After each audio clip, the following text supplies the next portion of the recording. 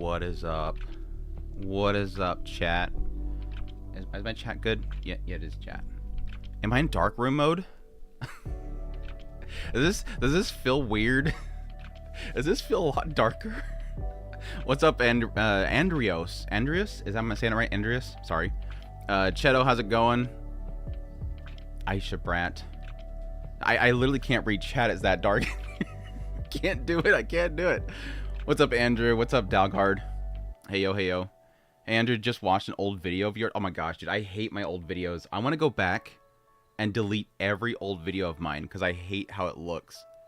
Granted, not like I look that great now than I used to look, but I hate my old videos so much. Like, somebody was asking about the Mashuko Mondays, and I was looking back at my old videos, and I'm like, oh god, dude, it's so bad. It's so bad. Even back when I didn't have lighting in here, in the cabinets, I hate those videos because it looks so bleak. It looks so bleak in here, and I still want to do like some other stuff in my room. So, anyways, yeah, I hate those old videos. It was like somebody was looking up some old Mashuko Monday videos, and I'm like, yeah, you can go watch them, but I don't recommend it. But anyways, you were saying just watched an old video of yours that popped up where you were saying 40 shows a season was a huge. Yeah, it's bad right now. I mean, I have it over here. Hold on a second. That button. This is too much. And I haven't even watched all this stuff, admittedly. I have not watched all this stuff. And I don't think that I will. Like, I'm at a season now where I'm like, I don't think I'm going to watch everything. I mean, I didn't watch last season and the season before then. I didn't watch everything. But it's like, I'm at a point now where, like, one episode, if you ain't got me, I almost feel like I just want to drop it completely. But I don't want to do that because too much stuff picks up later. Anyways. What's up, Duhalt? How you doing? Hope you're doing well, man. Long time supporter of the channel. Love my Duhalt. The Phenomenal, what's up? I've been waiting for this tier list to see if I dropped or missed something good this season. I'm probably gonna disappoint you. Every single tier list I do, I disappoint people. Don't have any expectations for my tier list. Keith Andrew, Origins. Yeah, it's one of those things where I don't delete it just because it's still exposure. Like, it's still exposure. Like, if somebody... I've had that case where suddenly I know where a really old video pops up. I think there is something in YouTube where they do randomly recommend, like, really old videos just for the hell of it. It's like a weird thing that it does. Because I've had cases where suddenly somebody's thing just pops up in my feed and it's something I've never even watched. Like, the content itself is... nothing that I've ever watched before that the algorithm would go, oh, you've watched this before, watch this. It's completely random. They'll just randomly suggest some really old video that has nothing to do with whatever you watched. So there's still like an exposure aspect. It'll still pop up. Like I for some reason constantly get recommended my video for it was like one of the first videos I did for my channel. It was why I watched so much Isekai or something like that. And it's literally from, like, when I was back in California. And crappy setup. And it was in my brother's... admittedly, it was in my brother's, like spare bedroom. That's where I started my YouTube channel. Or, like, legit started the YouTube channel. Like, I was doing unboxings before then. But that was when I legit started. And... horrible setup, by the way. It was literally... I'm probably exposing too much stuff here. It was an add-on room. The house that he had was like their repurposed. I don't know exactly what it was. They were my brain doesn't want to think of the word.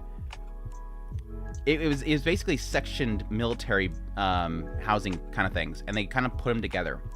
And this was sort of like, it used to be a porch that they enclosed and they walled up and they made into a room. And when I got there, it was completely unfinished. And so I helped them basically finish the room. And then I was going to stay there for a little bit before I moved into a real house. Or apartment, really. But the more idea, being in California, it was going to be an apartment because the cost of crap in California. Anyways, it was a really crappy room. What was I getting? Anyways, that was like one of my first videos. And it just randomly gets suggested to me all the time. all the time. It even has my stupid mug on the thumbnail, and I hate doing that. I hate putting my face on my thumbnails. I hate it. I hate when I see people's faces on their thumbnails, and I hate when I put mine in there. I was like, I'm just wanting to try the algorithm. Okay, this seemed to be a popular thing. It seems to be like very, very much so a beneficial thing for thumbnails. For some reason, people like seeing faces on thumbnails, like people's faces. I hate seeing mine. I hate seeing mine, and I hate seeing people's faces on thumbnails. Like, I'm the complete opposite to what that whole algorithm concept is. I hate React faces. I so freaking hate React faces. Anyways, where was I at? You were talking about why you'd love isekais, and it was pre-Mushoku Tensei. Felt weird, not gonna lie. It was that video, wasn't it? It has Grimgar, Fantasy, and Ash, right? Julius, was a thumbnail with Grimgar, Fantasy, and Ash and my ugly mug on it? I bet you it was. I bet you it was. Mushoku Tensei hit like right when I was there too. Yeah, it was. Mushoku Tensei was releasing when I was over there. That was when I first started the actual channel, legit.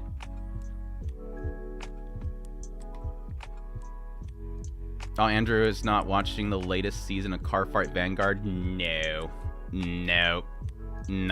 I've never got on that train. Probably never will. I'm not much of a card fighting, battling type of show fan. Like, I did Week Cross, and even that kind of, like, I didn't like after a while. Your taste pretty much matched mine, so we'll trust your opinion. Okay, there you go. We'll see. Good afternoon, Andrew. Hey, how's it going? Hope you're doing well. You were supposed to be watching everything. Yeah, that's literally physically impossible anymore. Like, this season especially has been a massive struggle for me. But honestly, this season, and this kind of gets into my tier list here. This season, and again, last season, I realized that I can't cover everything. It's physically impossible with what I do on this channel. Like, I'm constantly working on content. Constantly. Mushoku Monday is a big part of that. It's a big... Mushoku Monday is like a massive... I don't want to say time sink. It's an investment. Now the mainline series is over. The books are over. It has been seeing quite a dip in viewership, but it's not a concern to me because I want to... Me personally, I want to consume everything in it. But that's like literally an entire day of recording. In a lot of cases, 2 nights of editing. And then everything else with all the other shows that I'm covering is a huge investment. Fridays is insane. The moment I wake up on Friday, I'm working on arc nights. Then I go immediately into Takapi. What was the other one I'm doing on Friday?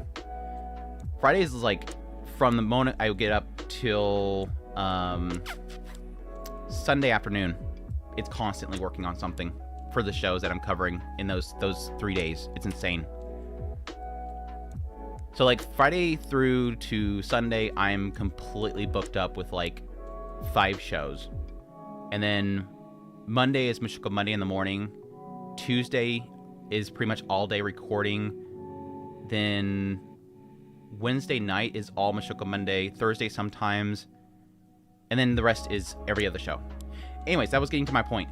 Last season, I realized that physically I can't cover all the shows because there's just too many of them. It's literally like, what, 40? It would be, if you wanted to cover all shows every single week, just watching, I got on Yan, hold on a second, just watching the shows, just watching them is at least 35-hour investment. That's just watching the show is a 35-hour investment.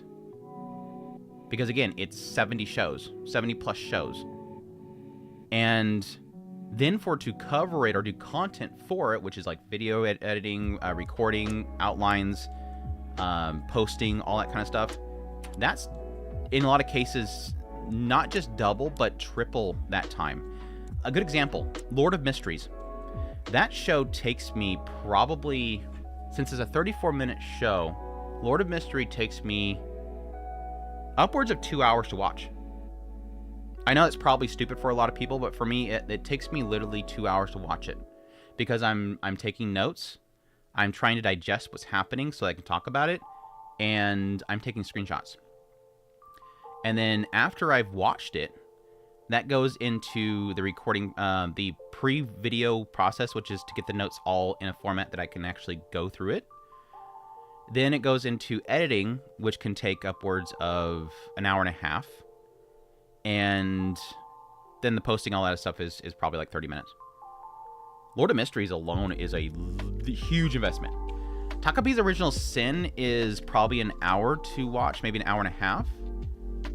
And then notes, editing, everything is like probably 30 minutes. And then to do the recordings a lot quicker. Takapi flows a lot more naturally for me. Because it's not talking about world building and stuff like that. It's just really talking about character personal moments. What was I talking about? Y'all got me on some rabbit holes today. This is gonna be a fun live stream, I feel like. You guys got me on some rabbit holes. Anyways, going back to my chat, what was that at? What the fan art? Thank you so much for the super chat. Thank you. You're so amazing. You need to cover my Dress Up Darling season 2 more.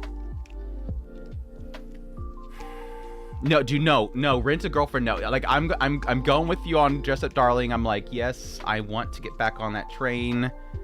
I don't think my video did very well on it. So it either is Call the Night, but I just like talking about Call the Night. Yeah, as soon as I'm like behind on a couple episodes, but as soon as I get caught up on it, I'll probably maybe start covering it, because Takapi's Original Sin's going away. Food Court's going to be going away, so there's at least 2 shows going to be dropping off, so that's kind of nice. Thankfully, not all these shows are going to be on the entire season. Shoot, where was that? You need to show your face in your thumbnail even more now due to AI slop. You're not wrong. You're not wrong. But AI is creating faces on the... What? AI is putting the faces on the thumbnails anyways. What, if anything, that's going to make people think it's AI more.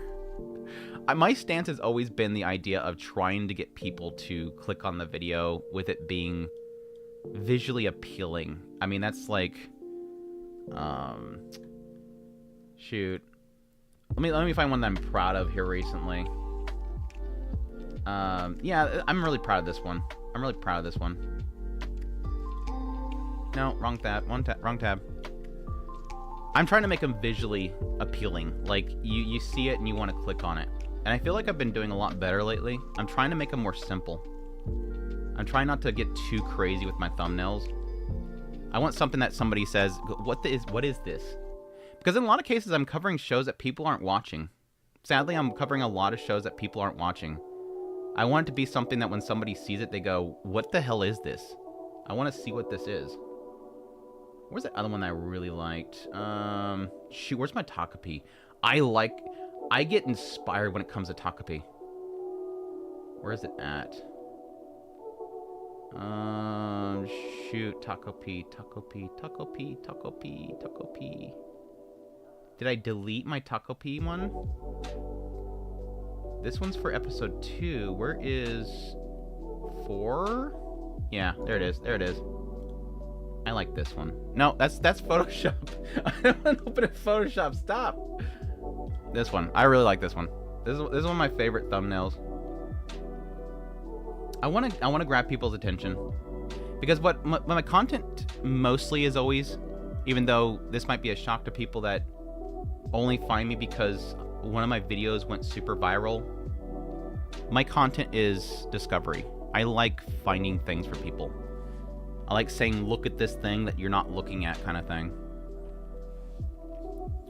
So yeah, putting my ugly mug on there is going to make people go, ugh, ugh, I don't want to click on this. I want to entrap them. I want them to click the video, then they see my ugly mug, but I'm talking about something they like, and they're like, okay, never mind. Let's see what this guy has to say.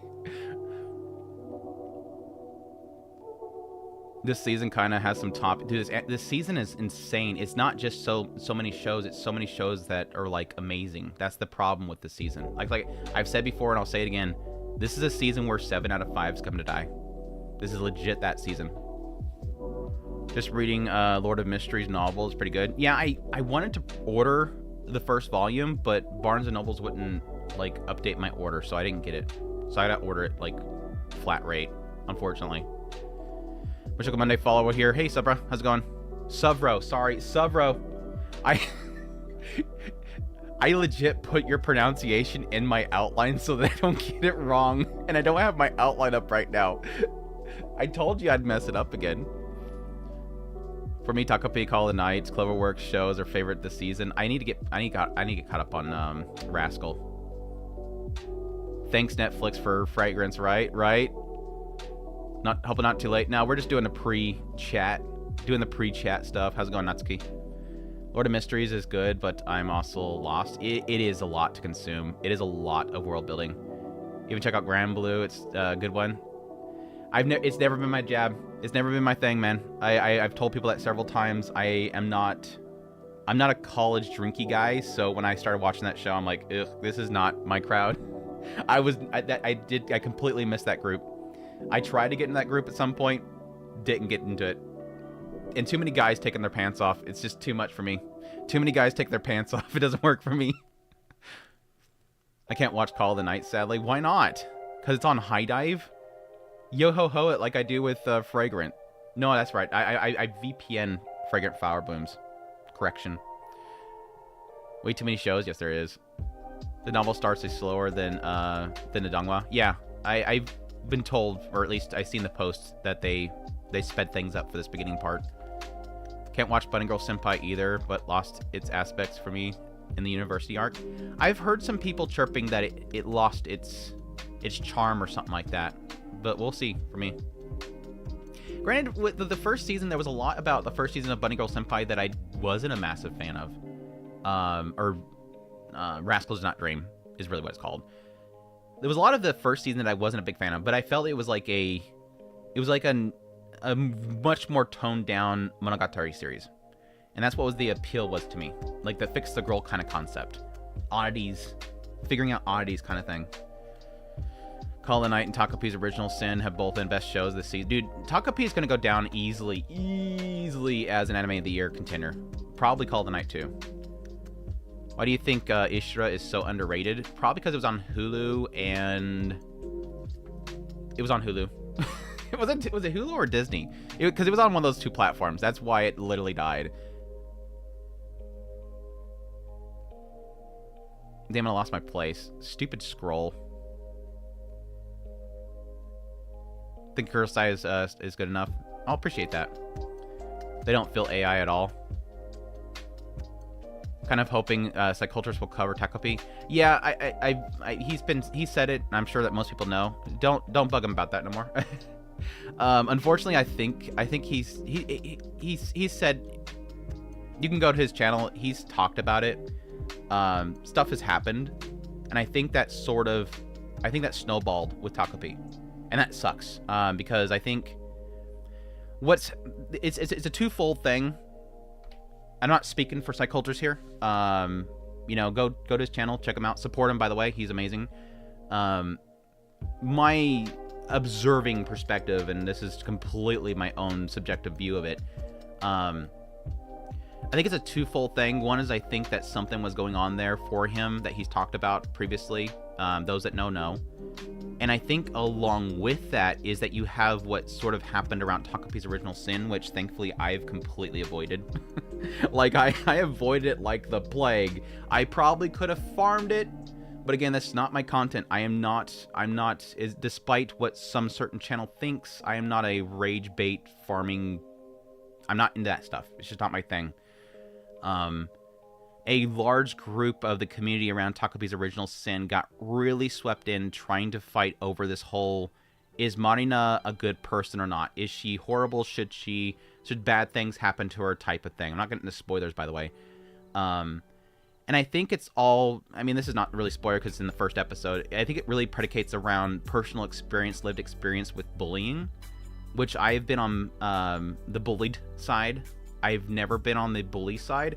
Now, I say that, but I think like everybody else, they wouldn't know if they were on the bully side because in a lot of cases, you don't realize you are the bully until you're either going too far or somebody points it out. But anyways, from my perspective of pretty much only living from the bullied side of it, we're totally getting into my thoughts on the Takapi's Original Sin, by the way. From somebody that's been on the bullied side, I still feel empathy. But I've always been a person of, some would argue, too much empathy. I'm too empathetic. Some people will see that you go so far that you put yourself in a very vulnerable state that you're not doing good in society because of it, or you're allowing horrible things to happen in the future, that you should snuff it out immediately. But because I'm such on an empathetic side, I knew that if I got into the conversation that was happening on Taco Pig's Original Sin, if I engaged in it, if I made a video on it and farmed it, which I could have totally done, I would have feed into this toxicity that's building up around Takapis. There's a lot of emotion because it's covering a very touchy subject for a lot of people. And again, like I said before, a lot of that has to do with lived experiences. So anyways, that's all to say, I didn't get too much into it, but I seen from a very brief glance that there's a large argument happening around the show because of sympathy or being empathetic to Marina or not. And I think that argument that was brewing up around several content creators, I think people were like, they don't seem to understand what I'm thinking, and I think that psychculturists will agree with me. And I think there is a reason for that, and partly is because I think a lot of people have really appreciated his content because of how well he analyzes things and how well he empathizes. Because I think he'll probably agree with me. I really do, and it's going to be so great if he ever covers it and completely disagrees with me. I think he'll see the same thing I see. Yeah, hurt people. Yes, exactly. He understands that. He said that several times before, so I think he will probably agree with me. And I think that people, and this is a good thing, because they've consumed his content for so long that he's sort of impressioned upon people that mindset, that now they're watching the show and they're not seeing what he showed me. And so they're hoping that he will cover it so they can confirm that and prove these people wrong. And unfortunately, there's some people that think that way, but take it too far. I have plenty of people in my comment sections that have DM'd me in the past several times that take it too far. And you wish you can curve them, but you can't really. And so those people that take it too far were badgering the hell out of him because he wasn't covering it to confirm their perspective and snuff out this fight that was happening. I'm getting a lot of first messages. Hey guys, thank you so much for joining the channel. Hope you guys are doing well. That I'm in my mindset here and my little train of thought. So yeah, it was a two thing. He was going through something, I think at the time. I don't know the exact time frame there, but I'm assuming it probably was paralleled. And definitely, again, show him that support. And then at the same time over here, probably a few people that were being really loud and obnoxious repetitively was pushing on him to cover it to confirm their perspective. And that snowballed. And now I respect this. I respect this. And this is why I say don't badger him on it. He says explicitly, because of that, I don't want to cover it because I feel it will damper it. I think where he's going with it, that whole thing, is that he doesn't want it to negatively impact the show. I'm not going to like this show because people are pushing me so much to watch it. In that case, don't watch it. Please don't.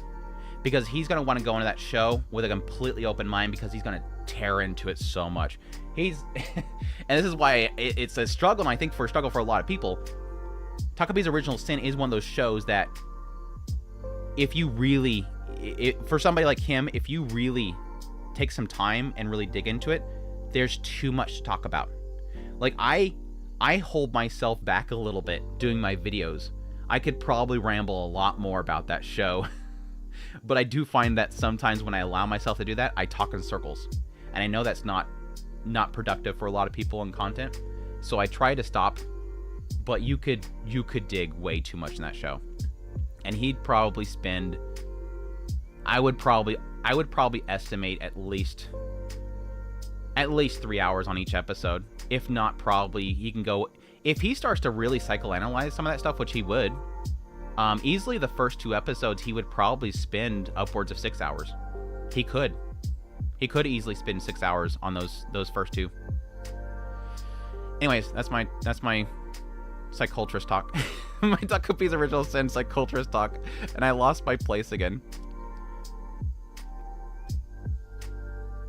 It's been a great show. I'm not too happy about the finale coming up. I'm really not. Dang, where was I at? Release the dub of Lord of Mysteries. I was actually thinking about watching the dub, see if it kind of helps watching it through a second time a lot more easier, to see if it kind of submits some stuff for me. Does it affect your enjoyment of the show when you have to take so long to notes, etc.? No. It doesn't impact it at all. It just makes the time to put it together a lot more difficult. I will admit that coming into the show to go watch it, there is an element of like, oh god, I gotta get to watching this show, and I just don't look forward to some cases how long it's gonna take. But once I watch the show, it's fine. Where is the... Hold on a second. Oh, there it is. Never mind. We got one more episode of Takupi. Yeah, you could pretty much just watch the whole thing. This is nice. Her clever test has been huge in community. Haven't seen the episode. It's been good. It's been good. Truthfully, not wrong. Clever test has been great too. Yeah. Thumbnails gotten a lot better over time. I think they've improved. They're beautiful and characteristic. Bro, do you think Lord of Mysteries can get an anime-only fan base like Frieren and Mushoku Tensei after 2 or so seasons? Yeah, it's already done it. I wouldn't doubt that a majority of people have never touched the books. And that's the case with a lot of anime. In most anime, probably the anime has... And this is, again, technically going based on MAL scores and stuff like that, which a lot of source material readers aren't using MAL. A lot of anime fans are using MAL. But in most cases, there's like hundreds of more people watching a show than actually reading the source material. It's okay if people not watching the show, you post because you post it brings more attention to the show, hopefully. Yeah. And that was the, unfortunately, and I'm doing again, was unfortunately the thing that I wanted to do with unfortunately the thing that I am doing right now with Hanako-kun is I wanted to rewatch the original the previous seasons before going into this new season and then cover Hanako-kun. I might still do that. I think that might be what I'll end up doing because I'm probably going to stop covering covering Hikaru Dies for many reasons. One of them just not being that it's not something that a lot of people seem to care for my opinion on, but it's not doing that great. But at the same time, I want to cover... I'm shifting which shows that I'm feeling like I want to cover, and Hanako-kun's probably going to take one of my spots for the weekend, and the first on the chopping block is Hikaru. Like, I'm not that invested into it. I think it's really interesting, but Hanako-kun is more interesting for me. So I might shift. We'll see.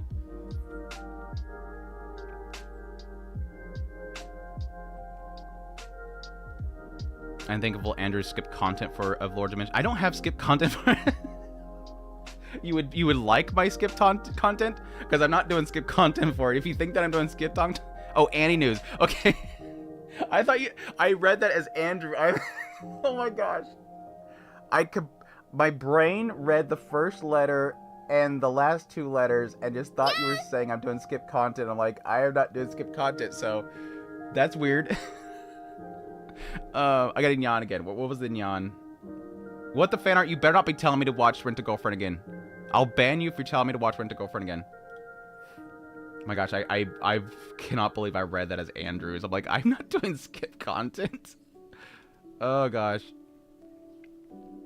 Oh, RFX, thank you so much for the, what was it, 5 gifted memberships. Thank you, man. I hope you're doing well. Appreciate the support. You're awesome, man. Good. It's not what the fan art tell me to watch Rent a Girlfriend again. Nyan again. Hold on. Oh, that's the memberships, isn't it? Why is it yelling at me, Nyanin? Stop nyanning at me. Jeez. Anyways. Nyan.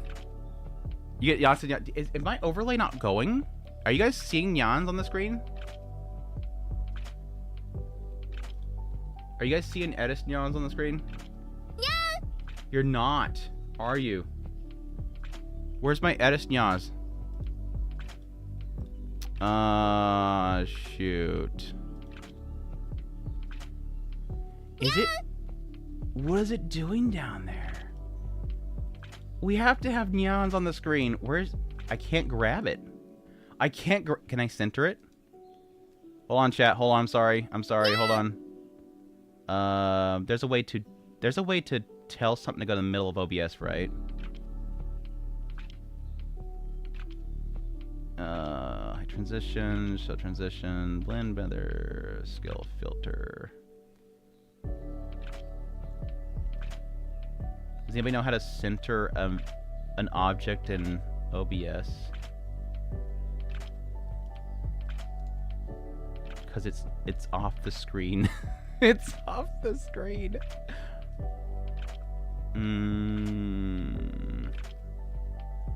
Transform. It's probably there, isn't it? Center to screen. There it is. I found it. Okay. Okay, somebody send me... Somebody gift a membership or something right now. I'm joking. Hold on a second. I think I can make it do it again. Tools. Don't ask for a room tour. It always puts it back whenever you do that. Don't ask for a room tour. Shoot. Editing your OBS while you're on stream is always fantastic, isn't it? What am I even using for my notifications? It is Streamlabs.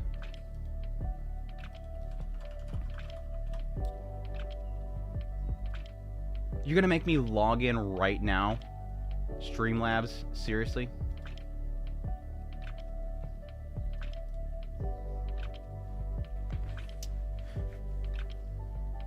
Appreciate you, man. I started following your channel after following along with Mushoku Tensei read through. Well, I appreciate the support, man. I'm glad you're enjoying them. You don't specify that you're enjoying the Mushoku Mondays, but that you found the channel that way. But I hope you're enjoying them. But I thank you for your support, man. Okay, here we go. Alert box. We're there. We're getting there, folks. Hold on. We're almost there.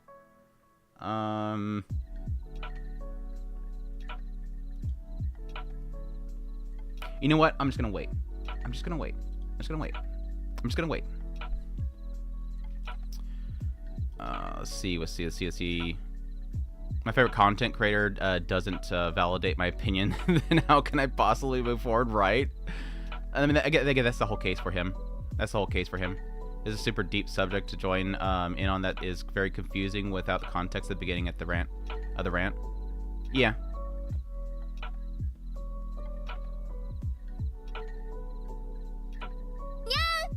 There it is. It's working. Thank you so much for testing that. What the fan art? If you don't rent a girlfriend for a visa might cancel you. Probably. No, they'll cancel you for covering. You got it backwards.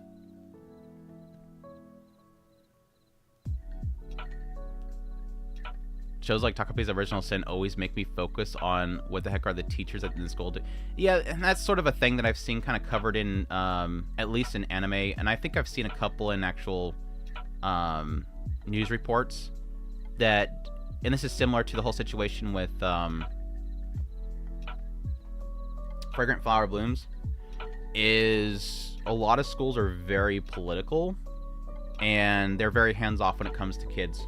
They're very hands-off when it comes to kids, and that's why there's kind of a deep-rooted... That's why a lot of anime have bully stories in them. I mean, it's no different than... I mean, here in the U.S., Japan has a very similar hands-off policy when it comes to teachers. If you've grown up in the U.S. and you're thinking it's weird that the teachers don't step in for what's going on with, you know, Marina and stuff, and Shizuka, you were very blessed. You were very blessed if you grew up in the United States and the teachers actually intervened when it comes to kids doing inappropriate things. Like how the community have Takape's subject compared to popular shonens like JJK and Solo Leveling. Like how they handle the subject.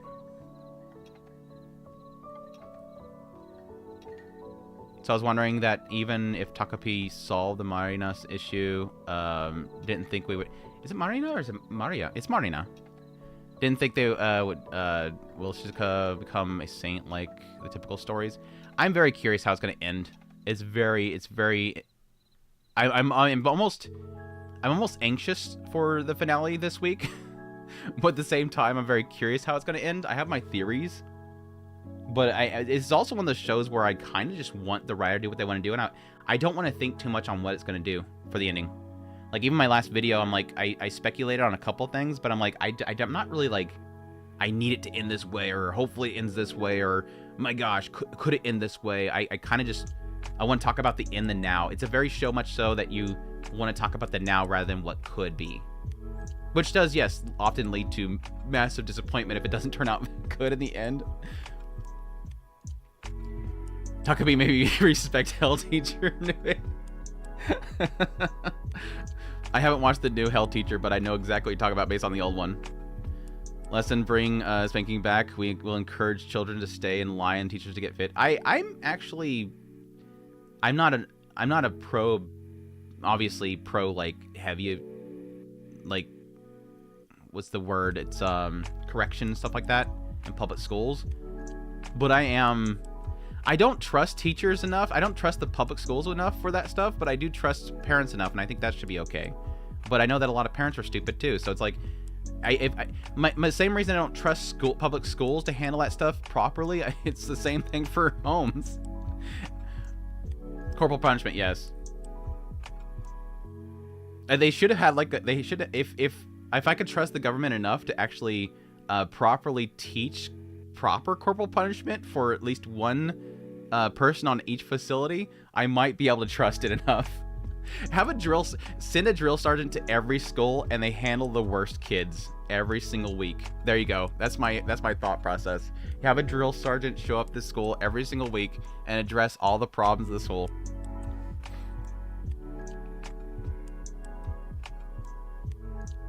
Any OSTs that you like a lot this season? Good question. I think Arknights, Takapi's doing very, very well. Shoot, Silent Witch. Silent Witch, a lot of the music in Silent Witch is super good. Super good. And obviously Call of the Night. Lord of Mysteries, I think, has had quite a few really good tracks in it. A lot of them this season.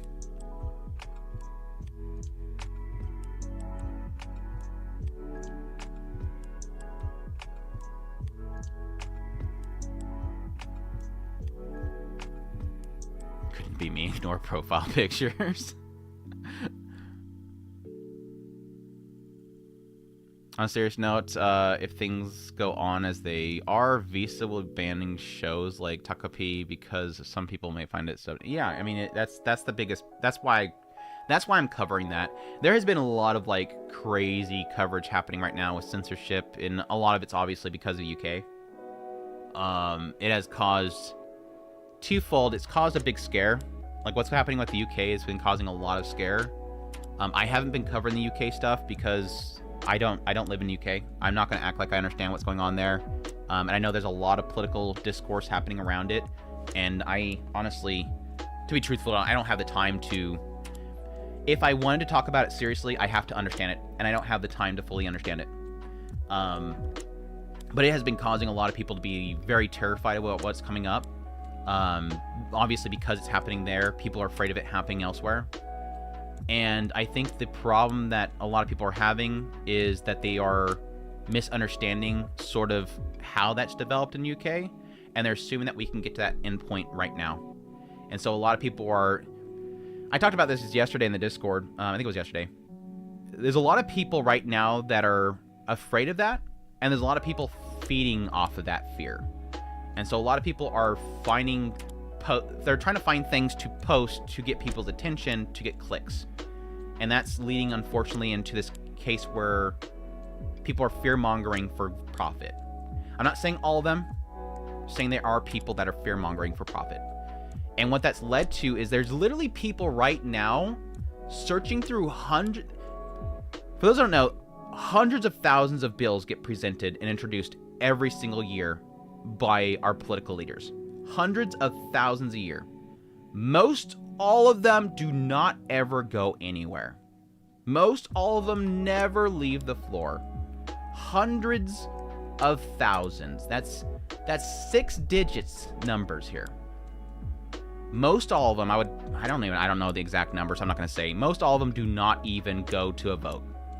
And so what people are doing is they're going through literally hundreds of thousands of bills and searching them for ID verification and going, "Oh my gosh, look, America's doing it too." There's thousands of bills that are stupidly wrote and they never go anywhere because immediately people realize they will be unconstitutional. There's case law that will block it immediately, so there's no point in even presenting it. But people are looking for this stuff to go, "Look, it's happening in America too." That's why I'm not covering that stuff. Until I can see that it's going to a vote or something like that, or at least it has some sort of backing, I'm not going to cover it. The reason why I covered the SB 20 bill is because it was passing. I'm not going to cover all these other bills that, again, there's thousands of them, that all have ID verification stuff in them. This is something that's regularly offered, and it's, again, people are scared. Obviously, again, people are scared. UK thing is scaring the hell out of people. But there's no reason in making that fear worse by saying, look at something that will never pass. I'm not going to say it never will pass. It's probably going to happen eventually. But there's no point in showing it when, again, there's thousands of them. And none of them go anywhere. Anyways, that's my tech talk. That's my ID verification tech talk. I live in the UK and it is horrible. How are you watching this stream then? I'm joking. I feel for you, man. This sucks. It sucks. I've seen so many comments about Lord of the Mysteries on Reddit, but I haven't had a chance to watch any episodes of the anime this season. I know literally nothing about the show. Is it worth watching? Yeah, it's super good. It's an investment though. It's a massive investment. It's up there for me. Gachiakuta, the OT is good. Yeah. The falling into the hole, that rock, it was good music, but it was a really weird placement. Wanking license is crazy. I've been watching a ton of otaku's videos for skip content, but I will go back and read it for myself for collection purposes as well. Yeah, I highly recommend it. I told a lot of people, start from the beginning. When season 1 ended, I was like, go back to the beginning. Oh, it was season 2. That's when I got caught up. So what Chibi does regularly, I mean, he does what he does. I'm not going to say all of his content's like that. I've run into content that's like that, but I'm not going to say that's his intent. That's the problem. It's like you never know what the intent of the people is. In some cases, they are fear-mongering for profit. In some cases, they're legitimately scared. I can't make a value judgment on every individual. The score in Ruby Rocks has been pretty good. Yeah. Interesting. We'll set the time aside to watch them. Lord of Mysteries is okay, not good, but not bad. It's more glazing than actual people analyzing show. Not bad. It's more glazing than actual people analyzing how it's written in the sense of anime side, not the web novel. Yeah. Well, I'd say yeah, but I haven't really watched anybody else's content. I'm sorry. Just kind of agree with you. Where's the bill to bioengineer cat girls? Whenever Elon Musk becomes president, which is probably going to happen. Whenever Elon Musk becomes president, which at this point, why not? At this point, anything could happen. Anything can happen anymore. I mean, I'm glad to be using JCB. Oh, the Japanese, yeah. You're using it? You're using it? Interesting. I've gotten around to watching much this season since I am watching all the Uma Musume seasons, and they are super fun. Yeah, I watched the first season and the recent season. I really enjoy it. The government is so swamped all the time. Even attending local meetings have much more important and immediate issues and don't get a second thought. National government is 100-fold more neglected. Yeah. There's very little to really worry about. And again, it goes into those cases where, like, wait until it's actually, like, you can call your representative now. I think, again, we're getting back into it. I think this is a thing for the payment processor issue. It's a thing for censorship. It's a thing for the SB 20 thing, whether you believe my perspective of that or not. all this stuff, the important thing in the middle is contacting your representatives. And I know this is a really bad take for a lot of people because they just literally don't trust their government. I don't trust the government. There's a lot of people that believe that they will never listen to us. I believe they rarely listen to us. But like I told somebody before, you can't expect the government to listen to you. You can't claim the government doesn't listen to you when there's nothing for them to listen to. Yes, they typically are going to listen to lobbyists and big businesses more than the people. But if enough people actually do voice it, they will realize, crap, I won't be in office next year if I don't speak up and do something with this. Because a lot of people are contacting me, and I kind of want to stay in office. I'm going to not listen to this lobbyist here because 3,000 people who are going to be voters are not going to vote for me. Where was I going with this? It's important to actually be a part of this stuff. And I think the worst thing you can do is not be a part of it. It's important to get involved and do something. A change.org petition will not stop problems. I am so sick of petitions. I'm so sick of post liking. Social media has brain rotted people into thinking that the way that you handle situations is you hit like or you click I voted for this change.org and I did my part and you walk away. I think there is a conspiracy tin hat theory here. Put it on. You all ready? Hear that tin? I gotta wrap it around the head, smooth it out, make that little poke in the top for the radar, the little antenna. I think there was even if they didn't manufacture this, they're definitely utilizing it. Social media has brainwashed us into thinking a false way of change. And I think it's really around like the Me Too movement and a lot of other social media movements that have canceled people or made changes, that people feel that the way to make change is to retweet. The way to feel satisfaction that you did your part is to click that like button. This idea that I did my part, click I did my part, and then you go about your day. We're so about like instant satisfaction that you did your part and you walk away. That's what they want you to think, is that you did your part, don't do anything else. We're no longer contacting our representatives. We're no longer going to their doorstep. We're no longer going to their office. Don't go to their doorstep. We're no longer going to their office's doorstep. We're no longer doing our part by telling our officials that represent us what to do. Instead, we're clicking like, or we're clicking to a change.org petition. The representatives don't give a rat's flying what that... Hold on, I need to get my button here. I'm getting angry. Where's it at? They don't give a flying what change.org says. Because they don't even know what those people are. They can probably get the list or whatever, but they don't give about change.org. They care about who's at their doorstep saying, I won't vote for you unless you do this. That's what they care about. And again, they also care about their lobbyists. But honestly, their lobbyists don't like a lot of this stuff either. The lobbyists don't want you to have ID verification on their website. They don't want PayPal telling them what they can sell. So you have much more, like what's going on right now with payment processors. And I'm sorry, we'll eventually get to the tier list. I hope we can actually finish it today. There's a lot to talk about. We might not do a tier list. With all that's going on with the payment processor issue, what's going on with the ID verification in the UK, and yeah, it could happen in the US, is these are two things that the lobbyists are on our side for. The lobbyists are on our side for. The only people for payment processors controlling things are Collective Shout or people that want to censor our stuff. Big businesses don't want PayPal to have that power. So guess what? The big bucks companies are behind us. The whole situation with ID verification, that's my opinion, government wanting control. There's nothing about the ID verification that is for saving the children. It's government control. Everybody knows it. You know it. I know it. The government knows it. The only people that don't know it are people that don't know how the internet works and they want to protect the children. That's the only people that think this is a good thing.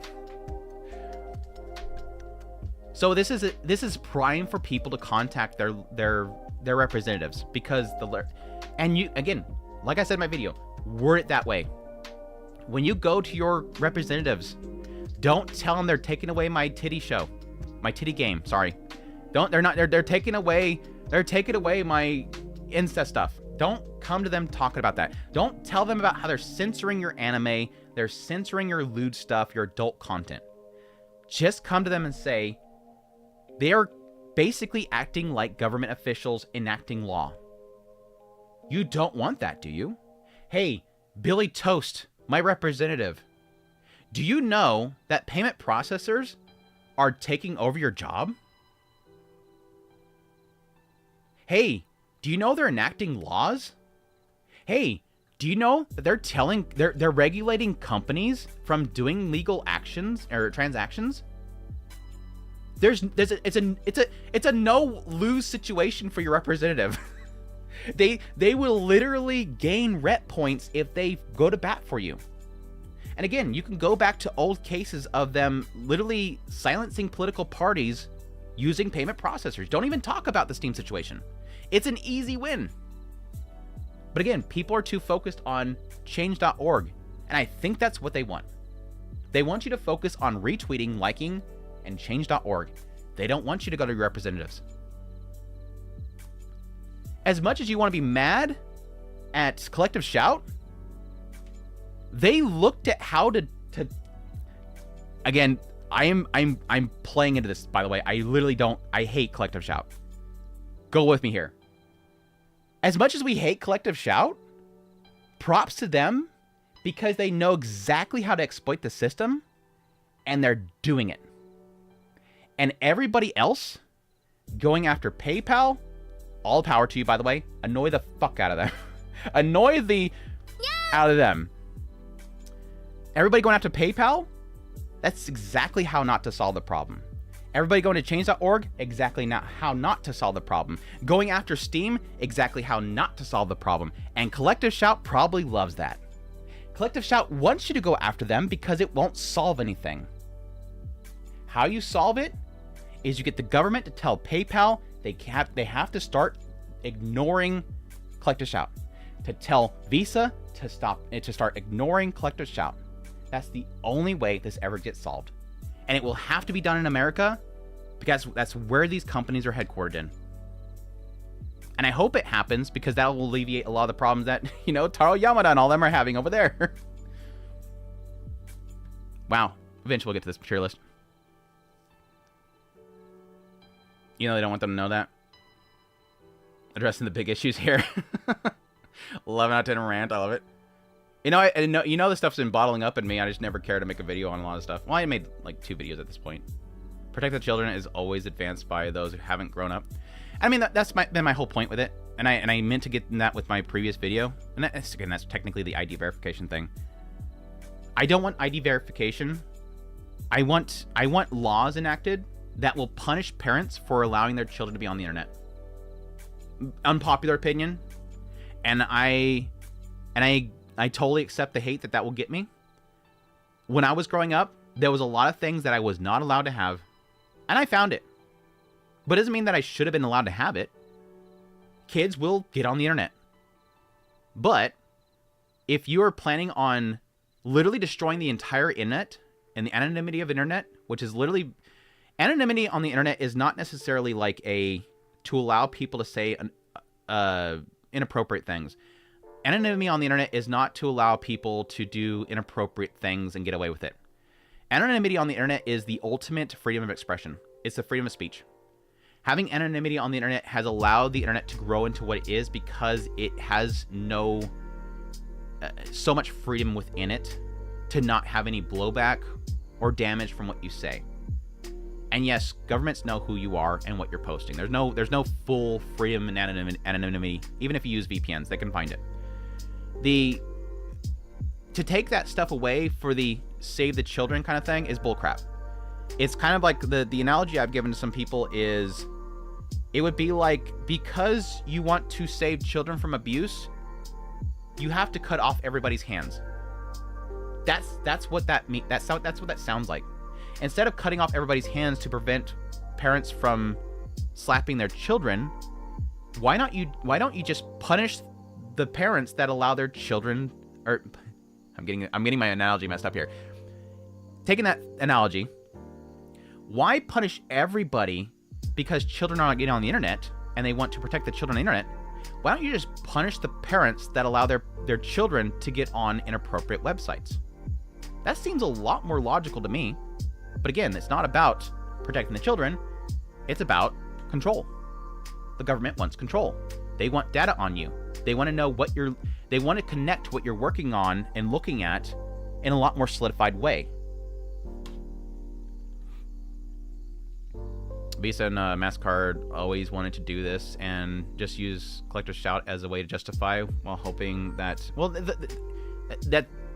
that's unfortunately incorrect, because they're not saying that they're doing it. if they were using collector's shout to justify it, they would say that it's just collector's shout. They're saying they're not doing anything. I think it's a group within these whatever company that did this. It panicked when they got contacted about it and assumed it was illegal content. That's my assumption is what happened there. But we won't know until the government says, what are you guys doing? And they are forced to respond. Taro Yamada tried to do it, but I think they just basically gave them a boot out the door. Yeah, we're not doing anything. Is Japan going to do anything about it? Again, it has to be America.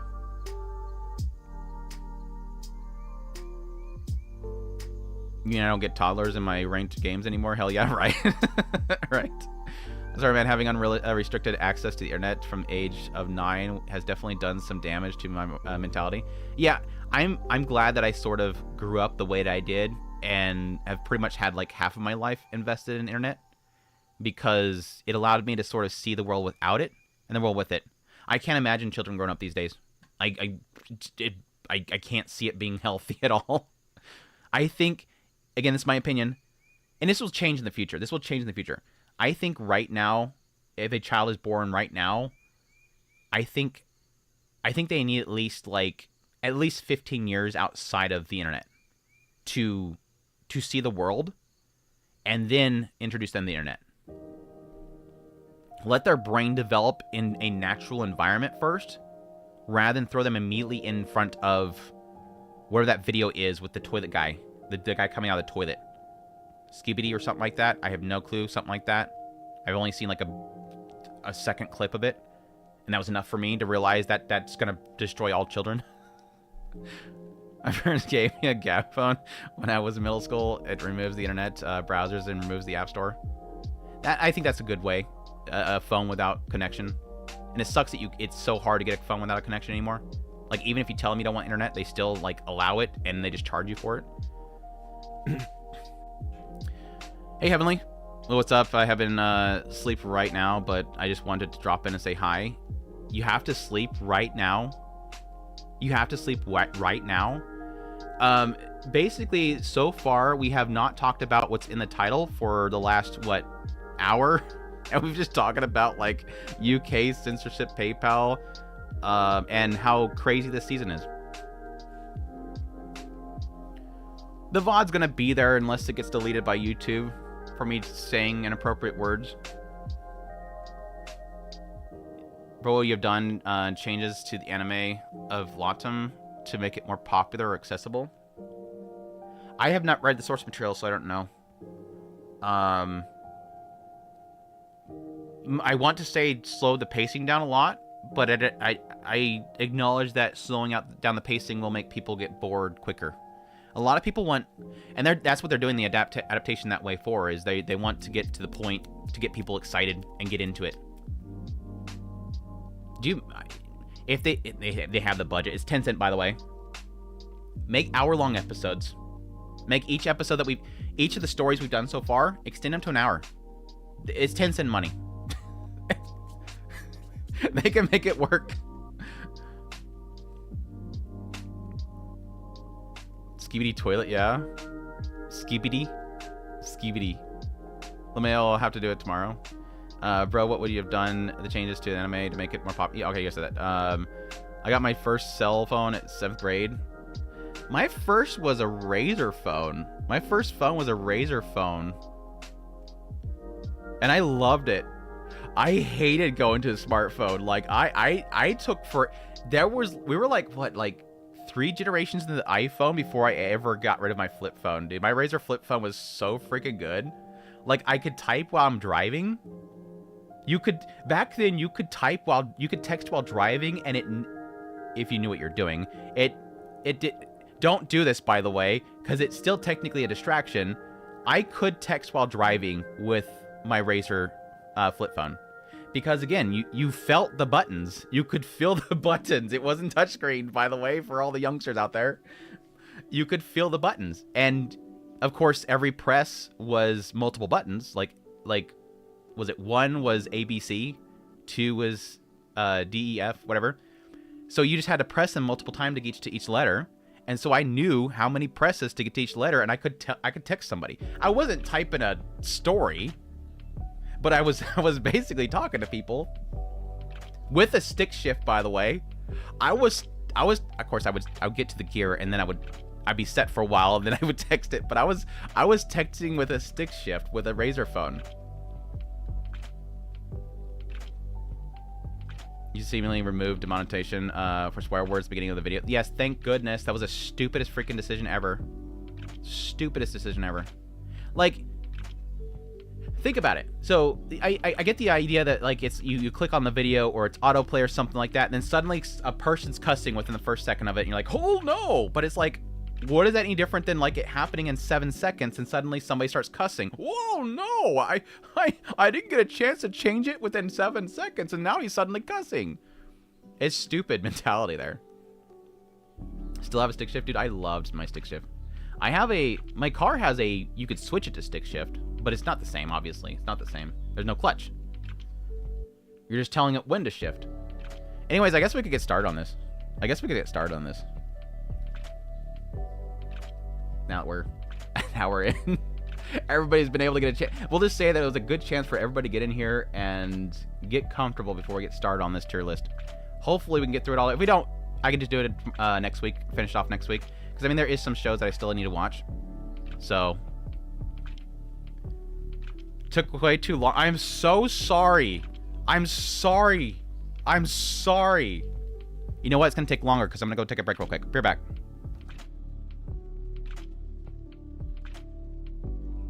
Actually, I just leave right here. I'll just leave right here.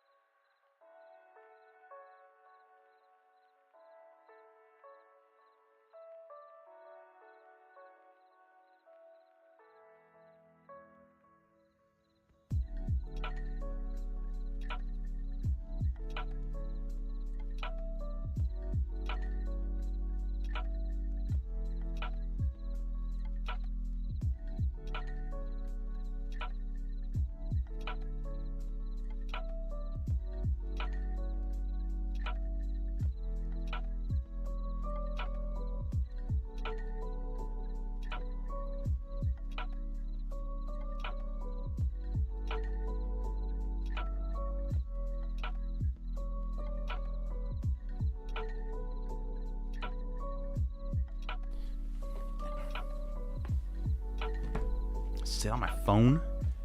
All right, chat. Sorry.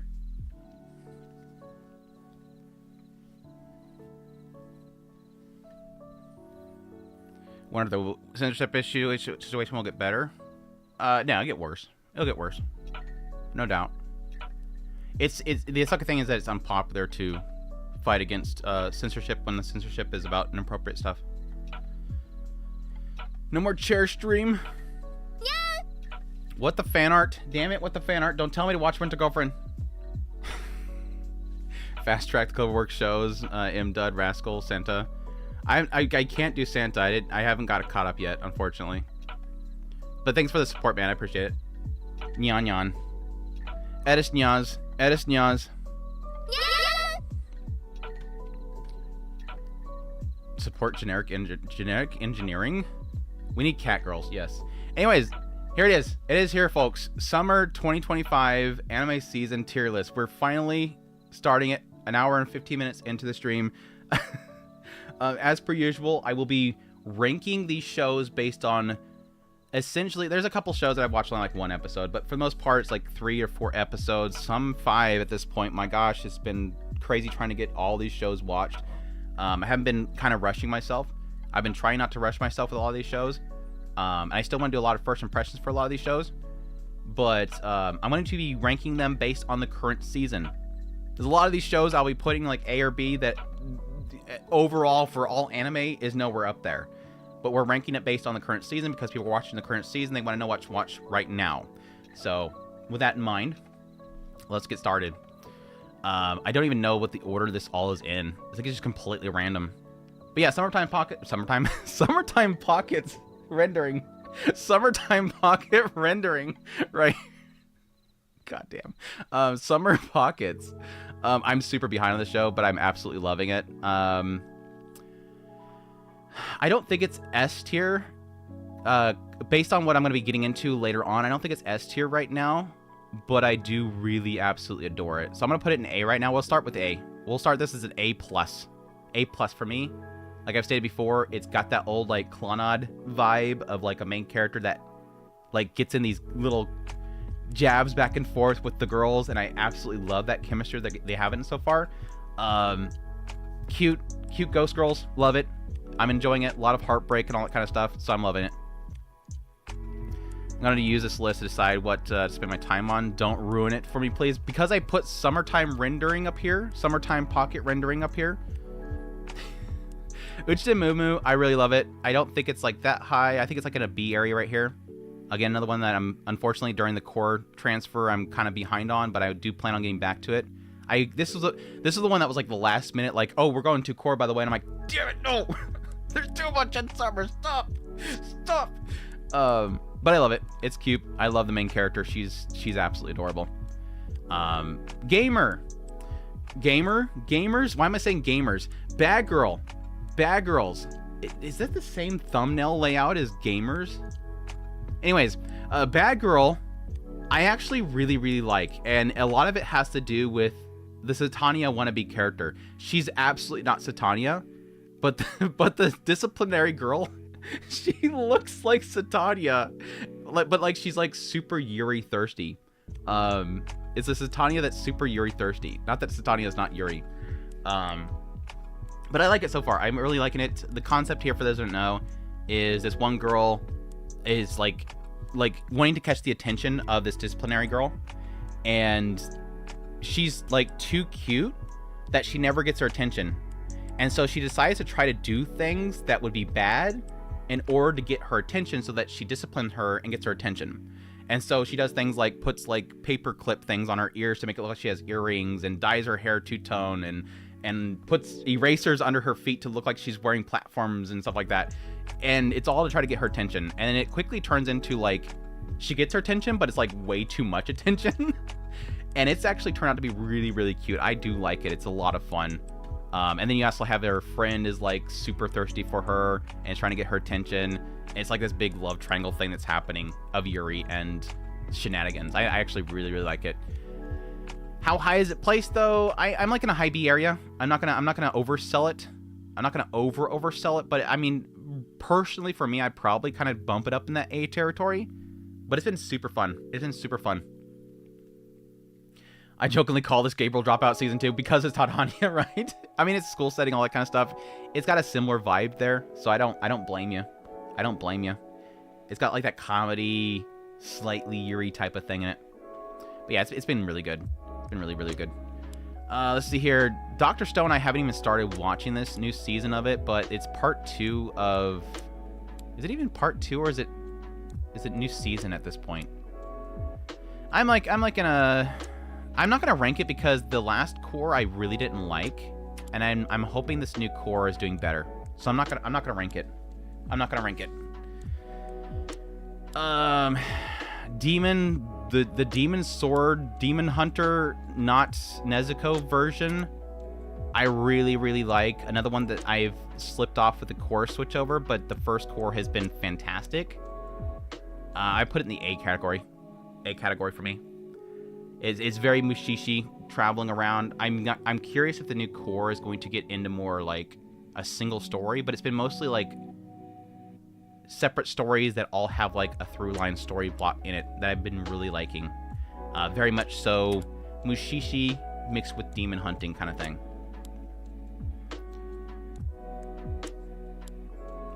Why are we only on the third? It's been so long. Because the first hour was me talking about censorship and how crazy the season is and all that stuff. S4? Anyways, Danadon, really, really love it. I will admit this core has been a lot. It hasn't been as good as the first season. And I was talking with Earthly, and I think we both came to agreement that it's I think it was Earthly. I was talking to somebody, and I think we both came to the same agreement, so I think it's probably true. I think it's because the characters have been so separated that it lacks a lot of what made the first season great. The first season's great because, yeah, the animation, the music, and all that stuff's crazy cool and bombastic, but the chemistry. Like, there's been a severe lack of chemistry this season because everybody's not, like, in the same room. So I'm hoping that it'll pick up, because I know the first season I had an S tier. It was an amazing show, but I feel like this season so far it's been A tier.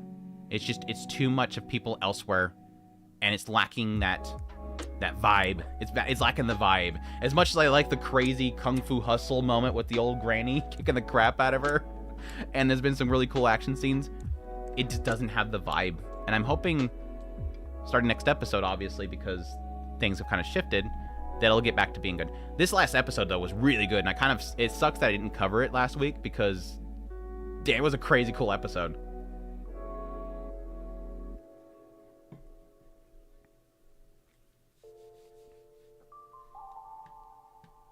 Shippofu and Jinyo. It shifted a bit. Don't tell me. I'll get back into it. Like I said, I'm behind a core right now. Never finished the first season. Dun. It's so fun, dude. It's so fun. But I mean, if you didn't finish it, that means that you started it and it wasn't working for you. It's fine. Most of us watch it for the romance and it's lacking. Again, I just like the chemistry. I like the vibe. I like the vibe and the chemistry. It's good stuff. God damn, what's the name of this show? It's the Hozuki Raitetsu creator guys show. The detectives. No, that's the other show. Something I forget. The guy that is not allowed to die, kicked out of death. Yeah, Dekken Mogura. Honestly, I've only watched like an episode and a half, and I wasn't vibing with it. But it's not a bad show. It's not a bad show. I just wasn't vibing with it. I probably will give it a couple more episodes, but for right now, I'm kind of in the C category for it. It's got like these brief moments where like I get a chuckle, but like overall, it's just not really like super grabbing me. It very much so feels like the worst deadbeat yokai fighter guy ever. Like, if you like your yokai shows, if you want like the most dysfunctional yokai fighting guy show, it kind of feels like that. Just two college students that run into a guy that just seems like he doesn't have his life together for obvious reasons. The actual detective show I have not gotten a chance to watch yet, so I'm gonna throw that down here. Arc Knights. What do I feel about Arc Knights? Rise from Ember. So far the season has been really good. The last episode was pretty spectacular. A lot of big reveals in it. W's episode was really, really good as well, although I feel like I'm missing a lot of context. What was in the first episode? Shoot, I'm forgetting what the first episode covered. Was that W's episode? Did it open up with W's episode? We have W's episode. We had a Rosmontas episode. We had Patriots episode. I feel like we had another episode. Arknights, should I watch? I really, really like Arknights, and I feel like I'm in the minority here. I think there's like a lot of Arknights game players that really like it. There's a lot that hate it because it's not doing it like how they want to adapt it. And I feel like I'm in this odd area where I've played Arknights, I dropped it, never checked the story of Arknights, but I'm liking the vibe, the world, and the directing they're doing. It's not like phenomenal animation all the time, but it's got really good directing and music and characters.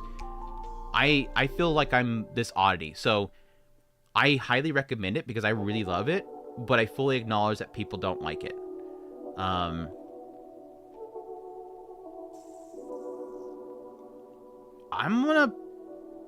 tentatively wanting to put it in S. I'm gonna tentatively put it in S. I'm gonna tentatively put it in S, again, for the season, but I might drop it down once I see what's in S. We'll put it in S for right now. We'll label this S minus, and possibly has to drop it later, but we'll see. But I really love Arknights. I think it's fantastic. And it's one of the few shows, it's one of the shows every single week that, like, I gotta watch the episode when it comes out. I have to watch it when it comes out. It's a lot to do with animal girls with poofy jackets and guns. Yes, it's animal girls, poofy jackets, and guns. What more do you need? Spud Monkey, what more do you need than cat girls and bunny girls and donkey girls with poofy jackets and guns that shoot each other? It's like Blue Archive, but they're older and people die when they killed. It's Arknights is Blue Archive with genocide and racism, and people die when they're shot and they're older. It's completely, it's a very good comparison, right? And the Academy's on wheels. And the Academy is on wheels. I guess there's technically prejudice in Blue Archive too, right? I think so. I don't know. Anyways, Arknights is one of the rare quality gacha anime. Yeah. If you want to compare it to all the other gacha game anime adaptations, it's super freaking high up there, dude. There's not much competition to go against it. Besides like Uma Musume and Precon. Let me think. What are the best anime adaptations of mobile games? Arknights. Blue Archive was okay. Yeah, I can't say it's like the best story ever that they actually covered, because it's like a prequel story, and I heard it gets better later on. Rage of Bahamut, the first season was really good. Princess Connect Redive's probably the best overall. Like overall, all anime adaptations, it's easily the best. It's hilarious. It's a kind of super director, and it's like they went crazy with it, animation wise and everything. A lot of the Fate Grand Order ones have not been that great, but there's so much story there, and I think they're just kind of jumping around too much. Yeah, Uma Musume has been really good, but technically only the first one was an anime. The other one was manga.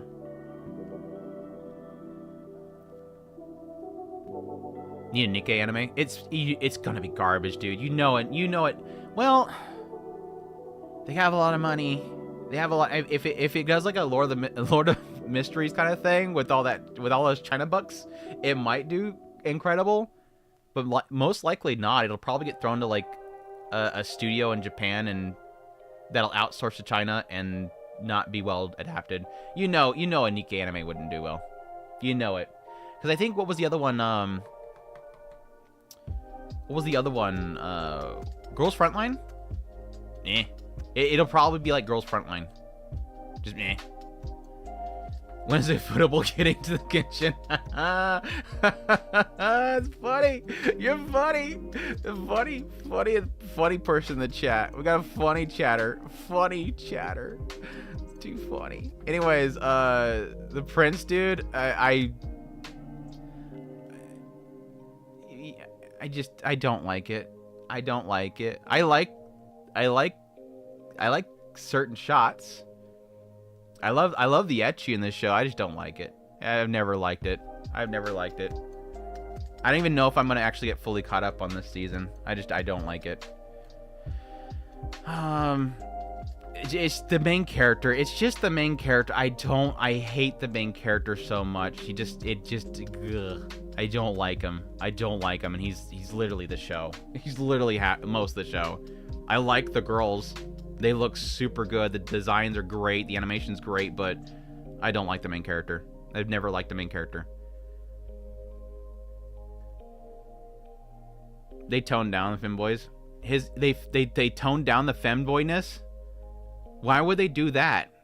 It's literally what they're going for. Yes, it's the Shota show. It's the show. To be honest, it's equal opportunity thighs. It does them all. It just has Shota thighs for most of the time. Arknight's got 3 seasons while we still waiting for Genshin Anime. Well, yeah, because Ufutable's doing it, and Ufutable's basically. I think there should have been an element where when we seen that. I think people honestly, when they seen that Ufotable was going to be doing Genshin Impact, I think the assumption there was that, oh my gosh, you know, Hoyoverse has crap tons of money, so we're definitely gonna get something great with a Genshin Impact anime. But I think what a lot of people are so focused on, it's going to be incredibly animated because of Ufotable, that they forgot the fact that Ufotable's doing something right now that requires their full attention. Ufotable's doing something right now that makes them a lot of money, and that's their full attention for a long time. Yes, they'll probably have a group that's working on Genshin the entire time, a little side group, B groups kind of brewing it up over here, but most of the time is going to be on Demon Slayer, because that's massive money. Massive money. And I doubt whatever Hoyoverse is giving them offsets whatever they're making from Demon Slayer.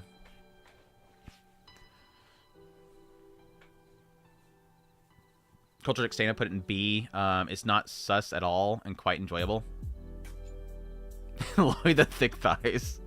When they announced it, I thought it would be an OVA. I thought so too. I thought that would be probably a good, just an opener type of story. No F tier, or is it off the chart at the bottom? Which one? No, I wouldn't put 7th Prince in an F tier. No, it's D at least. I mean, it's probably more like a C show. It's just, again, I don't like the main character.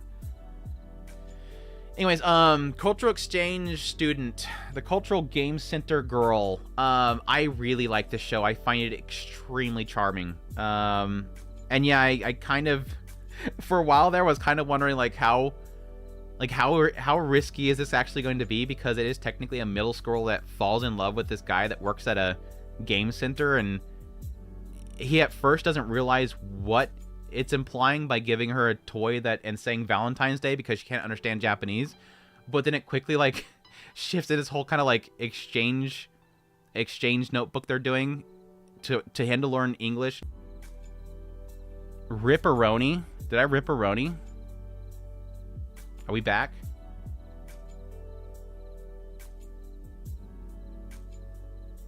Am I back? Are we back? Are we back? Back. Okay. OBS at some point just gave up. It was actually counting my drop frames for a little bit. And then out of nowhere, it just resets, and then the stream goes again. It's we're not going to tell them. If I didn't notice, I probably wouldn't even know that it drops so many. That's been a long time since I've had that bad of a drop. I didn't reset my router, and I should have reset my router before I started stream. Anyways, what was I saying? But no, initially the joke is that they don't understand each other. And so a lot of it is lost in translation kind of stuff. But very quickly it shifted into her knowing Japanese very well. And the only problems the only thing that she really does with the whole language barrier is that every now and then she'll get irate or something like that and just keep talking in English. And it still seems like everybody still understands each other. So it's this weird thing where the language barrier doesn't really exist anymore, which is a good thing and a bad thing, that it's not overplaying that, while at the same time the joke's gone, and now it's just basically middle schoolers is constantly jealous that he's interacting with women his age. It's literally this cute little middle schooler constantly fighting with girls trying to get with him. Yeah, I am very curious if it'll keep it fresh. And again, I'm technically right now like 4 episodes in, and it's been doing good so far. I think it's adorable. I've been really, really enjoying it. It's had a lot of really funny moments for me so far. The stupid Kendo moment with the whack-a-moles. I like that whole part. Just her mini goofy little faces and frustrations and pouty faces and stuff like that. Super cute. The fact that the sister doesn't know that she's after him is kind of funny as well. I'm kind of curious how long they're going to drag that out. The sister has a fang. That's always a massive plus for me as well. It's been fun. It's been funny. I've been enjoying it. Where would I put it though? It's definitely better than Bad Girls for me right now. Like, I really do like it. Like, Bad Girls is probably more like constantly funny, whereas like there's like, they both have an element of cuteness with comedy, but I think that Game Center kind of massively outbeats the cuteness aspect. Like, there is a joke in Bad Girls about the cute aspect, but I think the adorableness of Lily is like unmeasurable. It's super unmeasurable. The dub is horrible. I want to make a video on it, but I don't know if I want to make a video on it. The dub is so bad. The dub is so bad. The dub is like objectively bad for Game Center. Like, if you're watching the show and you're liking it and you just want a random laugh, go watch the dub just to laugh at it. The dub is abysmal. And it is one of those cases where somebody should have said, don't dub it. It is literally a case of somebody in management should have looked at it and said, this is you can't dub this. They're like, hey, make a English dub for this. You can't dub this. The joke of Game Center is there is a language barrier. How do you make it to where everybody talks English and the joke about a language barrier still existing? Oh, we'll make it that she's British and he has to talk with a British accent in order for her to understand him. Right, governor? Oh, now you said governor at the end of it, so now it suddenly makes sense to me what you're saying. They're both talking English. He just has to say in it at the end of it. Great, isn't it? Oh, now I know that you said great because you said in it at the end. It's stupid. It's so bad. It's so bad. Like I wanted to make a video, but then I realized it would just be this right here. It would be me saying it's so bad and you shouldn't have done. I think it's really just like a bigger message overall, because this has happened before. When did it happen before? I feel like within the last 2 years this happened. Somebody please tell me they know. In the last 2 years, there was a case of there was a language barrier. Some Yuri show. You might actually be right. There was a language barrier, and well, I mean, it's not the same, but it's an example. Is Roshidere translated the fact that the sister Yuki is speaking in English as sort of a quirky otaku thing, and they decided just to do it in Japanese instead. It's cases where things just don't translate right. It just doesn't translate right. But I seem to remember there was a case where there was a language barrier, but they wanted to translate everything into English. They want to make all the dialogue English because it's a dub of English, and it breaks it.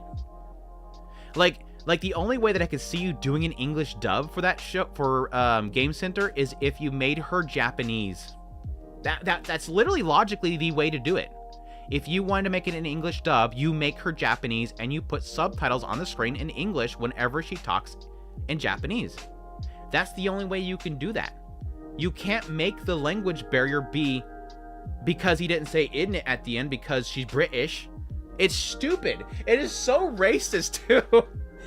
It's like, who did this and didn't see that this could talk?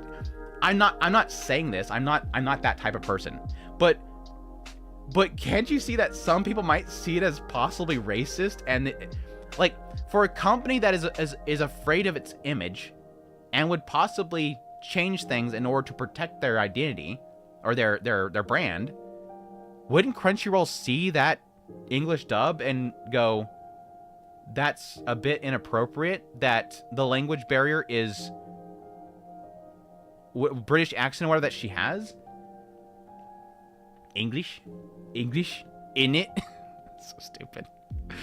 Anyways, that would really be my video, is really more going into the deeper subjects of, you don't have to English dub everything. Stop. It's the joke. Giving her the most no, yeah. Make her southern. Make her like, yeah, deep, massive southern. I mean, that's technically an option. But again, that's what they're going with, what they're currently going on. It's just like a deep accent. I think the else they're doing is people who watch it on the second monitor. Yeah, true. They're going for those numbers that Netflix gets. I wonder how the Russian dub Roshidari went. That's actually very curious. I'm actually very curious about that. England don't speak American. Should have at least been Spanish. You know, yeah, I think a lot of people would be able to understand that too. That's the interesting thing there.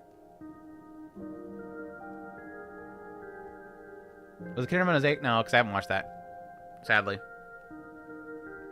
It really just sounds racist. because they're so hard to understand, right?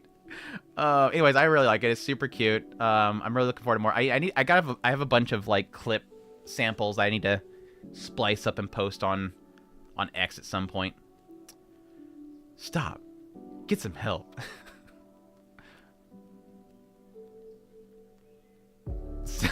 Samuel Jackson. To paraphrase him? To paraphrase him? English mother... Yeah. Do you dub it? Do you dub it? I put too much draw in there. I put too much throat in there. Do you dub it? I hate when they translate rural Japanese accents as... Yes. Yes. Yes. Yes. Agreed. Agreed. Stop it. Stop it, please. I hate it. I hate it so much. Anyways, Silent Witch. Let's get out of that discussion. Let's go to Silent Witch. I really like it. Is it S tier? I think so. I think so. It's definitely below Arknights. It's still it's fighting Arknights right now. The only reason I pause Bocchi the Witch, it's totally Bocchi, by the way. The only reason I pause a little bit on Silent Witch is there's parts about Cyril's story and the prince that I'm hesitant on. Like, I love Bocchi. I gotta call her Bocchi. I love Bocchi. She's super freaking cute.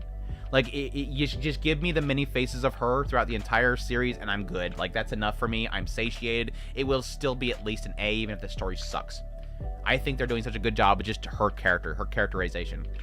I like her character. I've liked the tidbits we get of her story. The setup's fine. The world's fine. But I'm afraid of the stuff around the prince. I feel like it's going to be dumb. Because so far, it has not impressed me. The stuff around the prince has not impressed me yet. And it's so much of the focus is helping him or protect him.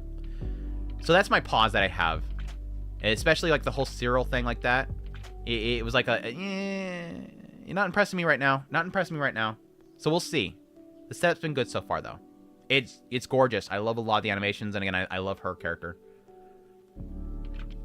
Don't call her Monica, call her Bocchi. Bocchi actually has good backstory if you read the monologue and wording in the past. Yeah. Like I have massive speculation around, again, the father, the math problem he was doing, what seemingly was her uncle, or possibly could have been her dad, and the other one was, I don't know. Anyways, the uncle being mad about the father, calling something out. Again, the other person that seemingly was angry about her possibly getting props for something and overshadowing them. It's got a lot of like hidden meaning. The person burning at the stake, possibly, big deal. And I'm interested in all that stuff.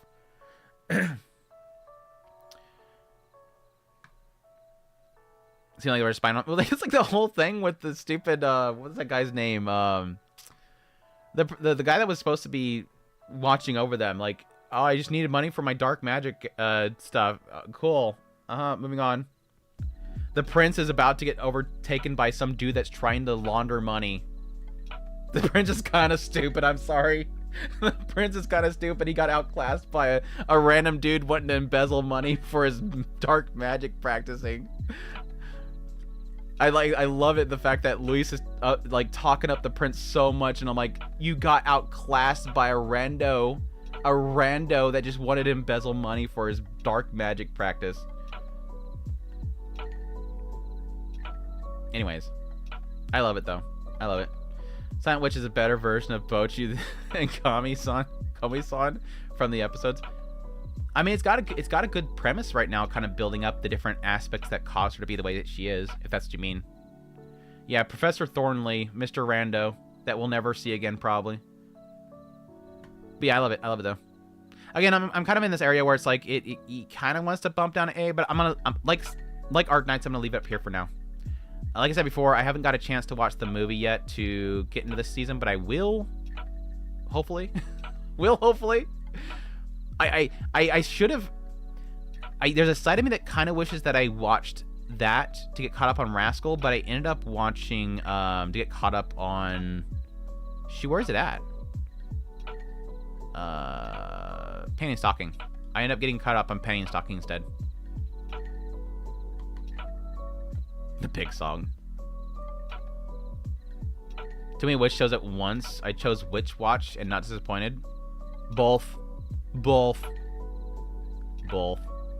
Anyways, Penny and Stocking, like I said, I did get caught up on that one. I really liked the first episode. I will admit the second episode. I watched 3 episodes so far. Ooh, shoot. I only watched 2 episodes. I think I only watched 2 episodes right now. The first episode was really good. Like the first episode of the second season was like better than the entire first season. I really liked it. But then they had the whole card battler episode that I watched, and I was like, that was okay. I feel like I watched one other episode. So I'm like in the B territory for it right now. I think B right now is for me. It's super fun though. Like the directing and the music, so freaking great. But a lot of the humor is hit and miss for me, and that was the same with the first season. A lot of the humor is super hit and miss for me. Either it's working so good, or I'm like, just move on. But the first episode was insanely good. The first episode was so freaking good. Penny Stocking was for me first anime my sister ever watched. She freaked out, and I told her the second season was releasing. Oh, okay, so it was a good thing. I read it was the first one that she ever watched, and she freaked out. Then I told her that the second season was releasing. Anyway, sorry. That's the second message I've read horribly today. People are not amused with the new dub cast. Yeah, and I wasn't attached to the first season's dub cast. Honestly, there's a lot of people in the first season's dub cast that I think, like, personally I don't like. Like their actions outside of acting have turned me off on so much of their content. So I admitted in my video I have no attachment to the dub cast, and I feel bad for those that are because that would be like me losing Aoyuki from a show. I would be furious. So I fully understand people being upset about that. I understand, despite my dislike for the actual actors, I understand through my own experience that if I lost one of the people that I beloved out of my show, I would hate it. I mean, it literally happened this season because Naoyuki was supposed to voice Lily Baker. Lily Baker was supposed to be Nao Toyama, and they took away Nao Toyama, and they replaced her with no, I'm just joking. They replaced her with somebody that's fantastic, and literally she knows English. But I love Nao Toyama, so I will never forget the PV for the manga for Game Center Girl, where Nao Toyama says to me, I'll make you love me, and I said you already did. I'm joking. I love raunchy humor. It feels like Western comedy had been dead for a decade. Yeah, and I think that's probably a lot of why I didn't like the original first season, is because at the time I just was kind of sick of Western raunchy humor. And so technically going into Panty and Stocking, I was getting into Japanese anime, and then Panty and Stocking comes out and I go, well, that's what I left behind. Panty and Stocking first season hit at the worst time for me because I was sick of Western raunchy humor and sick of Western content, and Panty and Stocking felt like it was literally appealing to that. And I was like, that's not what I want. Couldn't watch Panty and Stocking because the animation style was kind of Splatoon. Kind of like Splatoon. I always felt it was like edgy Powerpuff Girls. It was always like edgy Powerpuff Girls. Yeah, it's subjective as hell. Subjective as hell. Anyways, what else? Yeah, Panty and Stocking, I'll put in B for now.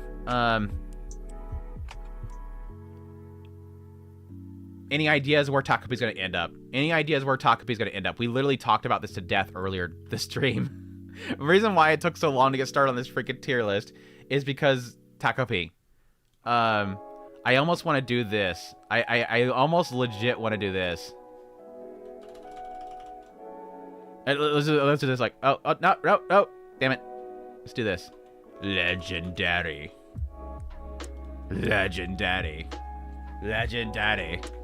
This is probably, unless the season finale completely just flops, like massive, like legendary flop of an ending, it will go down as an anime an anime of all time. I'm obviously going to let myself cool down on it over time, but I don't see any reason why this show will not end up being one that ends up in my greatest anime of all time, at least top 20. But why I say that is because even right now, I'm already think of rewatching it. When a show literally has me like I'm like halfway through it or whatever, or nearly at the end of it, and I want to rewatch it already, that's a big selling point. It is literally that good of a show. It's visually, artistically amazing. The directing's phenomenal.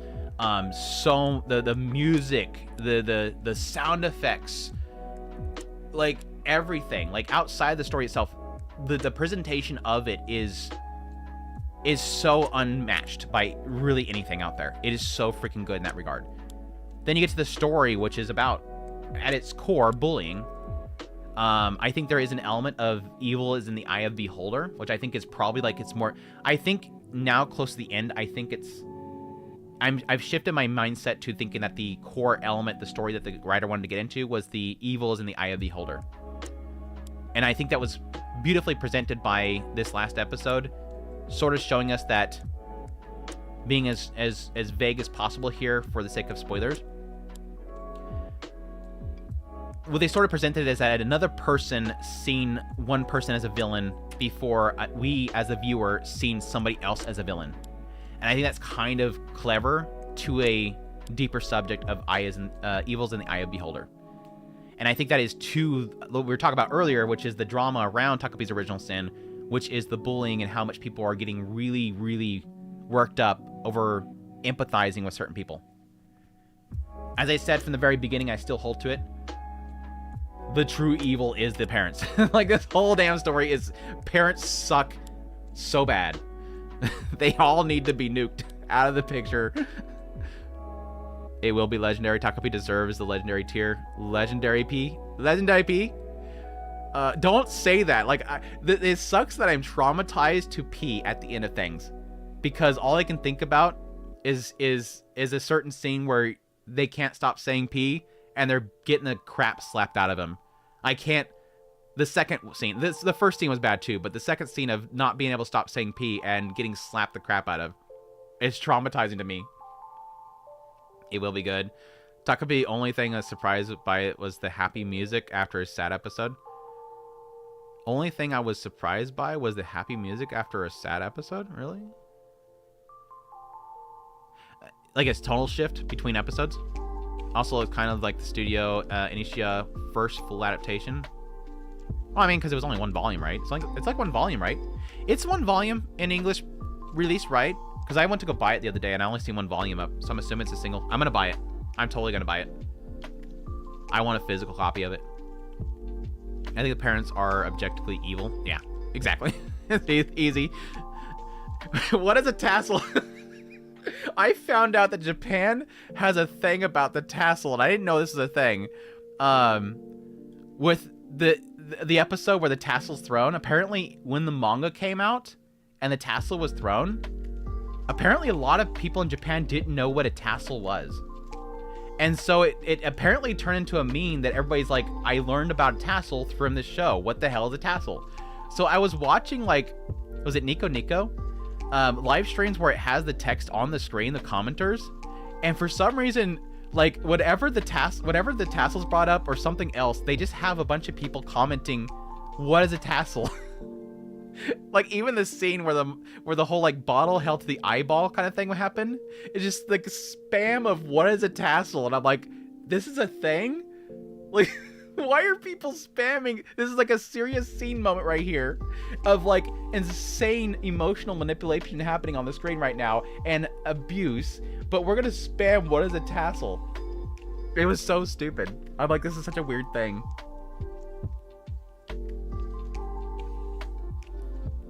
I like the show a lot. I just don't see it beating Apothecary for me this year, but I could be wrong ending. It's hard too, because if you think about it, Takapi versus Apocalypse. I'm still doing it. Apocalypse Hotel too, by the way. This beats Apocalypse Hotel easy. But Apothecary Diaries versus Takapi's Original Sin. The problem is that Apothecary Diaries is still going. And Takapi's Original Sin, I'm assuming, will be a finished story. Like, it'll have a conclusion. And so it's that difficulty of, like, comparing the two. These suck, though. Yeah, that's going to take some debate at the end of the year. And again, it depends on how the ending turns out. That's really what it is. Can't watch my end of the scene. It hurts. Again, that's a testament to the writing and the directing, is when it hurts to watch. Like, even the mom's voice actress was pretty well, seemingly impacted by the voicing of it. Like, I think she said, she posted on X that she finished her recording and it was rough. Like, it was rough for her. And you can hear it. You can hear it in the voicing. Like, you can hear that pain. Ugh.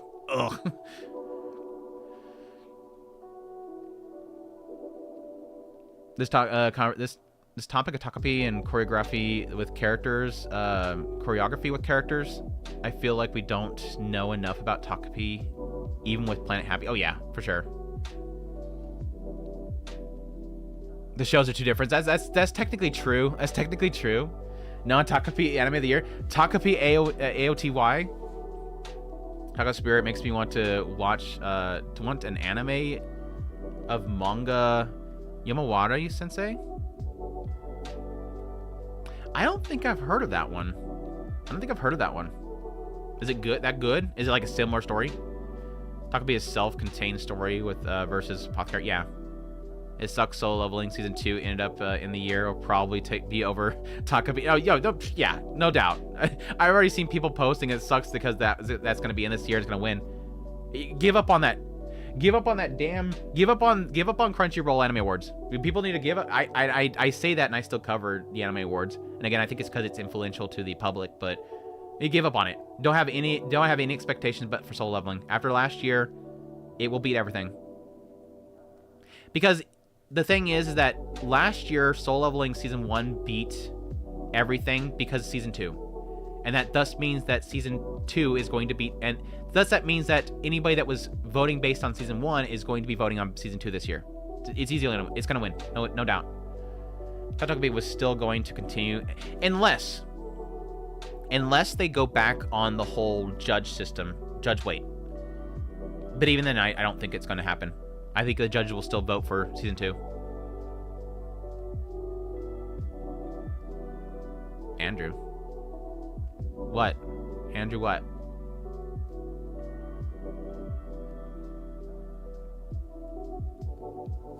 I hope we get an anime adaptation of his other manga about Deadly Sin's Amnesiac family. Maybe, if it does well enough. Hope Cinderella Grey wins everything. Just a spite. Nah, not gonna happen. I'm sorry.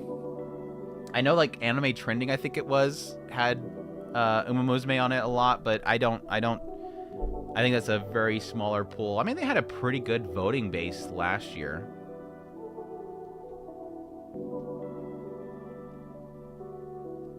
Takabe is a final F. This P. I am out of here. P.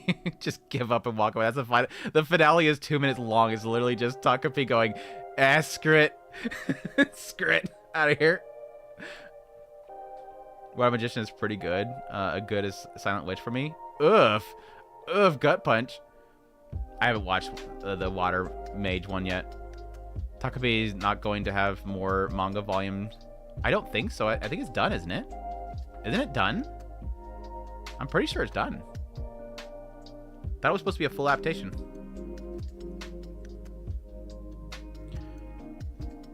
Anyways, Lord of Mysteries, Lord of the Year next year, apparently. By somebody thinks that Lord of Mysteries is going to take Anime of the Year next year. No. I am not seeing anyone talk about Lord of Mysteries as much as Soul Leveling. And again, you have to remember the general public. I'm not seeing Lord of Mystery grabbing the general public. I'm not seeing groups in the general public talking about it. Soul Leveling gets the general audience. That's why it destroyed everything in the awards. Lord of Mysteries is not appealing to the general public. It is not. It is yeah, it's too hard. Soul Leveling, why it's so great is because it's easy to watch. And there's nothing wrong with that. I fully acknowledge the reason Soul Leveling won is because, one, the judges were kicked out of the voting system. But the main reason is that Soul Leveling is easy to consume. It's fun. It's just booms. You don't have to think. Billy Joe comes home, sits down, turns on Soul Leveling, eats his dinner, goes cool stuff, turns it off, goes to bed. Lord of Mysteries, you gotta have a PhD in something. You gotta take down notes. You gotta think. You gotta read a lot of dialogue on the screen, and you gotta make sure you read it all, or you're going to get confused. And most people don't want to have that focus. Plus, you also have to read what's on the screen. They have a dub coming out, obviously, so you can watch the dub, but still, you get my drift. Lord of Mystery is still too fast-paced for me. Yeah, and the pacing's off. The pacing's definitely off. Easily top 5 of the year for me. The only one that talk about that Lord is the author. He is glazing his own work and threads of why is better than any anime. The author of Lord of Mysteries is literally glazing his own stuff on threads. Props to I have no problem with that. I have no problem with it. I think they have the right to. That's like if Refugin goes on X and says my shit's good. I'm not gonna argue. I'm gonna be like, yeah, go ahead. You have that right. You have that right. It's easy to watch, but also it's got a big push with a bunch of reactors reacting to the season about 4 months ago. Yeah, I think a lot of that has to do with Tencent money. They're definitely pushed. Not that the people are covering it. Not that content creators are covering it because of Tencent paying them. I think there was a actual botting push. I have no evidence for this, by the way. Allegedly, I'm just literally saying this is. I am pulling this out of my own butt. I'm making up stuff. I think that Tencent botted people because I had a lot of posts in my videos leading up to the season that all said the same things, and they were all in the same broken English. I think that was a bot effort. I seriously think that was a bot effort. If not by it doesn't even have to be them. It could be that somebody really likes Lord of Mysteries and they wanted to bot for them. I'm not saying they did it. Did you finish Thunderbolt? Please don't sue me, Tencent. I'm totally gonna get sued. Did you finish Thunderbolt Fantasy? I've only watched like 2 seasons? ? I really liked it. I wanted to get back to it. I'm talking about Soul Leveling. Bot or bot? Yeah, BOT. They botted channels. Tencent already owns Lord of Mysteries, the anime. They botted to push it and promote it. Or people that really like Lord of Mysteries botted to promote it. Half anime watched it because of reactors. Doubt. I don't think reactors push that much. I mean, people that are big fans of certain reactors are going to watch what the reactors are watching, but most of the viewership of an anime has nothing to do with reactors. Talking about Solo Leveling being pushed to, before season 2, which helped with winning Anime of the Year. I wouldn't doubt it. I have no doubt. Reactors are terrible. I know, there was this one guy that I watch every now and then. He's got some terrible React content. He got some terrible reaction. He keeps talking over the music, and it's so annoying. Like, and he keeps cutting off like three-fourths the screen. Like, shut up and show the show. Like, why are you blocking what the show's doing? I can't even read the subtitles. You keep skipping forward. That reactor's horrible. I can't remember. It was Cafe something. Their channel was like something Cafe. Worst reactors ever. Worst reactors ever. At least they don't put the react faces. Well, they do put their faces in there, but they don't put like a full-on react face on the thumbnails. Anyways, and Shirley, still loving it. I am incredibly behind on it, unfortunately.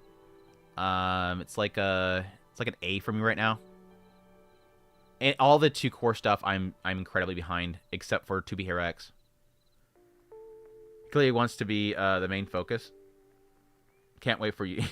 the reactor. Can't wait for YouTube beef.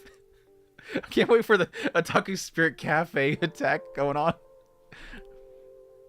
In the song about emoji reactors, in their song about it, I think so, from another content creator.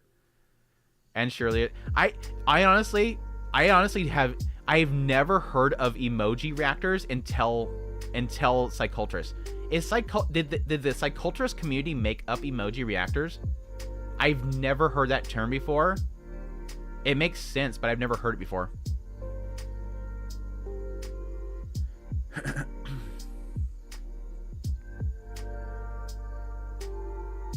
So many reactors stick the fizz on the face on the thumbnail, and I always most gormless expression. Gormless? I've never heard that. Like they've been shocked in their gonads, right?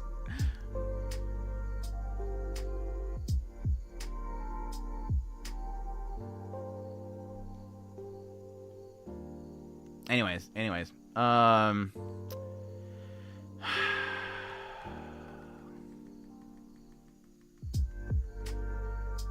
I'm like,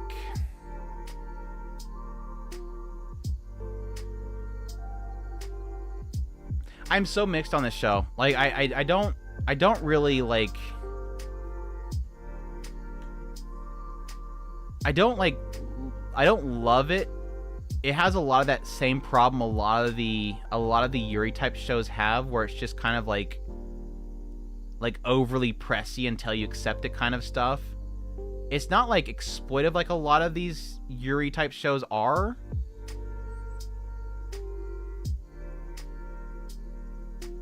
But it does have some cute moments. It's very gifable, yes. I agree. It's very gifable. It's very gifable. It's like a high B for me. Like it's got a lot in there to chew on, but I am finding it to be a little bit repetitive. It seemed like the next episode, I've like glanced at it, looks like it's kind of progressing a little more, but I felt for like the first 3 or so episodes, it felt like it was just getting repetitive. But it looks like it's developing quite a bit. Which is it says a lot more than most of these types of shows, where it just feels like it kind of just spins its wheels for 12 episodes before something kind of progresses in it. We don't get Yuri. We got like 2, 3, 4 Yuri shows this season. There's like 3 Yuri shows this season. Most of them are bait though. A lot of shows I already dropped. The Hero show about the assassins, too generic. Dude, that we're gonna get that one. That one's very, very repetitive.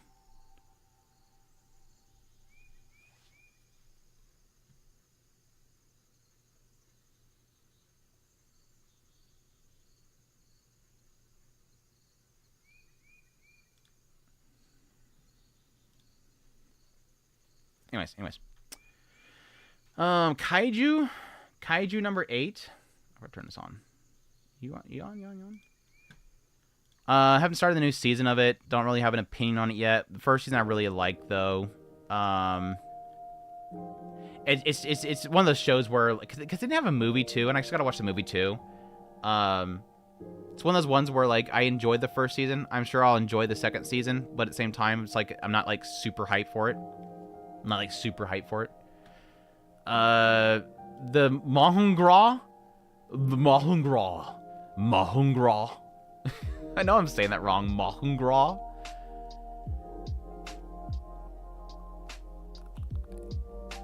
Super boring. I'm sorry, it's super boring. It's super boring. It's not bad. It's not bad. The movie's a recap, really? Okay, good. It's not bad, but it is kind of boring. It's like Slime Meetings, the anime. Like, it's just... It's pronounced Minogra. I like saying Mahungra. Shut up. I'm doing it on purpose. I like the concept. I think in concept it's good. But in watching it, I'm bored. Its concept is good, but I'm watching it. Yeah, very Slime X Overlord. I agree there. The idea, for those who don't know, is guy gets transported into the game that he plays all the damn time. He always plays like the most difficult class, and it's basically like a strategy building type of thing. He ends up bumping into the hero that he always chooses, which is Elf Chick, and she knows everything about him, and they start building a society with dark elves and stuff like that. And it feels very like a strategy type of game, like StarCraft or something like that. Building your little HUDs and everything like that, and eventually other groups can come over and attack you, kind of thing. And it's doing all that stuff really interesting, like even having like the hero system of building up the main girl and getting more power so that she can evolve more. All that stuff is interesting. I like all those mechanics and everything. It's just like the jabbing about it, the talking about it. It's like, oh god, please move on. Like, it's constantly meetings about what they do. I think the chemistry between him and the girl is like really good. I think it's really cute in the idea that everybody sees him as this demonic presence. Like, they even visualize it as him being just like this cloud that speaks with a very deep and commanding voice. But he's just like this stupid kid in his like his hospital gown, and she's like talking to him, trying to convince him to be more mean or whatever, and he just wants to be nice. Their chemistry is pretty solid, but like most of the show is just boring talking. It's just the most boring talking. Over Slime is a slower show at Pop Off at the start at the next 2 episodes. Civilization, the Isekai. Yeah, right.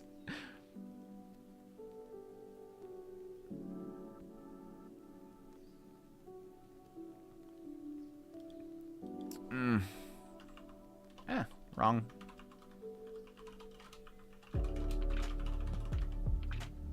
Better than Remastered. That's like leaps and bounds better, yes. Master of Magic. Which gaming Isekai anime is this? Apocalypse Ringer. I think it's charming. Anato is awesome. They have a great dynamic. Yeah, I think their dynamic's good. Their dynamic's good. Claptop's way better. Putino is Kwai Swaimu. I think I mentioned this before the season started, but I probably won't get caught up on this show. I haven't started the new season of it. I wasn't like that much in love with the first season, and thus this new season being as busy as it is, I just know what I'm getting into if I do watch it. I might later in the season go back and pop in there. It's just it's a dumb fun show, but at the same time not always hilarious. And I felt like with the first season the comedy was already getting repetitive. I did see in the previews it does have new characters, and I kind of wanted to see if those new characters add a better chemistry to it. But I got a sense from the first season that the comedy was going to get repetitive with everybody having their shtick, and they keep repeating it. Anyways. Sakamoto's Days, I've barely started the first episode of it, so I don't really have an opinion on the second season quite yet. First season was okay. I was super hyped with the first couple episodes of Sakamoto Days, but very quickly kind of just cooled down on it, and it just became a very okay show for me. Again, another one that I'm not like super excited to jump in the second season quite yet. Gachiakuta, I really wanted to watch the recent episode before I tiered this, but so far, based on just the introduction of the two sides of the society, him getting kicked down or falsely accused and kicked down into the world of garbage, revealing that his magic is being nice to objects and giving them souls. I haven't got to see the society down there, of him being introduced to the society. If he does, he just met this one guy. So I'm hoping the next episode will really sell me on the show. But so far, I love the style. I think it's phenomenal. Again, poofy jackets. And I also really like the world building. The world itself is solid. I think the thing they need to sell me on right now is the betrayal stuff. I think is super shrug. Pretty much the vehicle for what's driving the main character has been pretty shrug, but everything else has been good. Everything else is really good. The CGI garbage monsters are okay. CGI and garbage monsters, okay. I'll give that a pass because the rest of the show looks really good. A lot of shows, no wait. The main character is never a problem. This makes the story boring, like Soul Leveling. The guy is so strong, it makes no sense. Yeah, I didn't really get the sense of why he just suddenly picks up a pole and starts smacking big garbage monsters around. It's like, wait, what? I guess he was dodging bullets earlier in the episode, so it's not like this is a oddity that he's super overpowered from the beginning. Strategy games, you really need the audience to get the gist of the understanding of some of the mechanics before it gets peak. But I also don't know how the rest of the episodes were chosen to be adapted. Yeah, I get that. If that strategy RPG, which I get a sense of that, is the strategy RPG is the whole like vehicle for the story of Apocalypse Bringer. You have to explain it. I just think there's better ways of talking about it than just people sitting at a table and jabbering at each other. There's a lot better ways that you can show it. You can show examples. You can show it while traveling around areas. You can give establishment shots. There's so many better ways of doing it than jabbering at each other. That's just like this. I think that Slime has the same problem. Slime has the same problem of characters just jabbering at each other when you've already shown it. You don't have to make the argument for show don't tell because it was already shown. Anime for Gachi so far S tier. Really understand the assignment. Yeah, style's cool. Reel's interesting. Characters are interesting. At least the new ones I've seen. Yeah, like I said, unfortunately I haven't seen the recent episode. Even though I've had 2 weeks to work on it because they had a 1 week off. I've been busy. Shut up. Shut up. I'm like in low A territory from right now. Maybe high B, low A. I'm hoping the next episode really, really sells me on the main character. He's all right so far. Episode 3 was funny. How do you make that show fun? We'll see. We'll see. We'll see. How do you make that show funny? We'll see. Summer Hikaru dies. Look at you with that scene. Slime kind of gets away with the talking because the characters are so good. Here it is sometimes. Like I made the argument that the meetings in season 2, which a lot of people hated, I liked. I just hated the meetings in season 3. You understand me? No, you don't. You shut up. You'll never understand me. Release the new Shonen Jump titles are worrying me about the future. Release of new Shonen Jump titles? The animes or the original the source materials? Love story is hard to sell for guys. This one's doing pretty damn good. This one's doing pretty damn good. You like episode 3? Wait and see. Hope you talk about it on Discord. Hopefully, I will watch it probably. I meant to watch it last night. There's a few other shows that I wanted to watch. I wanted to sample a few other shows before this stream. Honestly, I can't defend. It's like what I always say. It's like I defend earlier seasons, but I can't defend season 3. Anyways, fragrant flower blooms. I'm gonna do fragrant flower real quick. No, I'm gonna take a break real quick. I'm gonna get an update on my drink. I'll be right back. No, that's the wrong one.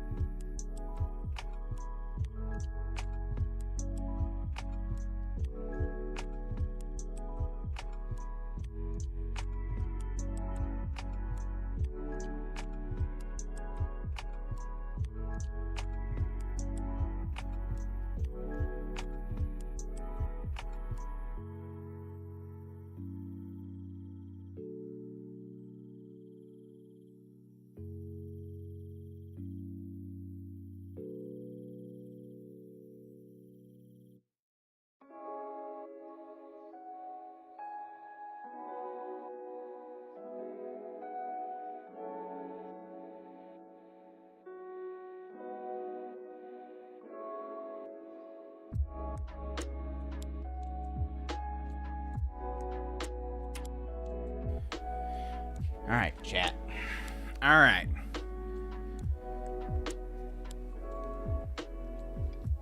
I realized earlier, what the fan art, you still here? Yeah, you are. I said it before, and I'll say it again. I'm going to make one react video, or impressions video, on Rent a Girlfriend. I will give you one. For your super chat earlier, I will give you one, even though I already promised it. And it would be to respond to what I've been told is going to be the big massive WTF moment of the season, and I will never cover it again. You will get one video. One video. It'll be me saying, y'all are stupid for watching this stupid show. Can I send a super chat for you not to? If it's big enough, yes. When a girlfriend can burn hell. It will be a funny video, though, Earthly. It'll be a funny video. Anyways, the fragrant flower blooms with dignity. Yeah.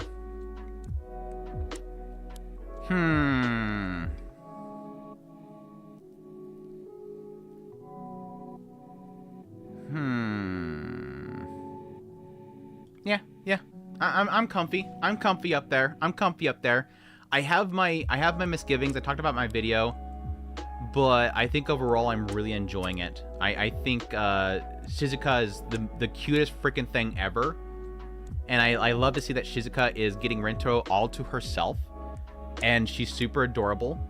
And I think my only little problem that I have is that it is a Romeo and Juliet story, and I don't care much for Romeo and Juliet stories.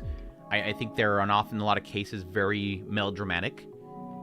I understand sort of and this we were talking about this earlier with the whole like why aren't the parents and the schools doing anything with the whole Takapi thing.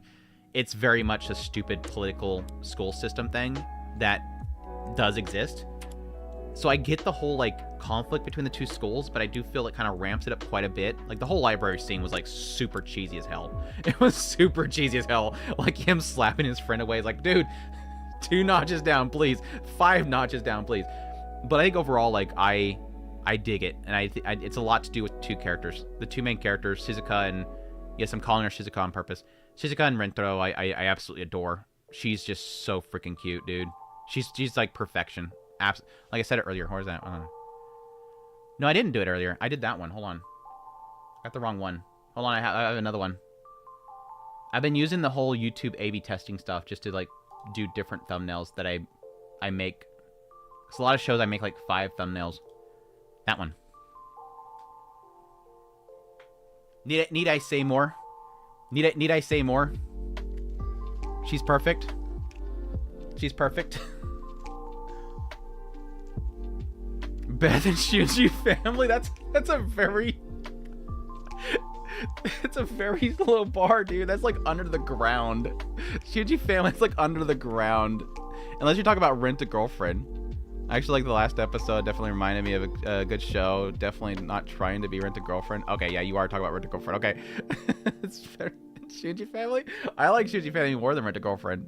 At least I don't hate the main character. In the recent chapters, you get it. Nano is there too. The one man's boring is another man's peak. Small, fluff, and adorable. She has some fluff. She has some fluff for sure. Treating the others like subhumans. Yeah, that's a lot to do with like academics and whatnot, for sure. I mean, it exists in like all schools. It's usually reversed, but still.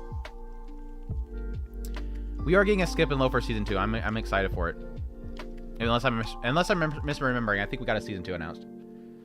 She's the least developed character until the most recent chapters. I mean, they literally just got into her at the library.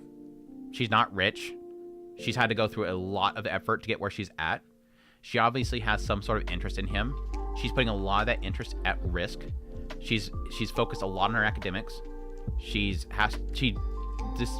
It seems like she's obviously probably has a part-time job just to go to the cake shop. She likes sweets, but at the same time, she's seemingly obviously going to the cake shop to see him. Why she's interested in him is going to be probably the backstory we'll eventually get into. But they've gotten into a lot about her. What was that? Can Somez, thanks for the membership, man. I appreciate it.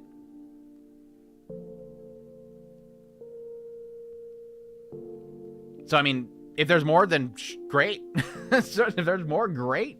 I've gotten quite a bit already within 4 episodes. If I got that much in 4 episodes, more, give it to me. Give it to me. Yeah, Loafer stopped way too early. Like, I felt like we just got into something and it just kind of stopped. I'm like, damn. The adventures of cute faces this season, for sure. But no, I really love it. I'm really looking forward to more. As always, hold on a second. Yeah. Netflix.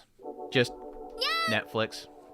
Thanks for it up, Netflix. Anyways, damn. Hotel Inhumans, our hotel show for the season. From the makers of, what was it? What was the first one? Damn, I forget what the first one was. Continuing the year of hotels. It was... What was before Apocalypse Hotel? Holy crap. Netflix. Netflix. That was the one where it was the Afterlife Hotel, and now we had an Apocalypse Hotel, and now we have Hotel Inhumans. I can't remember the one that was was in winter. Tasukari Hotel. Thank you, Steve. Yeah, it's the year of hotels. Do we have a fall show that's hotel yet?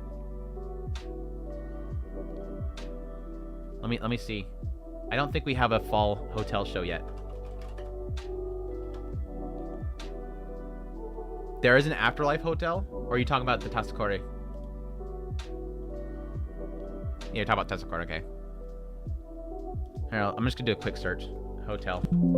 Yeah, nothing. Unless it's not translated. We will get one. We will for sure get one. No doubt. Anyways, yeah, Inhumans, I like it so far, but it is also one of those ones where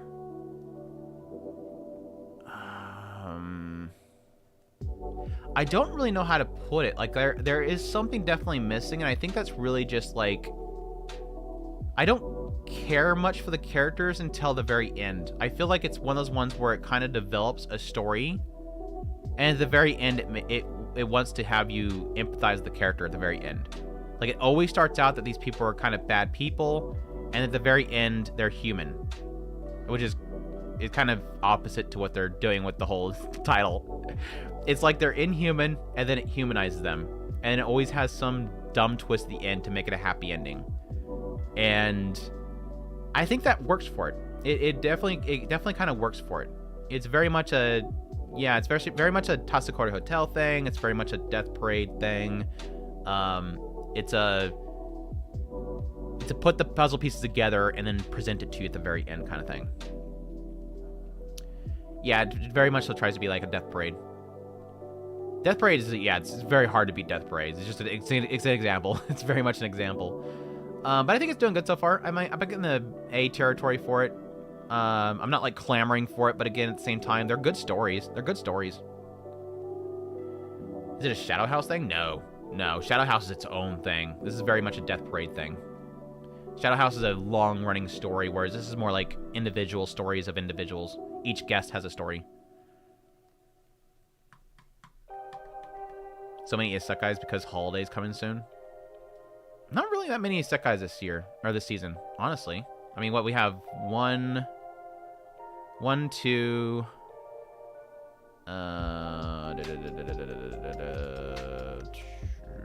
these are none, 3, 4, barely one, 5, more than most seasons already, yeah, 5, 6, and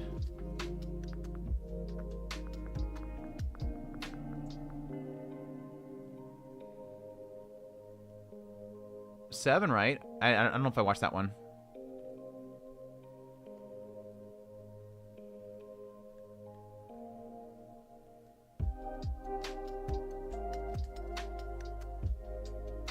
I haven't watched that one. I know that one is 8. So at least 8. Yeah, this season is definitely a lot more. This season a lot more than previous seasons. That's for sure. Anyways, not that it matters. It just I've never been like one for like, oh my gosh, isekai. It's just what do you tell with the story? Like, honestly, Lord of Mysteries. You could tell me it's not an isekai, and I would completely believe you. If you cut out like 5 lines of dialogue, if you literally cut out 5 lines of dialogue from this show, I would completely understand it's not isekai. Like, yes, he's trying to figure out how to do the ritual to go back, but it's like most of the show, like 99% of the show, has nothing to do with being isekai. Every now and then a joke he makes, and then every now and then he tries to figure out how to make the formula to go back. It doesn't even feel like he contemplates things in a way that isekai does. He doesn't feel like a fish out of water very quickly. Yeah, every now and then he goes, my family. My family. I want to get back to my family. The very end of the last episode, my family. But I have a family here, so I'm good. Anyways, Nyaito of Living Kato. Nyaito of a Living Kato. It's okay. Like, it very much so feels like a cat person show, and I am not a cat person. And that was like a fear that I had coming into it. What I wanted coming into Night of a Living Cat is High School of the Dead with cats. It doesn't have to be like ecchi. I mean, I would love to be ecchi, but I wasn't expecting to be ecchi like High School of the Dead. But I was hoping for the absurdity of High School of the Dead and the fall of society like that show. But what I got instead was a generic zombie film with people running from zombies and replace all drama and all like substance with like cat references, cat raising references, cat quirk references, and cat 101. It's literally all it is. And I don't care about cats.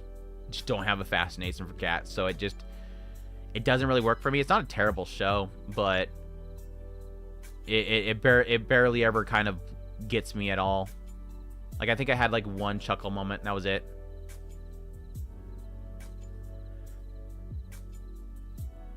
It's okay. It knows what it is, doesn't go, but yeah, perfectly acknowledge that. I think cat people would love the show. I get a kick more that there was the one part that got a chuckle from me, by the way, was the fact that, and this is totally a trope in all horror films. You know that whenever, for those that haven't watched the show, you know in horror films, when the characters are going around the dark room, or they're looking for something, and they're getting the flashlight out, and they're going to all the different rooms, they're going down, they're looking at all the shelves, and then suddenly the cat jumps out. And you have the big ramp up of music, rink, and then like, oh, and then it goes, meow, and they go, oh, it's just a cat. And a lot of the times, then immediately after that, they get attacked by the person coming after them, because it gives you that shock, and then you sigh relief with the character, and then the actual bad guy attacks them. But it's very much a trope of the cat jumping out of the closet or out of the room, and they go, oh, it's a cat, it's just a cat. They did that with this show after establishing they've been running from cats for the longest time. And so I laughed at the idea that this guy going to this convenience store, he turns to the cat's on the shelf, and they go, oh, it's just a cat. Which is what they're supposed to be afraid of. It was totally one of those moments of like, okay, that was funny. Okay, that was really funny that they literally played off of that, but that's actually the threat.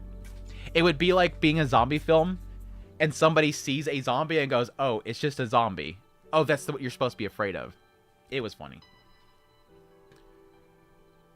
Yeah, I gave it one episode and bounce. Yeah. Again, this is literally a prime example of a show that not this season. I would probably give it more of a shot after, a few episodes if it weren't for this season. It's too much. This season's too much. Which is similar to this show, which I am very much so debating. Very much so debating this show. Hold on a second. Hold on.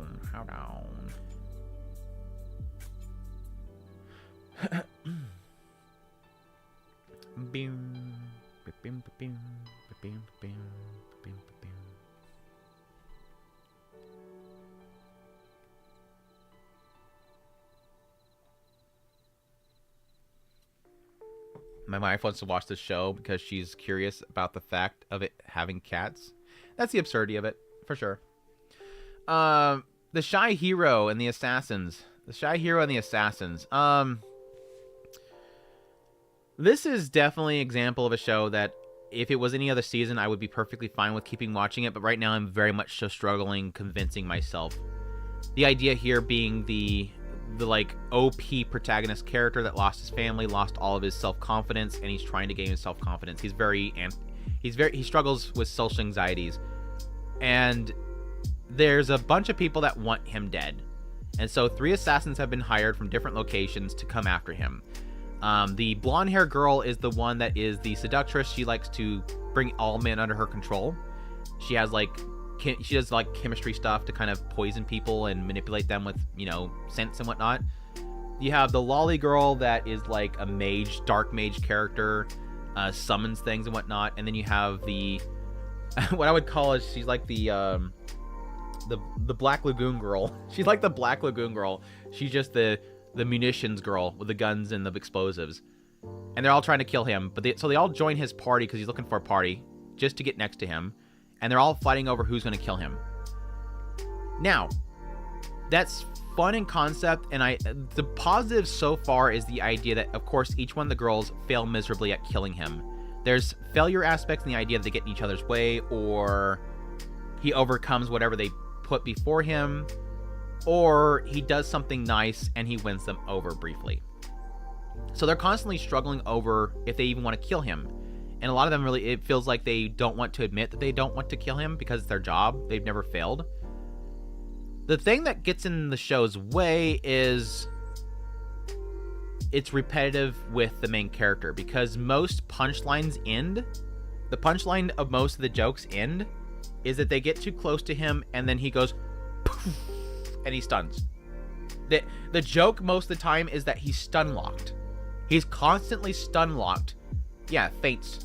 Just red face. That's the joke. Oh, that joke. And that's already gotten incredibly repetitive. I had people mention this, and so I was kind of expecting it coming into it. And I was hoping that maybe it was just sort of an initial thing, and hopefully over time that won't be the problem. But I think I've gotten like 4 episodes into it, and it still is sort of a problem with it. Is he's just constantly stun locked. And it's annoying every time it poofs. Like even like at the end of at the end of her story, the munitions girl, it does it like 3 times in a row, and it's like, please stop. It's just stop. Just stop. He's not dense. He has no confidence, and then whenever they get close to him, he just gets flustered. He gets super flustered. I love it. They were making a comedy series replacing zombies with cats, but they treat it like 28 Days Later, Walking Dead, which makes it even funnier. Yeah, I was kind of going with like a Shaun of the Dead idea of the if Night of a Living Cat could be like more like Shaun of the Dead would be great. I know the PV had a lot of movie references. The PV had a lot of movie references, and I haven't really seen any, so maybe I'm just not looking. That was something I was kind of expecting getting into the show. Like they made like Arnold Schwarzenegger references. They made The Shining references. There was a ton of them. I haven't really. I'm probably missing them, but I didn't see any when I was watching the show. I thought it was gonna be super pulp, classic kind of jokes, or movie reference jokes. Show doesn't know the blonde wants to kill the hero or make him a pet. Oh yeah, it's true. Well, I think it's like a 2 thing. She wants to dominate him. They want him dead. Her thing is dominance. We're coming without noticing anything. Yeah, exactly. It should be more ecchi, yeah. It got a little ecchi with the first episode, but then it just kind of stopped.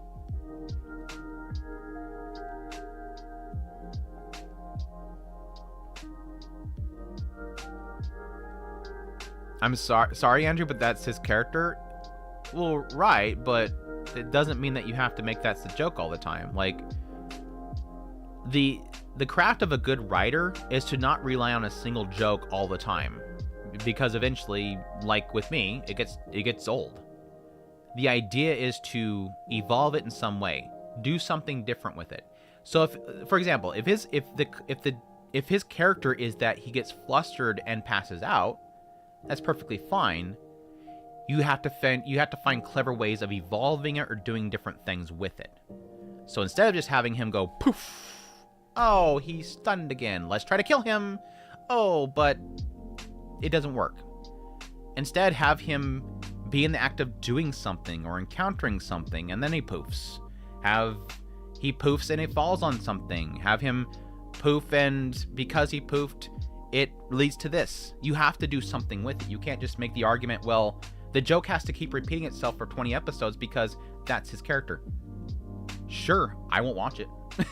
That's great, but have fun watching that. What was the other show that was talking about that here recently? One of these shows I was talking about has that problem.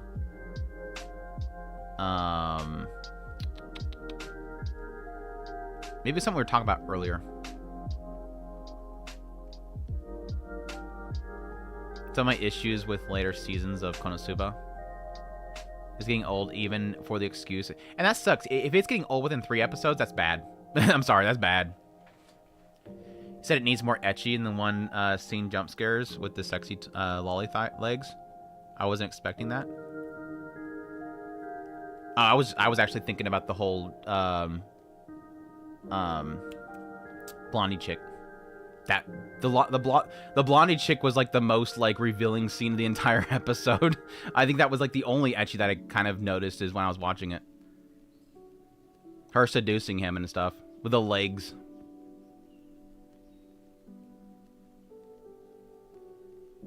I didn't really notice anything other than that. In my opinion, I don't get the comedy in new seasons of Grand Blue. I thought the first season was a little bit funny. Yeah, that's the other problem I have. Like, there's a lot of them, like Uzaki-chan and stuff like that. There's a lot of like really good comedy series going. Heron-san did the same thing. Going into the second season, it's like, eh. I think we ran out of jokes. I think we ran out of jokes. I don't know about Grand Blue. I'm not watching it. Anyways, where was I putting the show? It's like C. It's not horrible. It's fine. It's better than Yan. It's better than that. It's better than that. It's like a high C. We'll put there. High C.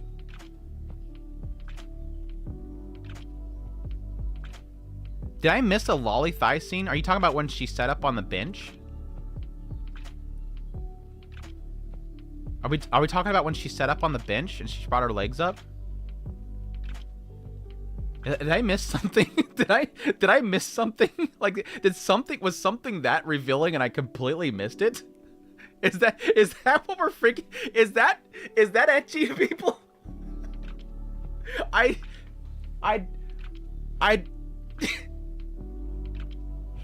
that do I have a screenshot of it? I would. This proves how desensitized I am. That happened, and I literally didn't even think about it. Did I get any screenshots of that show? I don't think I got any screenshots of that show. Did I?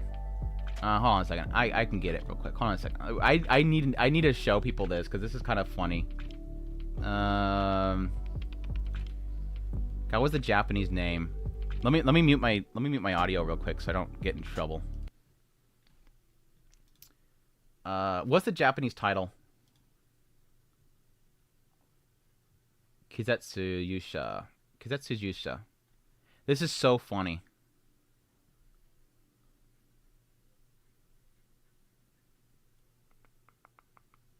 This was episode 3, right? Okay, you guys are agreeing with me. Okay, I'm gonna make sure that you guys are talking about what I'm talking about here. This is stupid. I'm sorry. I'm sorry. This is kind of stupid, but I gotta look at this real quick. Or we have to look at this. I know what we're talking about. No, it was episode 2, wasn't it? Because he went on the date with her with episode 2. Yes, it's the 3 assassins. Here it is. There. Whoa, go back. You guys are talking about episode 2, right?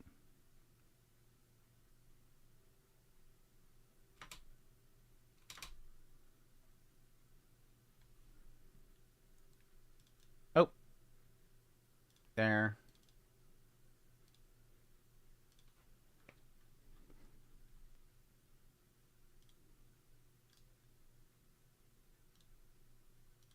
This didn't even faze me. I mean, I can see it, but this is your ecchi. The whole clip is that she brings her feet up onto the bench, and it's pretty flat going on here. But here, let me. Girl has like the flattest butt ever. Am I gonna get demonetized for this? Am I so desensitized that this didn't even faze me?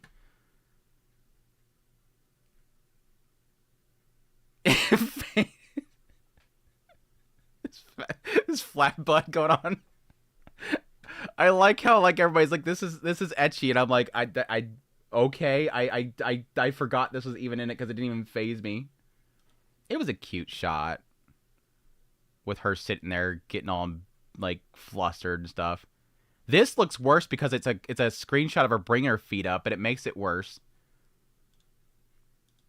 Yeah, Visa's coming after me now. Shout, collective shout coming after Andrew for showing lewd thighs. Again, I was just thinking about that first moment. Look at what the fan art runs away the moment I bring in lolly thighs. Later, what the fan art. Thanks for your support. I appreciate the supers.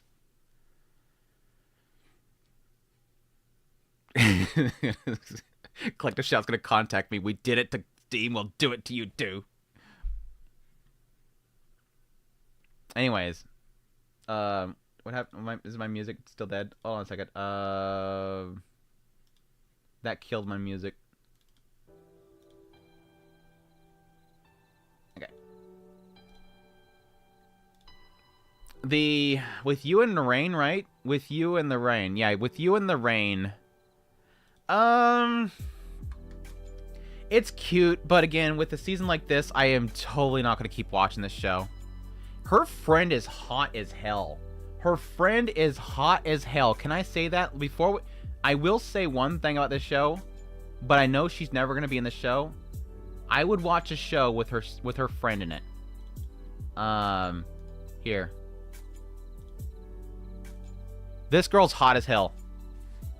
This girl, I would watch a show with her in it. Her friend be hot. Her friend be hot. She needs to be the main character. This chick needs to be the main character. Hot AF. She's definitely not an odd character. She's definitely not an odd character. She just has that look because she just seen something nice on her phone from her friend and she's just kind of thinking about it. But anyways, it's a good show. It's fine. It's very much so like the found joys in pet type of show. Families with pet kind of thing. Just being forced to kind of get out more because of the pet. But I'm not going to keep watching it because it's just not, doesn't have that much in it. The main character in our hearts. We love a rom-com about her. With You in the Rain is great for after talk. That you damn straight there if you're looking to kind of get your emotions back up. I 100% agree there. It's a fluffy show. It just doesn't have enough substance for me. It's fine. It's fine. I watched the first one. I do intend on catch on, but later. Gachi Fighter, Ugly Mug, Gachi Fighter. I actually like it a lot more than I thought I would. I will admit though, like bits of episode 3 ?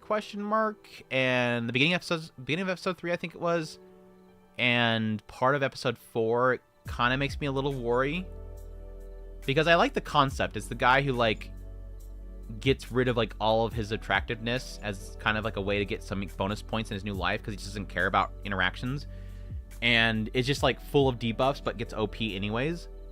And a lot of the show seems to have shifted from new life, basically getting a new leaf at life, trying to get away from this party but constantly getting pulled back into it because this little girl keeps yanking him back into the party. I think... Him and the I'm forgetting her name right now. Him and the girl are like, I love their chemistry. It's like the big ugly dude and the cute little girl that he is trying to protect because she is so sheltered because she was basically crippled in her previous life. So she keeps pulling him into the party and eventually decides that he wants to protect her because he's realized that her life has been horrible. Everything outside of the two of them, I don't care much for because it's very much so they're in a world where people escape from their lives in our real world because they want to try a new life.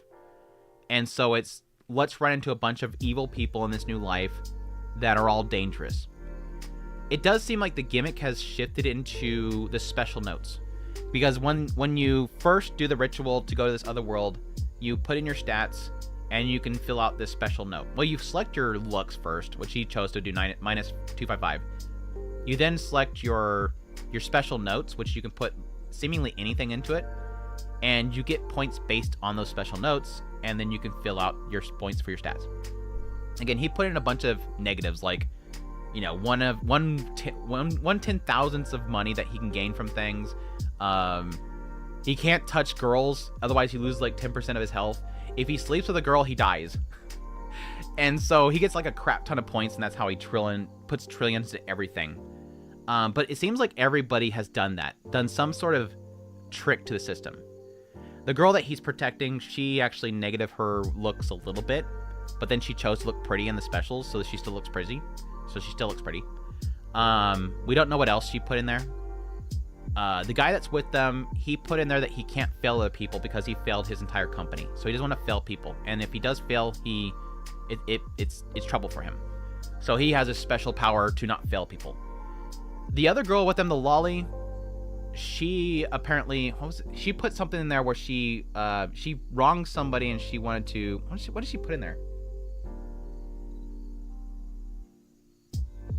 She basically, whatever she put in there, I forget what she put in there, allows her to see people's stat screens. And so she's able to see what they put in their special notes. And so they end up running into somebody who basically hates all cute girls because she got cheated on, whatever. And so she put it in her special note that she's going to kill all cute girls. She can't lie.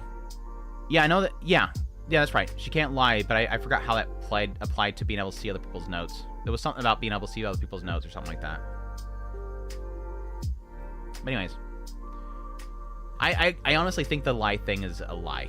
I honestly think the lie thing is a lie. She ended up being the sister of the other guy, but I'm like, I thought for sure she was going to be the one that ruined his previous life, because he got somebody on a train claim that he assaulted her, and that's why he just doesn't care much about anything. I know that chick's going to end up in that world. Anyways, that's all for me to say that I like a lot about it. Mainly these two main characters. I don't really care much about anything else. And I don't know that it's going to have staying power. It's like a low B. I think it's a low B. I think it's worth a watch though, just to try it out. It's got enough in there that I'm enjoying. Even though he looks like a freaking hentai villain character. I still think he looks like a hentai villain character. Hikaru dies. I really like it. I don't think it's S tier quite yet for me, but it's up there. It's like in here with Dandadan and Demon Hunter. It's like a solid A show. Easy S. Really good so far. A. I've been enjoying it. I think a lot of my appeal is from the perspective of losing somebody that you really care about. Having that person now at your side. The struggles whether or not to accept this new being. Eventually accepting that it is its own being. And the whole mixing aspect they're having, I think, is very interesting. The idea of him being around him is causing a mixing. And I think it's going to be ultimately something that's going to influence his own body.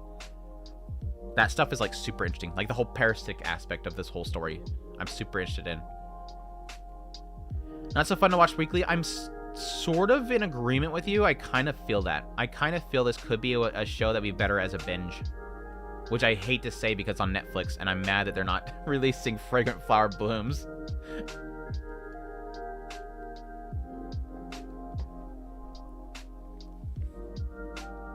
Yeah, I don't claim that Dandadan, especially this season, is some sort of like groundbreaking storytelling. It's just super fun. It's super fun.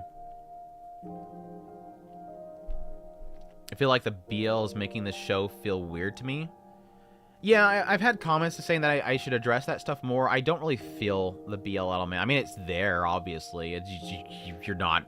You can't hide the fact that there's some huffy puffy happening. There's some huffy puffy looks, but I don't really think it's developing it quite in that direction yet. It's very undertoned, yeah. Like the whole hand in the chest thing. Come on, reaching up. Okay, we're doing that. We're doing that. It'll be better for the horror aspects. I think I want it to ramp up the horror more. I really want it to ramp up the horror more because I was loving what they've done so far with it. It was so funny. He has to like react to it. It's like it just like it feels like cold chicken. It's like, oh my gosh, what are we doing? Gross. Cold chicken. Like I hate cook. Like Like, about as much time as I want to spend touching cold chicken is when I'm prepping food. I don't want to be sticking my hand into a big old bucket of cold chicken.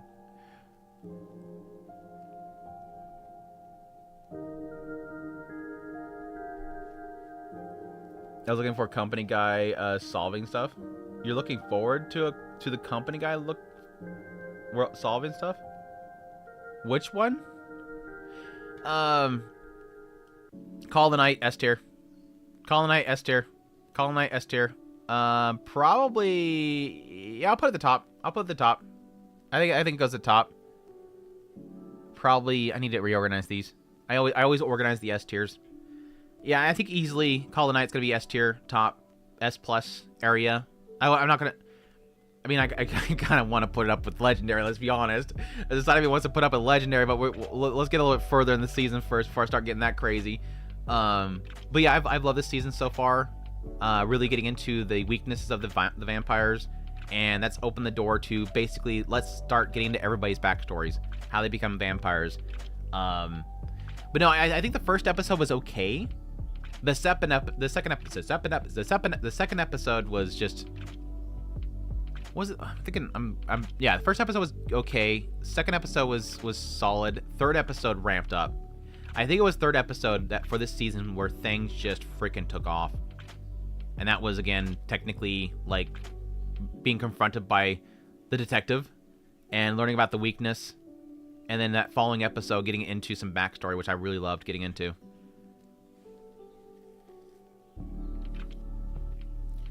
Uncle.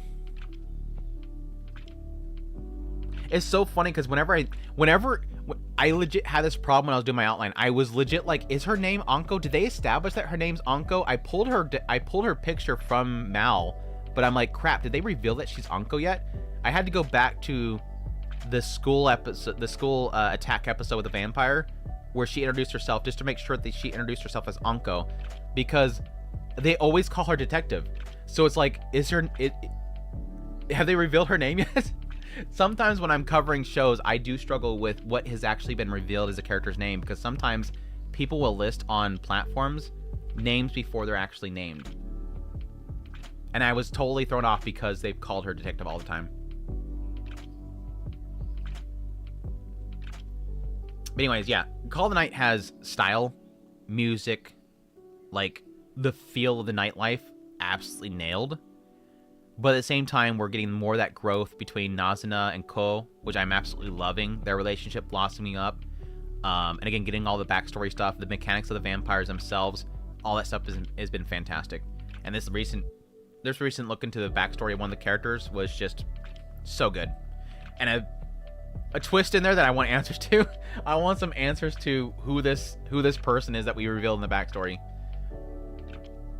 Need to watch at night. Well, my room's always like super dark. I mean, look here, hold on a second. This is my room all the time. This is literally, well, hold on a second. Hold on. This is my room. This is what I live in. This is how I watch my shows and everything. I have 2 windows. One is most 100% blocked up, and that's mainly because lighting in here. Hold on a second, sorry. This one, the window that I have like right at the corner here is mostly blocked because recording, there was a problem with like, especially Mashuko Monday recordings. I would have, my recording would take like 2 to 3 hours, and during that process, the light would change in the background on the wall. So I ended up boarding it completely up. Plus sound. Damn it. There you go. I need to move that switch. I really need to do that. I need to move that switch so bad. But yeah, that's I'm always set for Call of Night vibes. That's the point there. Yeah, it's the same mangaka, right? Wasn't Call of the Night the same mangaka as Dakashi? Because that's what surprised me. But overall their designs are fantastic. I just like, there's not a single character they have introduced in that show that I don't think are like so freaking good looking. Like, so good looking. Like, here recently getting into, what's her name? Kiku? Which I called that, by the way. So freaking called that. Where's she at? Like, all these characters are fucking good. So good. Sorry, YouTube. All these characters are so good. I'm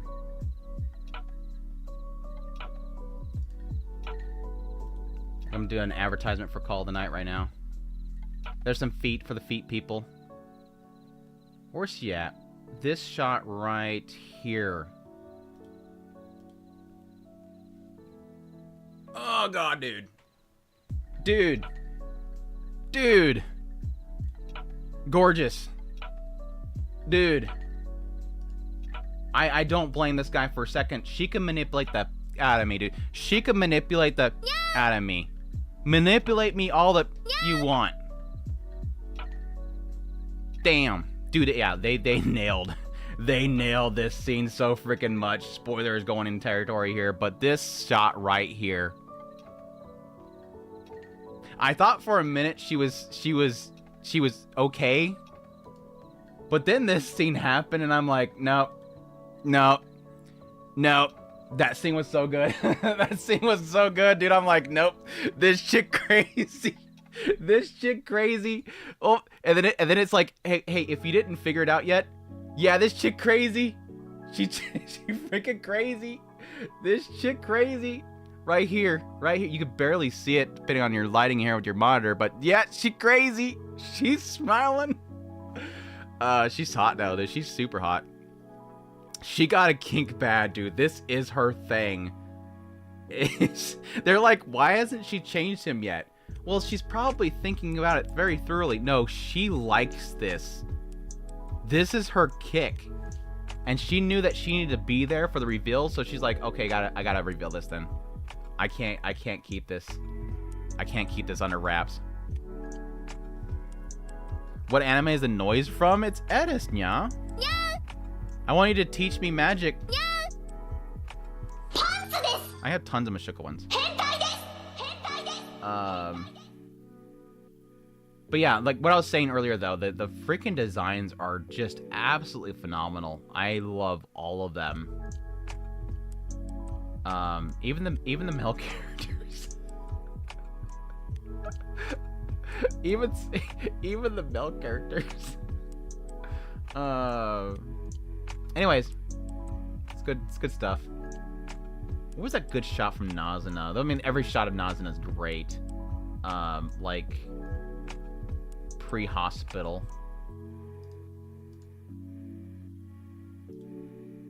Nazuna shots are always good. Nazuna shots are always good. I realized after the last episode of Call of the Night, I want a Nazuna backpack. I really need a Nazuna backpack. This was a shot that I loved. I mean, it's a full pan shot, but I really love this shot. I love how they utilize fisheye. Their fish lens like shots every now and then. They utilize it very well. I mean, it's this one right here, and in the last episode, was the hallway shot. They mainly either like emphasize a moment, or they emphasize isolation very well with that lens shot.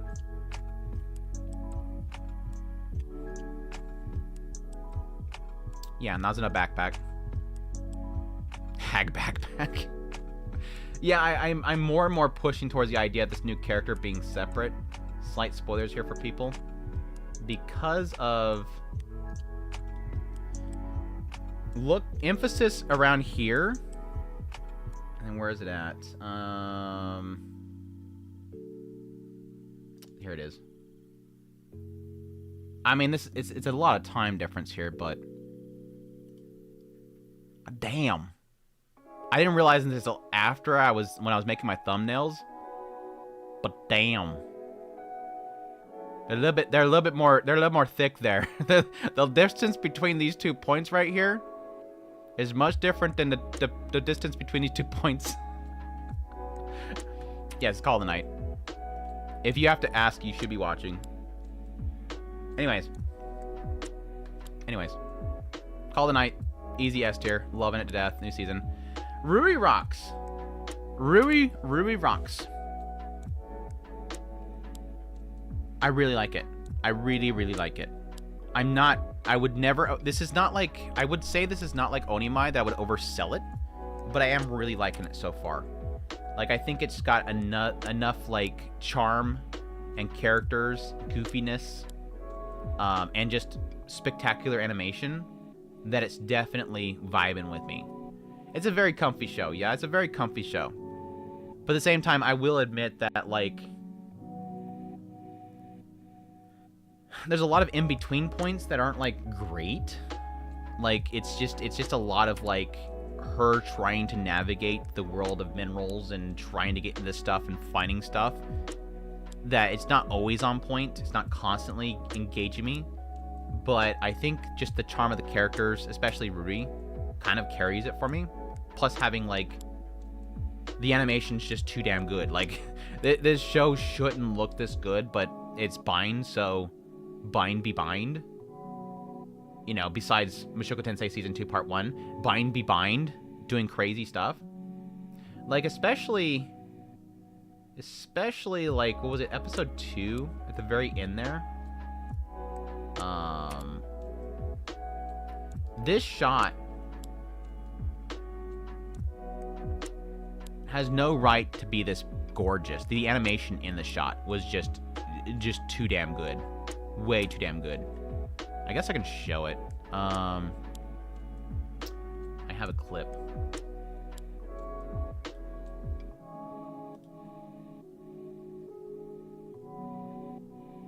You found some official art in Discord? Yeah, I've seen some clips out there. Or I'm seeing the drafts arts, which is great. I mean, and that comes with similar to like Onimai. I think there is so much kind of passion behind it artistically that they kind of want to show it off, which is great. That's the other episode.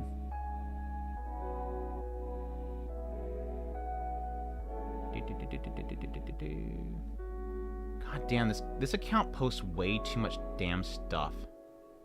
There it is. This stupid account posts too much damn stuff. It's a stupid show about rocks. This shouldn't be that good. It is too much animation. It's too much animation. Too.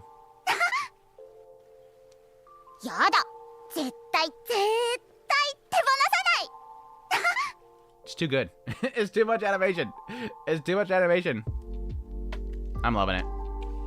It's too good. This shot too. It's good stuff. And this is the introduction. Like, this is the first minutes of the actual show, and I'm already like, this character is like a female Mahiro. She's in some other world. I mean, Mahiro is female, but Mahiro he's second into another world as female from the beginning and is hanging out with some Gyaru. It's good stuff. I love it. But again, it's not always on point.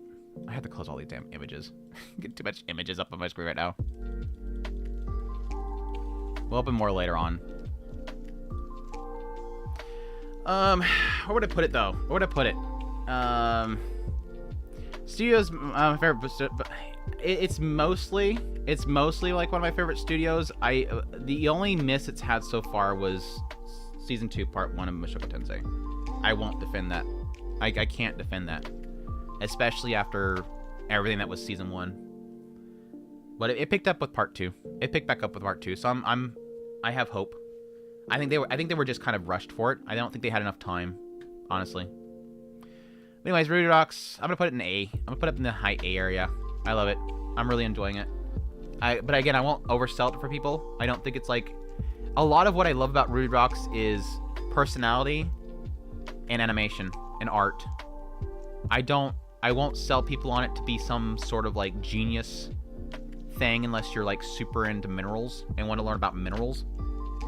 Because it is a show that it is a goofy slice of life show about some goofy girl meeting this college student, and made by a mineral otaku.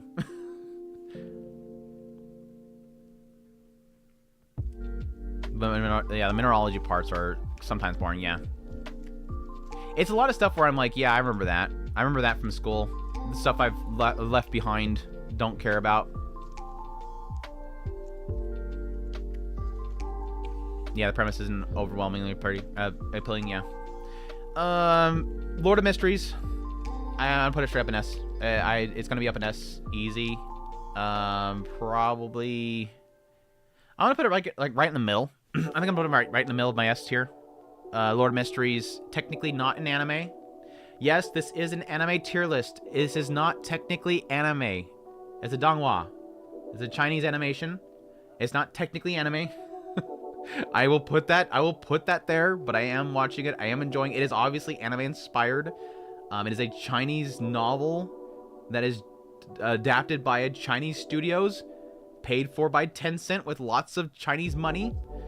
But it is still incredibly good, and anime fans will probably really like it if they're into isekais. So anyways, that's why I put it in the list.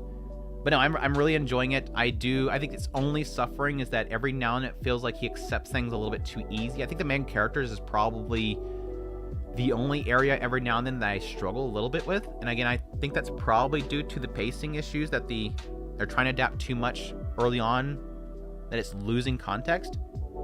But I think the main character jumps to conclusions a bit too quickly. But that doesn't take away from literally everything else about the show. That's, at this point, what, 5 episodes in now at this point?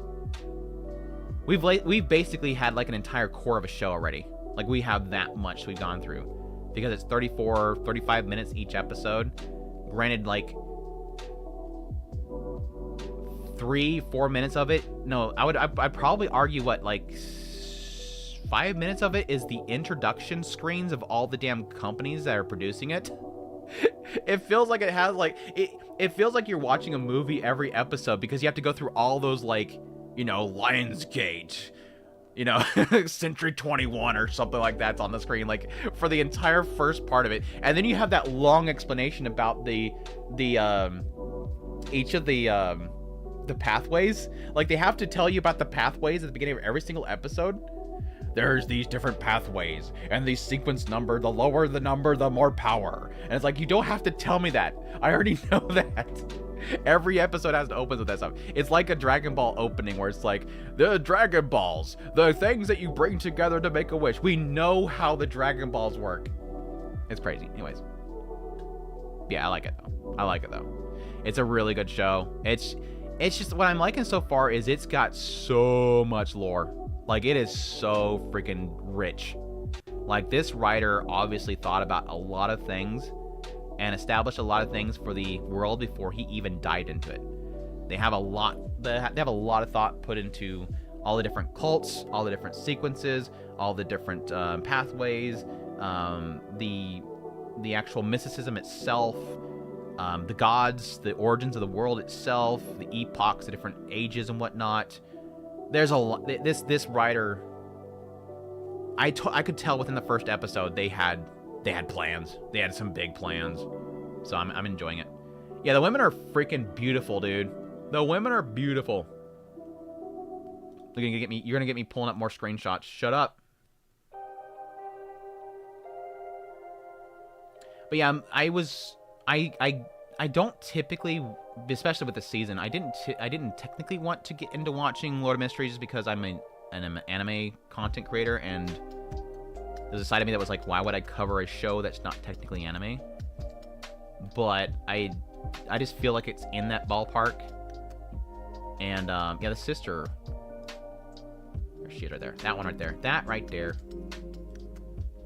Their female designs are great. The sister's like beautiful. Beautiful. But I feel like it's so in the ballpark of anime fans that it's really kind of a disservice to not cover it. Plus, I heard way too many good things about the source material that I felt like it was a good thing to even at least give a shot. Like, it was worth the time to at least give it a shot. I'm trying to find the other freaking screenshot that I had of her, but I can't find it. I have too many. I have 2,300 screenshots of this damn show. I have 2,000 screenshots of this damn show. Yeah, the novel ended up releasing, like, what, yesterday? A couple days ago? I wanted to get it added to my order that I did here recently, but they wouldn't let me. The artifacts are so freaking fascinating. I want to see more of the artifacts, too. Artifacts are like these oddities with, like, insane powers in them. There's the shot that I was looking for. There it is. I found it. I found it. Best sister.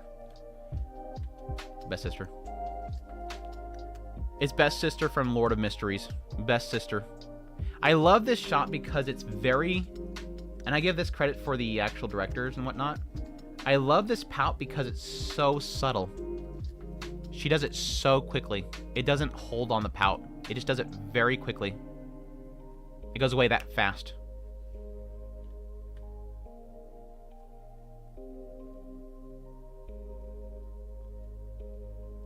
The fact that the show is Chinese is an instant drop for me.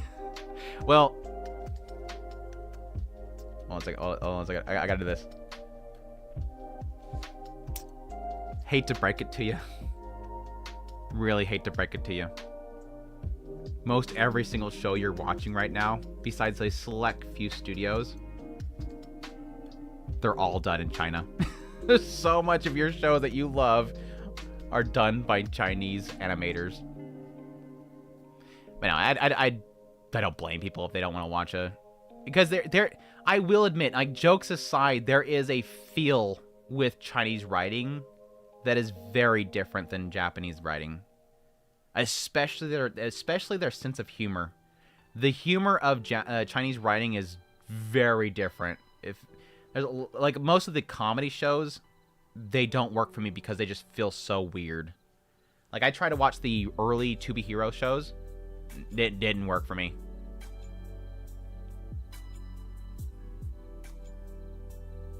Yeah, unfortunately. I mean, even, like, legit government officials in Japan are questioning, why is all the animation being done in China? Why have we exported the thing that makes us what we are and is literally fueling our economy? Why are we giving it to China? And that's not a jab at China. It's just a jab at their own economy. They're killing their economy by exporting all the animation.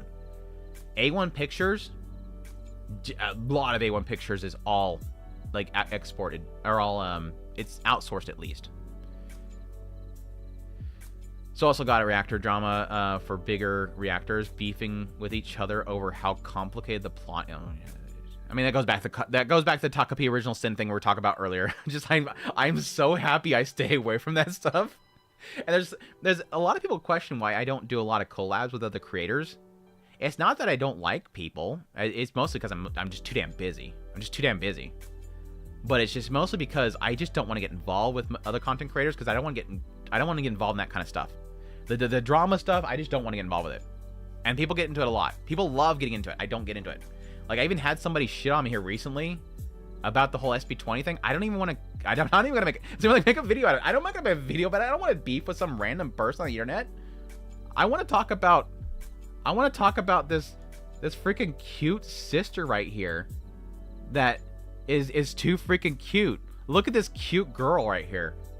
That's what I want to talk about. I just found tonal language unsettling, and no, Japanese doesn't count. Tonal languages? I avoid it so much. Why can't we get more animators who want to work 20 hours a day with sweatshop pay?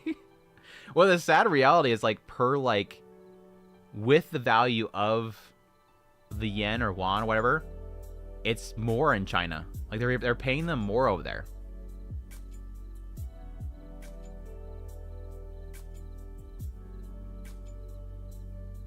Oh, yeah. Okay, I get you. Yeah, I get you. I will admit, one of my biggest problems with Lord of Mysteries is I am not... And this is obviously what a lot of people feel like watching Japanese language. I personally can't tell the difference between the characters with their voice alone. Especially the female characters, they sound very samey to me. And that might be something I'll get over time, because again, I hear a lot of people say that about Japanese. I can tell Japanese seiyus apart easily, but I cannot tell them apart in Chinese. It's like I'm like, is that his sister talking right now? Oh no, he's not even at home right now. This is some lady that works the counter. It's like they sound very, very samey. Yeah, Dun and Empire, yeah. Because they're like, recently, like, they've had like 3 segments with them together. Longest time I didn't even know who Pyre was. Like, I just seen this other dude, and I'm like, who's this dude? And they finally said his name. I'm like, okay. All I care about is Dun. Dun's so freaking cool, dude. Dun is legit, like, best boy of that show, and I know they're gonna kill him off. Dun is his commander, or his captain, and the dude is legit Chad. Dun is the Chad of Lord of Mysteries. He's just a badass. Like, nobody can stand up against... Oh, I can't find a freaking picture of him. I have too many damn pictures. Anyway. Dun is a badass. Vending machine, I haven't even started this new season. I probably won't. I wasn't particularly into the first season. It had some WTF moments, but at the same time... Yeah, he's badass and he's only 7.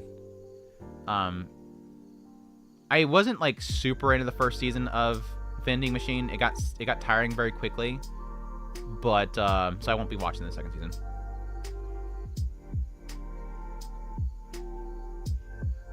So he's gonna get done in. Shut up.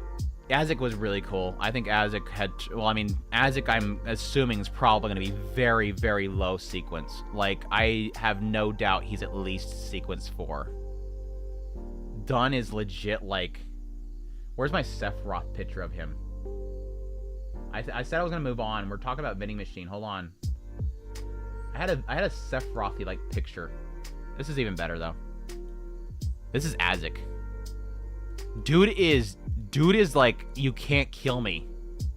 He literally creates a rumbling. He summons a rumbling. This dude has got to be sequence 3 at least, or 4. 4 at the highest. I'm thinking he's probably 3. Dude's godlike. Dude is legit godlike. There's my Sephiroth picture. I found my Sephiroth picture. Sephiroth. Do. Sephiroth. Anyways, stop it. We're not talking about Lord of Mysteries no more. I made the joke, but I said trampling. In my video, I was thinking of rumbling, but I said trampling. I'm like, eh. I'm editing. I'm like, eh. If people know what I'm talking about. If somebody watched the episode, they know what I'm talking about. It's legit. We had an Attack on Titan moment. It legit just like summons a rumbling. Anyways. I'm not watching... I don't even know if I'm going to watch Couple of Cuckoos.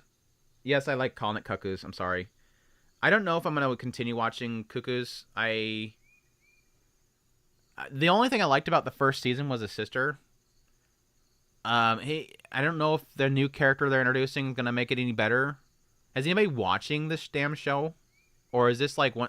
I legit, last night, was reminded it even existed. It's been fine so far. I was hoping nobody would reply. Thanks, Earthly. Son of a bitch. Lord of missed too many shows, to be honest. And that's the big problem. It's like, I wasn't like already like super invested in the show. And I'm like, I don't... Yeah, I did notice visually it's way different. Different studios, right? I did notice that, like, holy crap, this show looks weird. Like, it's changed. I think somebody said that it's more consistent. It just looks worse. Because the first season wasn't incredible either. Like, the first season wasn't great looking either. I really liked Cuckoo's. It reminded me of classic rom-coms. It is very classic, yes. It is very classic. Yeah, different studios. Yeah.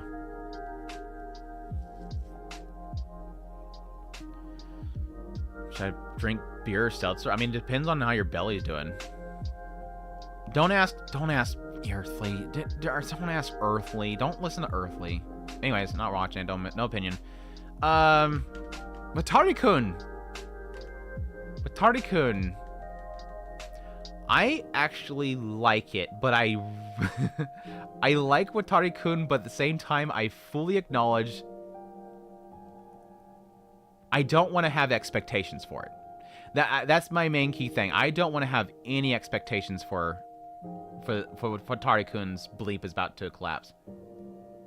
Mainly because I think a lot of the, like, backstory stuff they're getting into, I feel like it's setting itself up for...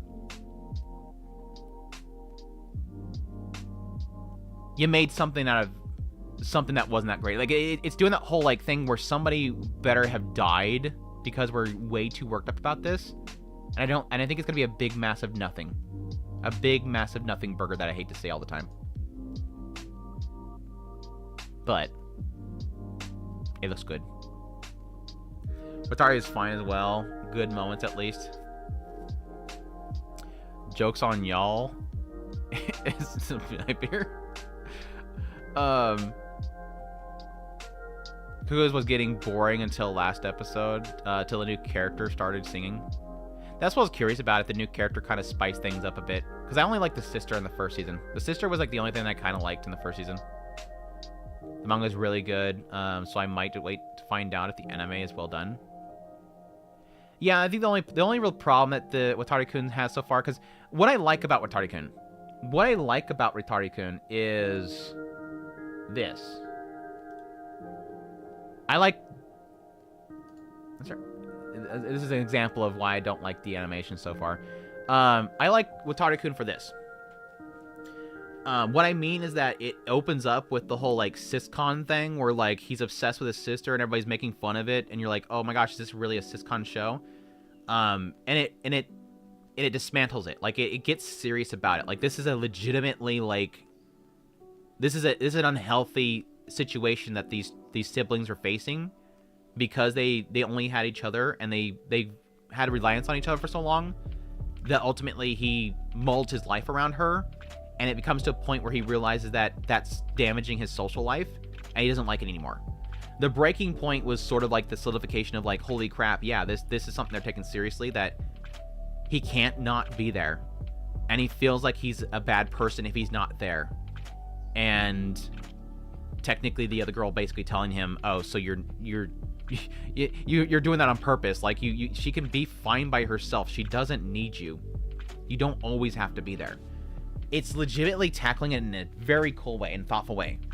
So that's the part about the show that I like. What I don't like about the show is, so far, her character's boring. She's just there. I like him because he saw me in my bra but was too busy thinking about his sister. Yawn.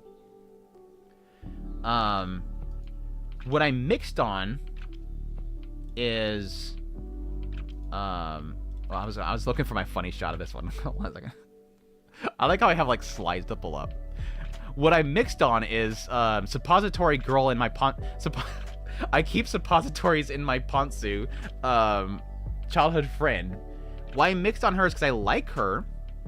She's fun. It feels like she's breaking him out of his basically his little hole that he's got himself stuck in. She's breaking him out of his shell, which I think is interesting. She's a lot of fun. She's very the teasing and stuff that she does is a lot of fun. My concern is really how they're going to handle the backstory stuff, because I feel like it's a little bit too drummed up. I'm assuming it's probably a brother or a father that forced her to do it. So it might get in some sort of, like, child abuse kind of thing there, maybe, possibly. I don't know. But the fact that they're keeping it a secret for so long is kind of, it feels stupid. It feels stupid. It feels like one of those kind of, like, nisekoi, will they ever get into it things. It's a secret from the past thing. Her character, I ain't talking.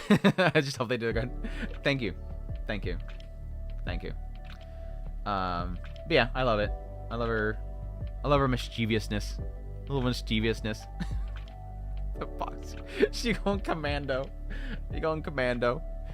Anyways, that's all for me to say that I hate the show. And it's like a D. I have to go. Thank you for the stream. I take care, man. Thanks for dropping by. Hope you have a great rest of your day. I'm joking. Watari-kun, I want to put it like in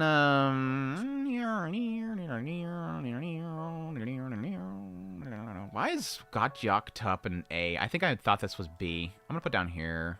We're starting nudging stuff down.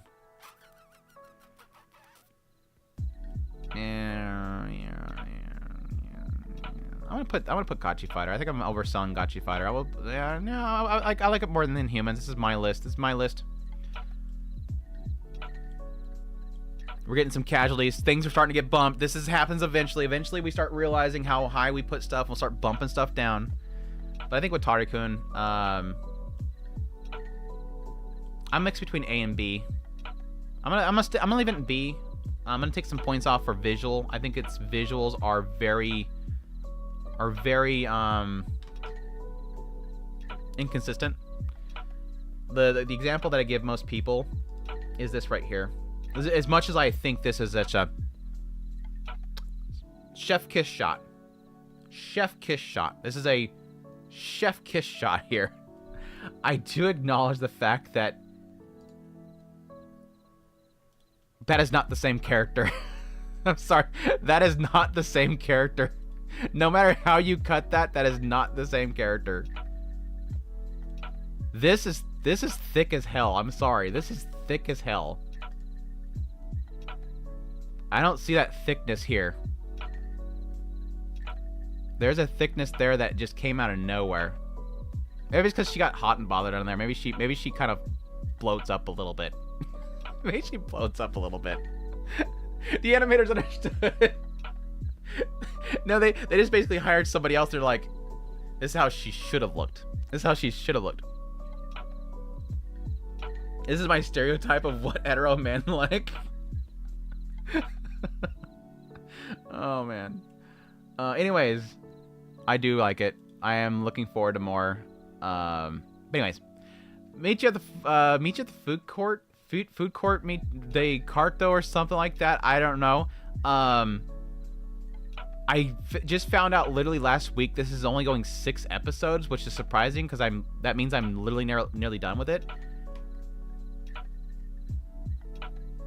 The anime looks like a way different vibe from the manga. I'll say that much. Interesting. I just joined in gachiakuta B.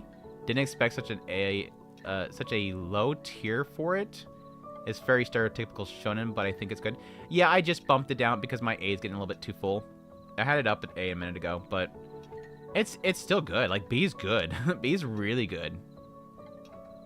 I admittedly, like I said earlier, I have not seen episode 3, and I think that's going to be a very telling episode. So, but anyways, Food Court, I've actually enjoyed it quite a bit. For those who don't know what it is, it's basically 2 girls that you would seem that to be very stereotypical, like Gyaru girl and like Bookie girl, who in their own schools aren't very social with people. But when they come together, because they're childhood friends, when they come together after school at this food court, they just like jab. Like they just open up to each other and they just hit it off like crazy. Like they just have a lot of fun hanging out with each other after school. And yeah, they're very quirky. Like the Bookworm girl is like a super crazy like 2D husbando fan, like super into this one gacha game for this one character. And the Gyaru is just very much a bookworm. She likes America. She wants to learn English and is constantly trying to learn English language. And it's their goofy little jabs back and forth. Very skit based. And again, it's only gonna be running for 6 episodes. Very short. I like it though. I've been enjoying it a lot more than I thought I would. I think it's like a solid in the B area. It's seemingly going to be a very short watch, and I enjoyed it. Especially. Where's my food court show? Is it Meet You or Catch You? I always mix up the titles. See you tomorrow at the food court. Damn it. I learned one special thing from this. Never let a gyaru touch your belly button. Never, ever let a gyaru touch your belly button. It was like the funniest little scene in the entire show. She's like showing off her abs, and the freaking Gyaru just straight jabs her belly button. I hurt physically when I watched this, because I really hate the feeling of a belly button.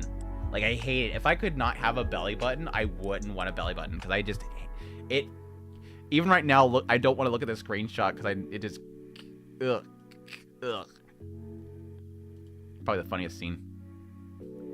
But I want her to endure the pain, right? Just endure the pain. It's worth it. It's worth it.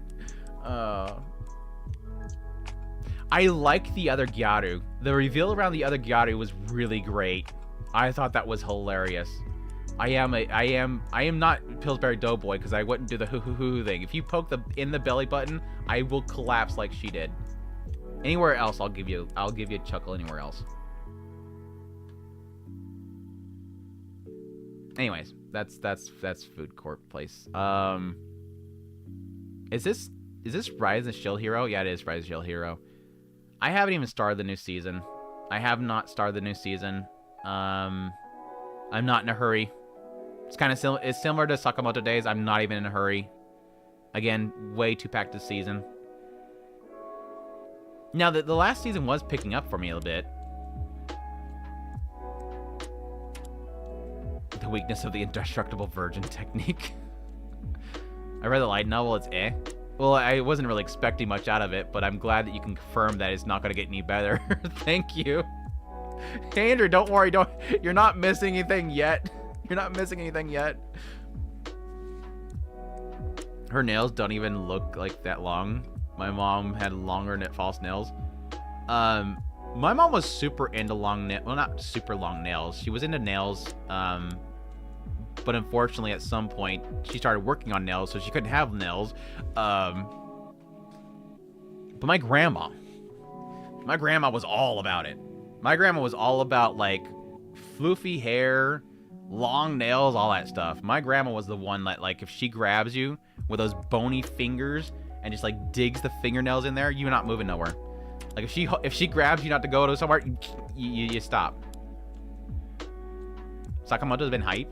Like natural hype? Like, you're hype for it, or you just see nothing but stupid hype? But, like, before Sakamoto came out, there was super insane hype. I think people overplayed themselves with that one. I think most people are just too focused on the fact that it doesn't look insanely visually good. Clevitas? Clevitas? How they pronounce in the show? They pronounced it like Clevitas or something like that. I forget exactly how they pronounced it. Clevitas. This is another A show for me. I'm really liking it. The first couple episodes caught me pretty hype on the idea that the world building seemed very, very rich. A lot of lore to kind of build the world itself. Then I think the whole, like, bandit arc was great because it zeroed in on what was her name?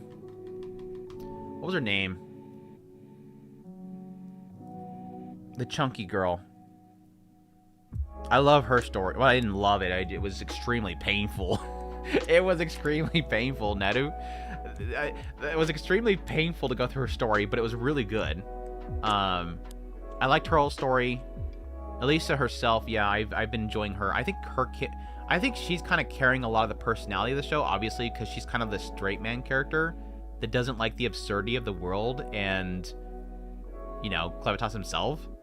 But it's been a good setup so far. So, like I said, opening up the show, I think they did really good establishing the world, the different civilizations, how big and expansive the story they're going to get into, the borderlines, the beasts that surround them, the desire to seek out the outside world, then getting right into the battle with the beasts themselves, and absolutely brutally failing, and how brutally violent that turned into, with heads flying off and everything. And then just going straight into what seems to be this Lord of Beasts with insane powers, ultimately deciding the fate of humankind's future on a child. On a whim, deciding to accept this challenge to allow this child, this newborn child, to decide the future of the entire mankind. And that sort of unraveled what I think is going to be sort of the longer running plot line that could be interesting, is how this beast that doesn't understand humankind, being so on the teetering line between life and death for humankind, on the survival of this infant child, slowly learning the worst of humankind, but yet not seemingly accepting that it's the worst of mankind. I guess the best way to put it. Did I watch today's episode? Hell no. I was doing a stream. I've been streaming. I watched up until the point where he cut the dirt bag in half. Wasn't that yesterday's episode?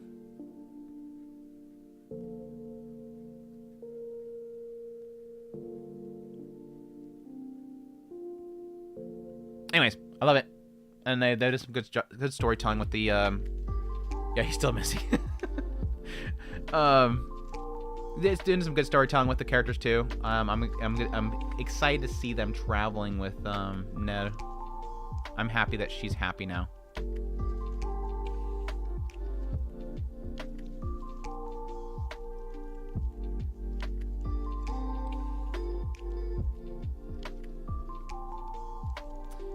Anyways. That's Cloud Toss. Hanako-kun. It's always S tier. It's always gonna be S tier. I have not even started the season yet.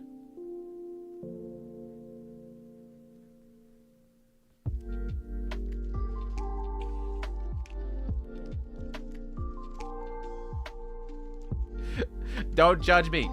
Don't judge me. I've been busy, and I know it's gonna be good, so I'm not like rushing to watch it. But no, legit, I think this week I'll probably, now that Takapi's ending, I'll probably get around to watching the show, watching Hanako this season. And then I'll probably do a first impression video on it. Because again, I'm probably gonna replace Hikaru impression videos with Hanako-kun. I think I'll enjoy talking about Hanako more than Hikaru.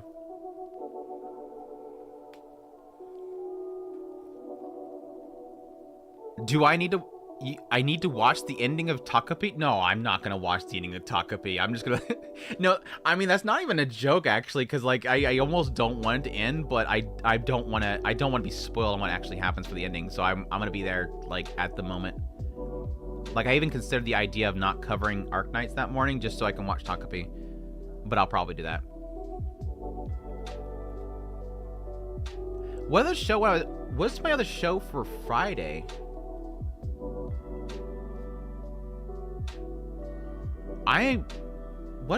What show am I covering on Friday?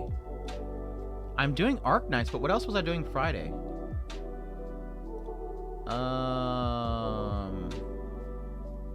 Oh, Nukitashi. That's right.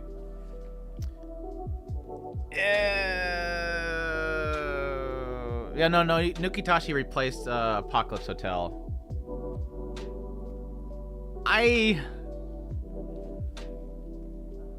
I mean, the only reason I did Nukitashi again this last week is because the first episode did really well. How did my second episode of Nukitashi do? And I think my first episode of Nukitashi did well because people thought I was talking about some stupid controversy around it.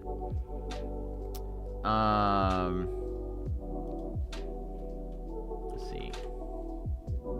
If my video on Nukitashi didn't do well, I think either way, I'm probably going to cover Takapi instead this week on Friday. Because I think I want to get that video up as fast as possible, whatever my thoughts are on it. How did my second episode of Nukitashi do?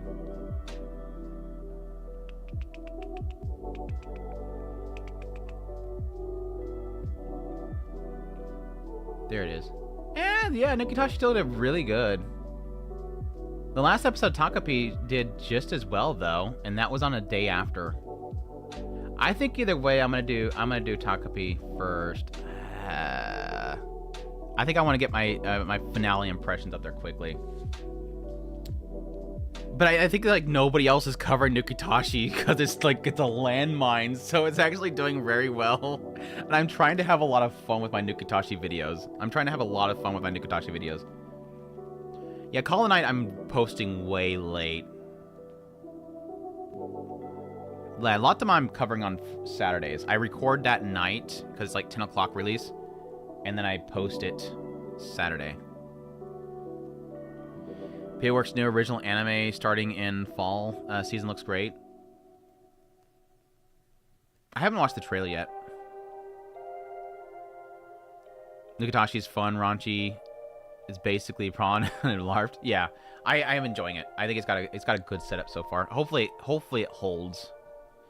The solo camping for 2, I don't care. Like I really hate the characters early on. They start to kind of get something going between them, and that's kind of sweet, but like I just don't care. It's like a drama-y Eurocamp. Like I just don't care for these characters at all. I think its only appeal would probably be to see if they just to see their relationship kind of bond together, but I don't care. I really don't care. God, what was this called? This is the Dead Man Wonderland show, right? The Oni one. Was it called? Talking something? Shonen number 55,000? What was it called? Togen Anki? Is that the name of it? Togen Anki?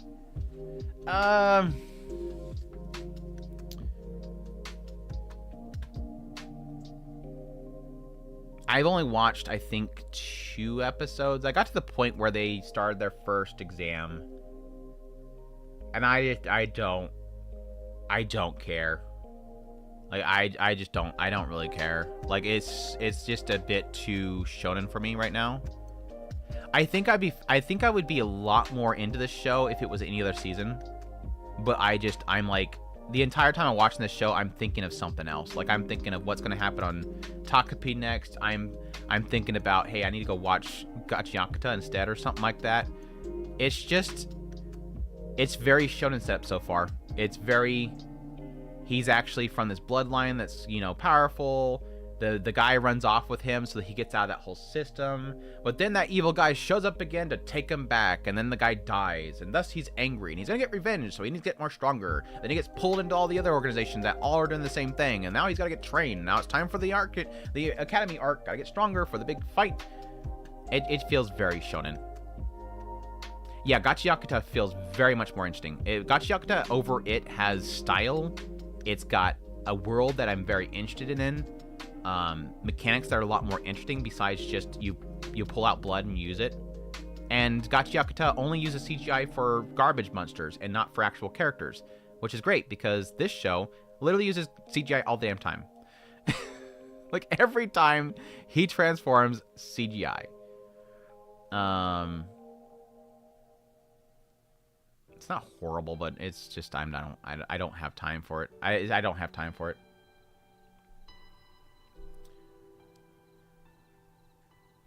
To be honest, only new anime to care this year, like 5 to 6.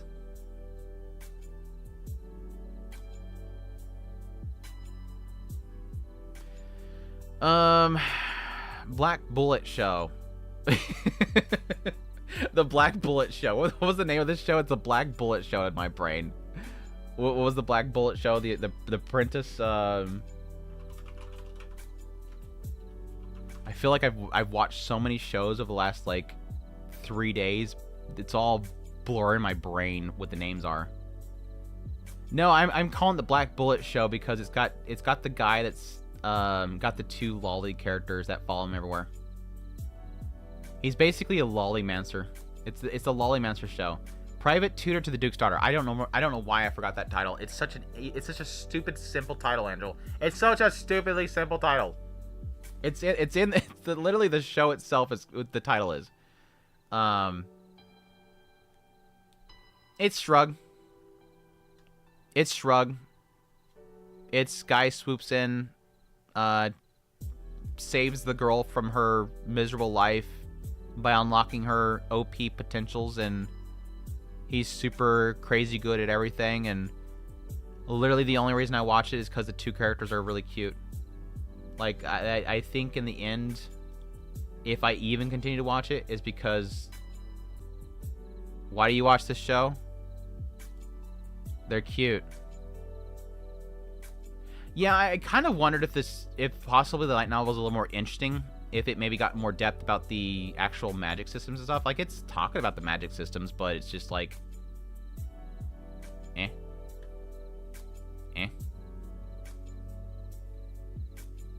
Yeah, they did wasn't it a recap? Wasn't it a recap? Like, are they recapping the story already? Anyways, it's fine. It's not horrible, it's fine. There's action scenes in that show? Huh. I hope My Dress Up Darling gets a full adaptation with how popular it should be. Yeah, hopefully. I mean, it just took too long to get season 2. I was surprised that it took that long to get season 2 out. Witch Watch, still like a solid A for me. Again, I'm a bit behind on it.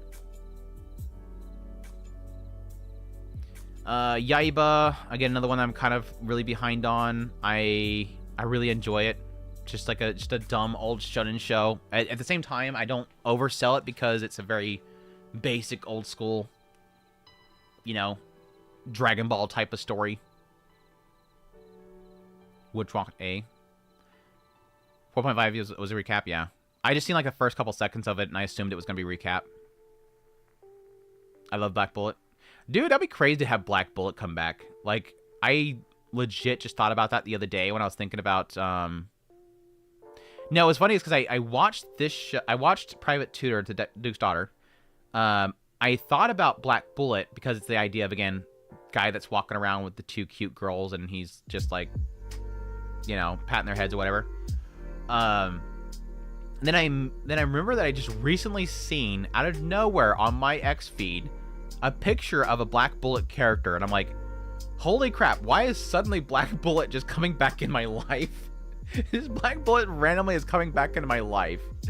It was great. And it was like one of my favorite characters of Black Bullet too, the quiet girl with the cross braid thing, hair clip. Super like monotone character. What is Takapi fell into the Black Butler universe? What? Where did that come from? Where did that come from? What? I'm guessing there's a connection there that I'm not familiar with. I'm gonna have a head off to bed. Take care, man. Thanks for dropping by. Don't let my bleep collapse. I don't know. If I had a sister to be like cisconning over, maybe. Maybe if I get my own little Yuki that suddenly shows up out of nowhere. Dress Up Darling, really enjoy it. Always enjoy Dress Up Darling. It's like a low S. It's like it's not up to the caliber of these shows. So I don't know if I want to put it in S tier. It's fine. Like, it's fine. I've been really enjoying the season so far. Like, it feels like the animation just ramped up, which Cloverworks did really well with the first season. Like, really, really well. But it feels like the second season, the animation is pumping up. Like, it feels like they're over, like, there's like all these overly expressive and moving points of the show where it's like, I don't remember it being this animated before.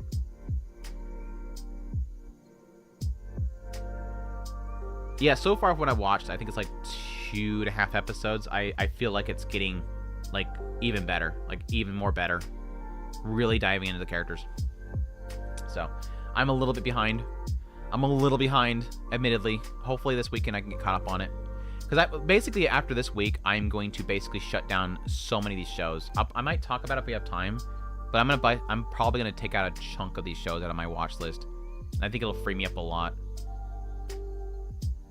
Anytime Modern's involved, yeah, Modern's Chef Kisu. I guess we have time because City. I watched the first episode. Is there only one episode of City out? I only found one episode of City. I thought I thought I thought we had more episodes of City to watch, and I'm like, wait, one episode? We just have one episode? I'm liking City so far. I'm not convinced yet. There's more? How many episodes of City is out? Why did I only find one?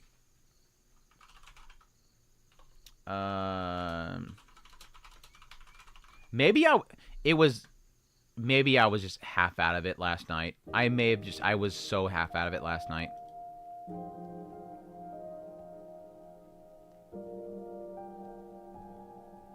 Let me see. Let me find the direct link to it.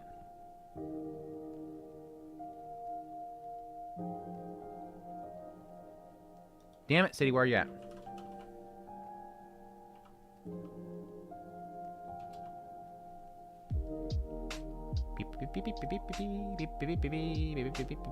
There is 4 up there. I don't know what happened. That's fine. It's fine. But no, based on the first episode, I really enjoyed it. I think the ending of the episode is what sort of kind of solidified me on like the old Nishi Show vibe. Because I will admit, like the first half of it felt like it's just kind of introducing all the characters, showing a bit of their quirks, which are gonna be a lot of characters, obviously. I mean, we're probably not even scraping the surface of the characters because it seemed like they're gonna jump to a lot of characters like they usually do. But I think the end of it kind of gave you that vibe of everything kind of clashing together was really, really great. So I'm pumped for it, but I'm not sold on it yet. So I'm gonna put it in a B for now for one episode, and hopefully again this week I can get caught up on it because it's definitely a show I'm gonna watch. Like no matter what, I'm gonna watch it, unless it like gets super boring within like 5 episodes, because I love Nishi Show so much. Yeah, I will admit, within like 5 seconds, I want to go back and watch Nishi Show again. I love Nishi Show so much. Anything else I'm missing down here? I think I watched a little bit of Turkey. I don't even know if I'm gonna watch it. I did want to watch this one. I haven't got to watch 9 yet, and I do want to watch that. I watched an episode of Onmyoji, and it's I have zero expectations for Onmyoji show.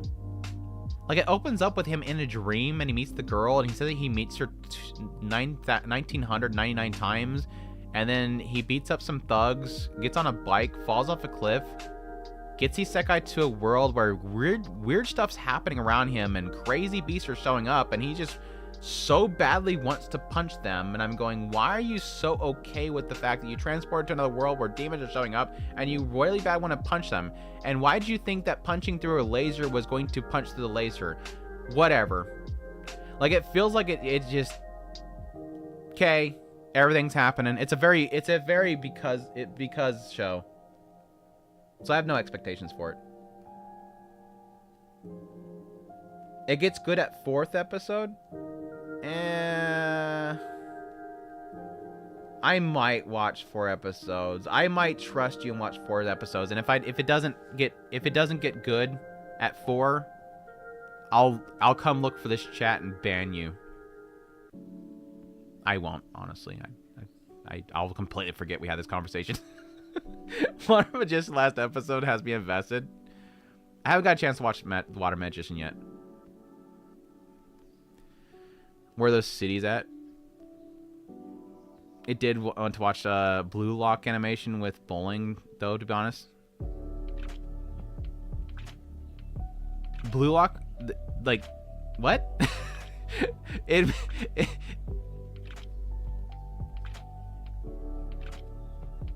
Yo, I watched the first episode. I know the twist in Turkey. I already know the twist in Turkey, yes.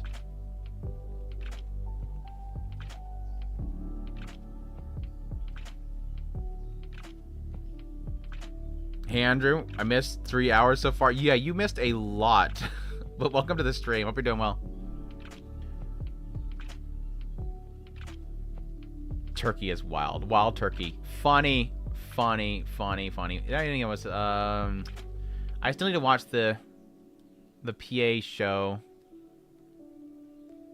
I do want to give one of these episodes a shot. I know it's not the greatest, but I've heard some good things about it. I think that's pretty much it. I will watch the karaoke one, because the karaoke one does actually sound funny. As much as this doesn't look great. I just found out the other day this is a full dump. So Bullet Bullet's apparently a full dump. Did anybody watch Bullet Bullet yet? Is it actually good?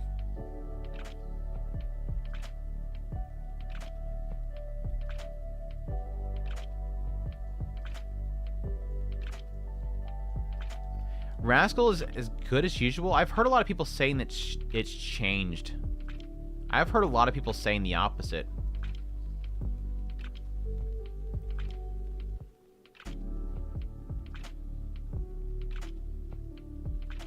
Replace Mikadano's sisters with Sai Hero? Like it's a similar vibe, you mean? Oh, Turkey turned into PowerPoint animation? Really? I mean, I wouldn't doubt it. It's like an original by who? Like, I have zero expectations for Turkey just because it's an original.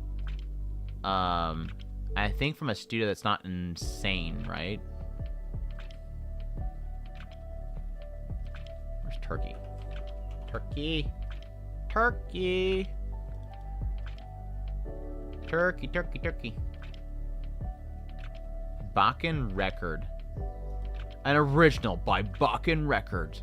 Creators of Ippon Again and Inception. Yeah, this is not a good studio. Ippon was very, barely animated. Like, all the budget for Moe Ippon was literally in like 2 shots in the first episode. Granted, I didn't watch the whole thing. Well, that show fell off visually very quickly. Turkey's your favorite, currently new favorite anime this season. Loving it. Nice. First 8 episodes of Bullet Bullet dropped. Second half is dropped. Oh, so it's a first half, second half. Okay. Is it good so far?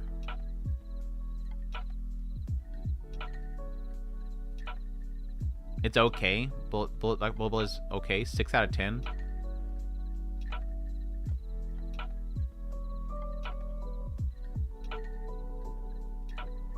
I think they just wanted to animate bowling balls. They look nice. Okay. It's good. Anyways, what was I saying earlier? Oh, that's what I was gonna do. Hold on a second. I wanted to do this. Let me see if I can do this.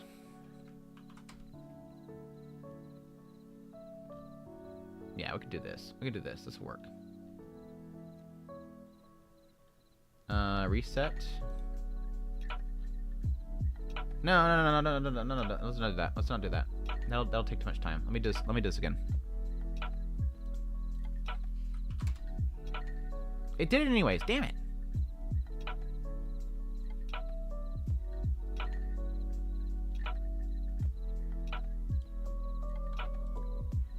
Anyways, I'll do it this way. I think pretty much for my actual watches,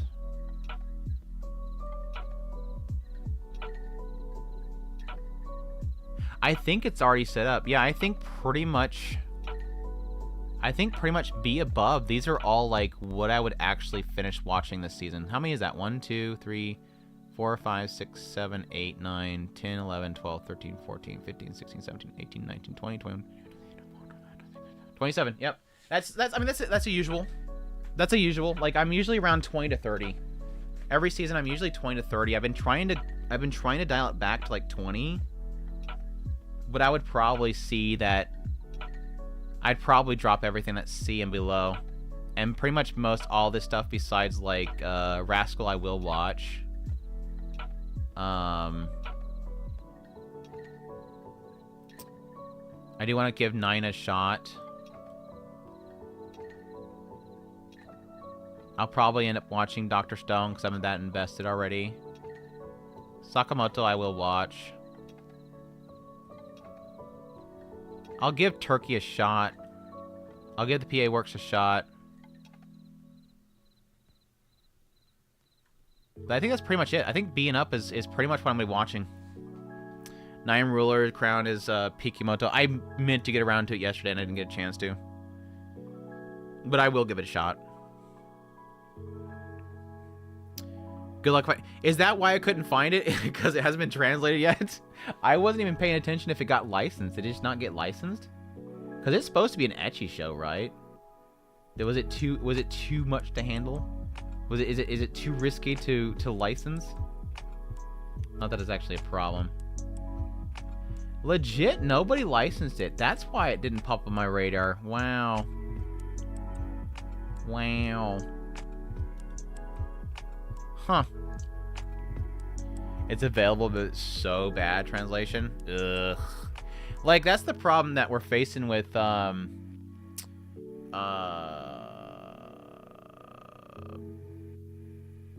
Flowers. Fragrant Flowers is like, if you want it quickly, it's machine translation. And it's okay. Like, the machine translations that are available right now for that one is okay. Like, it's not bad. Then there's another one that comes out later, which is somebody transferring from the source material, which that's always like, if you watch Summertime Renders releases, that's always like an iffy. And then, like, if you can wait for at least a week or something like that, you'll get the version that is like the official Asia release one. Yeah, that machine translation one was actually good. I was perfectly fine with it. Like, I think they were using it as an assist tool, so it kind of works better that way. I think AI translation works best as an assist tool. Like, they know they have a good idea what's being said. They just need something to kind of work with it. So they know when it does something stupid, is really what it is. I think using AI for machine translation works when you know when it says something stupid. Like, yeah, that matches. Yep, that matches.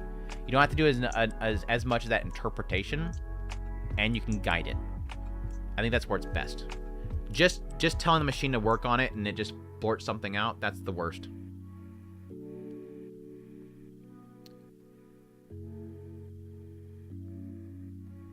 Starting to see some AI translations showing up more. Yeah, I was about to open up. I earlier made the joke that I was gonna open up this particular. I should probably save this for next week. Whatever. I was gonna actually, when I was gonna bring up Necromaiko, I was gonna say ChatGPT says this is S tier. ChatGPT says that Necromaiko is S tier. It's such a great joke, especially when I phrase it the way, like, oh, this told me this. That was my joke that I had for it. Yeah, the pronouns is where it gets really funky. When it gets to, like, referencing, like, he, she, all that kind of stuff, that's where machine translation gets real funky. Like, I experienced that with, the Four Sons show. Those first two, what was it, like, it was like 3 episodes of it, wasn't it? At least the first 2 episodes of that show, they had some botched, like, he and she's, and I'm like, yeah, this is totally AI. Somebody's goofing up, or at least they don't know what they're referencing. Necromaiko got you by the hook. Thought it would be about the first full dive anime being developed and all, but I was not expecting the twist. It got good. It got good? Like, when did it get good? I only skimmed the first episode. I didn't really care for it.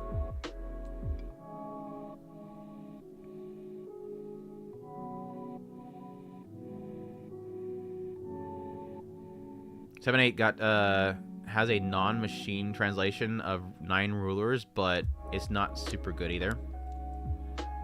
Is it a transfer? Because isn't that a visual novel? Is it a transfer from the visual novel? Because like usually manga transfers, like with what again they're doing with Fragrant Flowers, manga transfer or source material transfers typically doesn't have a problem. But it has to kind of follow the script really, really well for it to work. Because yes, technically with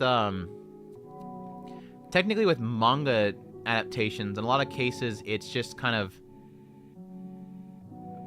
it's a lot of the anime is using the manga panels as sort of a storyboarding, so it kind of flows the same. But when you're dealing with like light novels or visual novels, there's a lot of extra dialogue and inner thoughts that are kind of hard to dictate what is being actually said in the anime adaptation, because the scriptwriters are working overtime to really choose what is and isn't in. Whereas the manga, it's a lot more faithful most of the time. So I'd be curious if that is a visual novel, right? I'd be curious if they're actually using those. Like, I was looking at some gameplay of Nukitashi to see if I can find some extra context about a certain scene. And I noticed that the anime and the visual novel of Nukitashi are like way different. It seems like way different, or at least the gameplay I was finding wasn't lining up at all.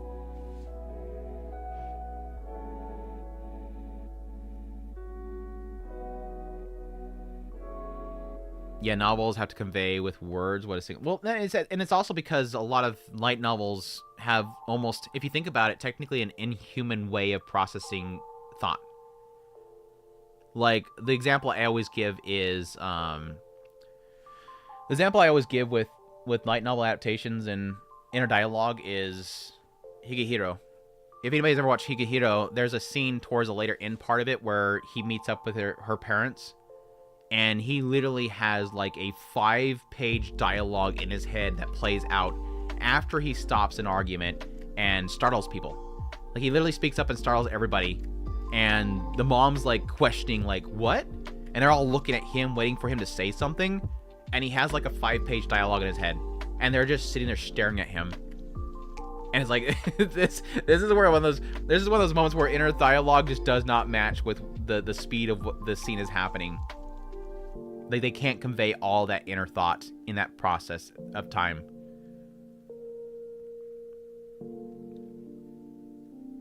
The visual novel is way weird. What I was looking up for Nukitashi was, I was trying to get some extra context as to why the guy was literally like, what the sign was about with the no lolly sign. My main thought process was like, is this an aspect of like the society itself like discriminates against her, or is it just an aspect of like he was afraid of being seen as him being with an underage person, or what? My assumption is that he was just afraid of being seen as with an underage person, despite the fact that he knows that she's from a school of much higher age. But I was hoping there would be some context to that, but I couldn't even find the scene. Medal is confirmed for January. January is insane, dude. January is looking insane, dude. Can I open it up here? Yeah, I can open it up already. What else is in... We had Ferrin, right? We had Ferrin. So yeah, Medalist is already coming out again. Wasn't Ferrin in there? Why isn't Ferrin at the top? Popularity. There we go. Yeah, Ferrin. What was this show called? That was another one I was excited for. Yeah, Sentenced to be a Hero. This one looks really, really good. So Ferrin, Sentenced to be a Hero. What else?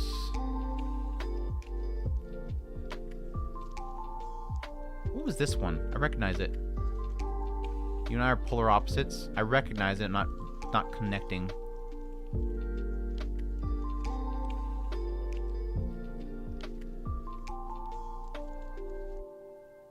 Or Ghost in the Shell early 2020. Yeah, we'll see. I'll believe Ghost in the Shell when it comes out. Yeah, Darwin's coming out too. Torture Princess. It is time for Torture Princess. Sorry.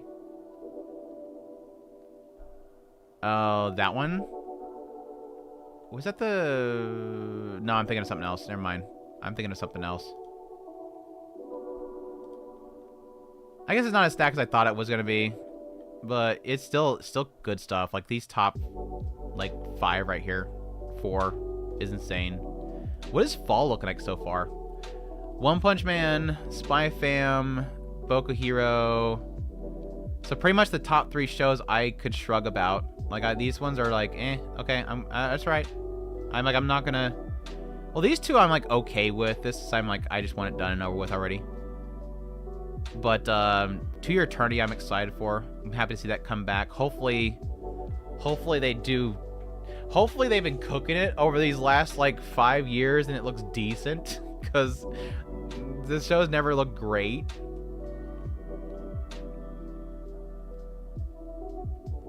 Yeah, for Amonga's back, yeah. Yeah, poor girl being judged for being short. Short and not stacked. That's the problem. She's short and not stacked. What else? Rama coming back, that'd be great for me personally. What is this one?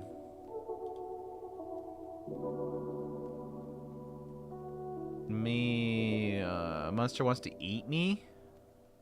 The monster wants to eat me? That sounds lewd.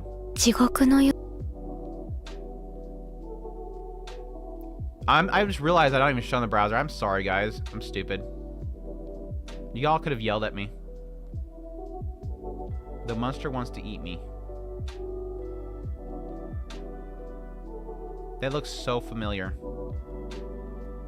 But it has a female character, so it's different than what I'm thinking of.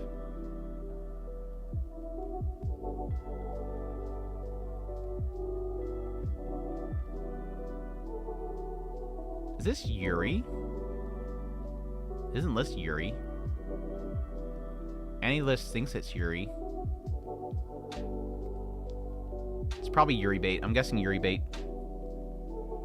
We're like super thirsty at each other. I mean, it gives to the whole like she wants to eat me thing, so I'm not gonna fight it. Anyways. So what I was saying earlier is, yeah, One Punch Man I'm okay with. I'm not like a big fan. Spy Fam, I'll watch it, but I'm not a big fan. Hero Academia I just wanted to be done with. 2-Year Turning I'm excited for. I'm excited for Ranma.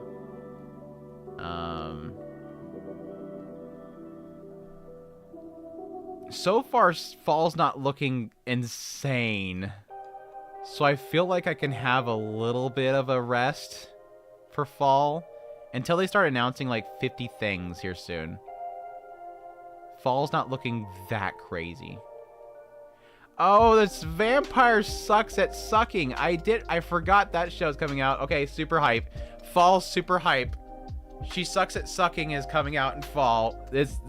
Fall is saved. Fall is saved by the vampire brat that needs to be taught how to be a vampire. I am excited for the vampire show. She does look cute.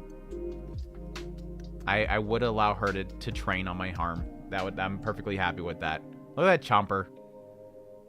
She's a chomper. I just hope that one has some legs to continue to be fun the entire show.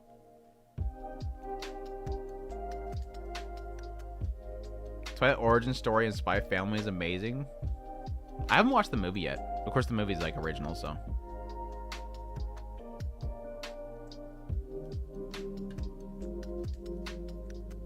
What else? Is that the PA Works show? Toa. Yeah, it looks like fall is gonna be a good moment to take a break. Again, unless they start like tacking on a whole bunch of shows, at least it doesn't look like fall is too crazy. I feel like so many of the shows this season should be put off to fall. This is Uma. Uma's coming back. That's cool. I feel like so many shows this season should have gone off to fall.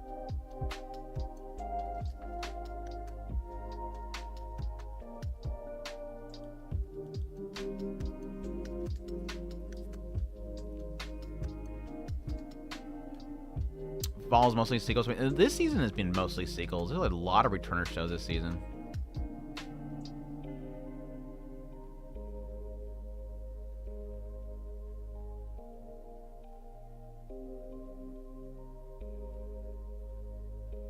I'm gonna make it a little bit bigger. I don't want to get YouTube angry at me.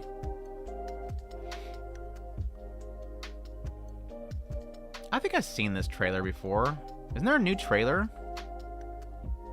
I think I already seen this trailer.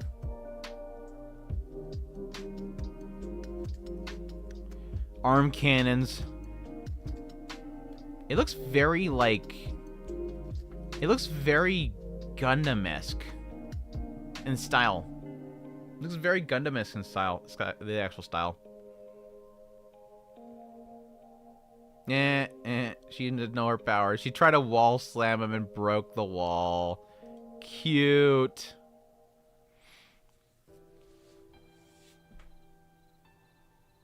Mainly the one that's who liked Famitsu no Anatai. I love To Your Eternity. There's some arcs that I don't like in To Your Eternity, but overall I like To Your Eternity. I wish it had a better studio, especially second season. But I've always liked To Your Eternity. I read the manga first, then I watched the show.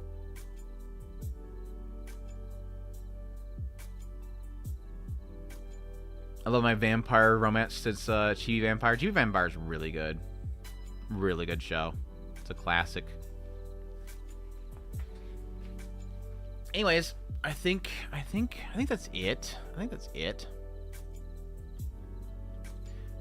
What are the two EAs? Oh, look at there. Second season of this show is ever gonna come out. All those poor guys that think that Yojo Senki is gonna come out here soon. Don't worry, we'll get a date here soon. We got a date already. It's coming out. Here it comes. It's coming here soon. Just wait. It'll get a release date. Yeah, sure. I think this is the biggest troll in anime history. Is this getting a second season? When was this announced? When was the second season announced?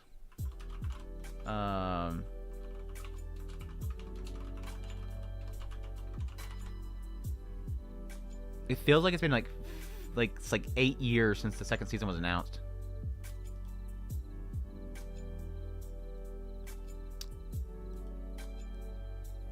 Okay, it's only been 4 years. It's been 4 years since the second season was announced. I feel bad. I feel bad for everybody.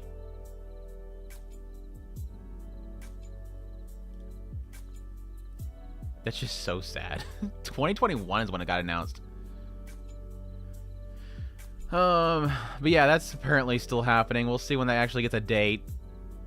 Ocean of Coast still not dated 2026 though. Roshidera is dated. I thought this got a date. I thought this was like, wasn't this spring or is it just 2026?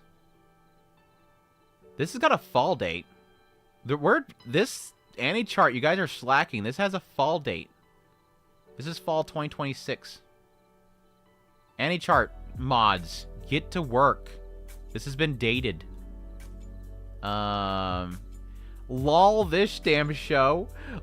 They should put AnyList should put on here that this is dated for. They should separate it. That's what they should do. They should take Fate Strange Fake, and they should separate it. Like one listing for Fate Strange Fake episode 1, one for Fate Strange Fake episode 2, and just set them for like years out for each one of them, because that's literally what it's gonna do. No, Sword's coming out next year. I think it was 2026 fall is when it was announced, and High Dive's gonna do it. It will not be this year. 2026.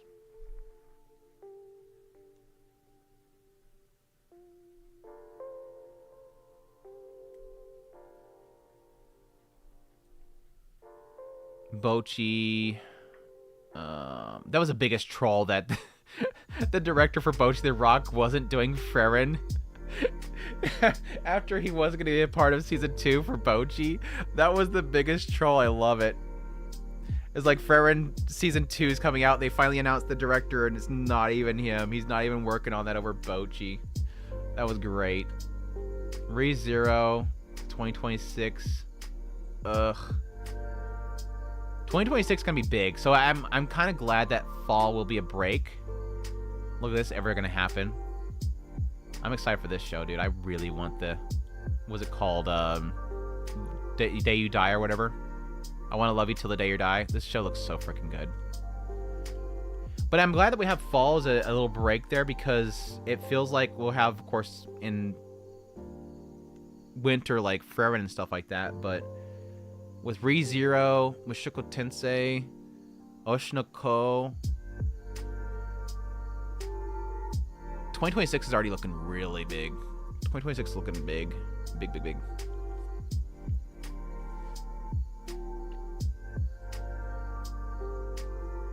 Just got volume 14, light novel of Tanya. Nice. He's only one man. Isn't the new Bocchi guy his assistant or something? I forget. I know that he's still gonna be the chief director, but that's like how much of the hands-in is that? Like, how much involvement is that really? Holy crap! I forgot Biscuit, the Subikui Biscuit got a second season. Here's another one that got announced like 5 decades ago. I forgot this got a sequel. This is not happening. This isn't happening. This needs to get off this website. I mean, it's not like it hurts being here, but this is never happening. I think it's all but confirmed. This stuff is gone. This project was burnt. Like, it's gone. And it sucks because I actually was really excited for the show. Like, I think the setting looks great. But I don't think this show's ever happening. I think all the stuff all the materials were gone with the burn, with the fire, arson attack. And I mean, they've moved on to doing City and more Kobayashi and everything. This was presumably one of the projects that Kyoto Animation was working on before the arson attack. And I think even somebody working on the project leads was killed. Oh, they only list one person, so I guess not. Is there any other staff they have listed for this? No, never mind. I guess not. I want to say that they had somebody that was involved with it pass away too, but maybe that was a passing comment somebody made or assumption.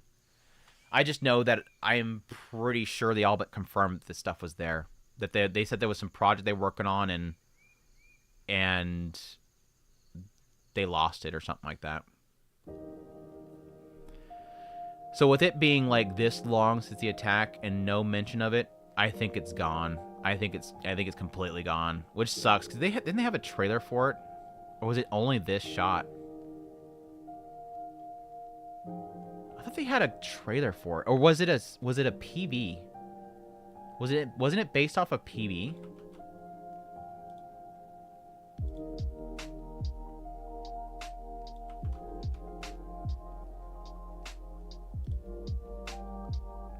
Title this one, jeez, dude.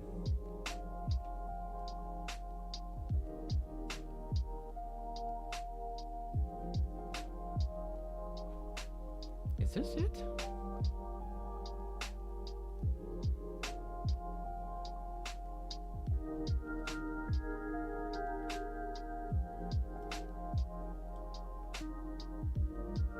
What is it? Let me grab the Japanese. I think I'm finding something else. Hold on.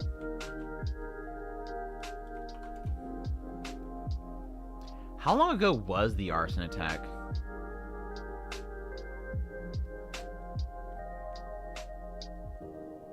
Does this have anything in it?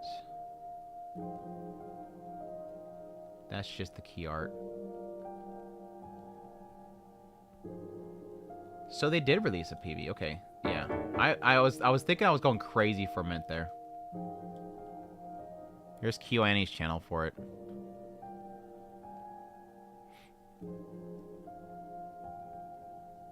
I love this setting. I really do love this setting. So I would love them to actually do it.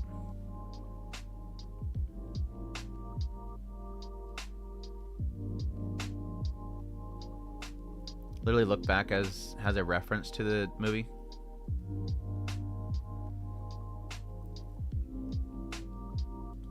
I do love that setting a lot.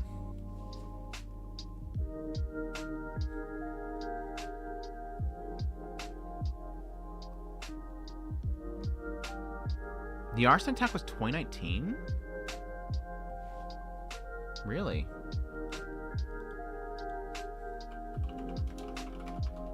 So if they release a trailer after it, question mark?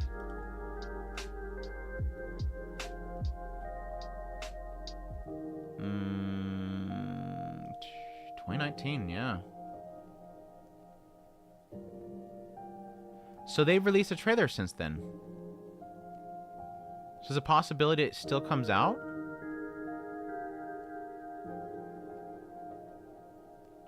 Unless they just released this for the sake of releasing it.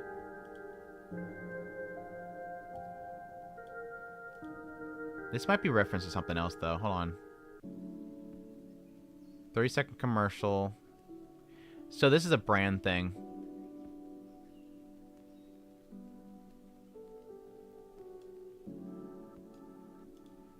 Yeah, this is something else. This is something else. This isn't the same thing.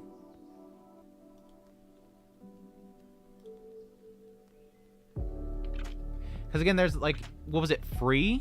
Free is also a case where there was a commercial and they made it into a show. I think this is something else.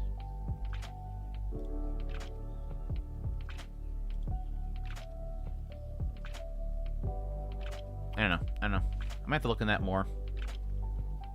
I haven't thought about this in so long. If they will do it, probably wouldn't be as good as this.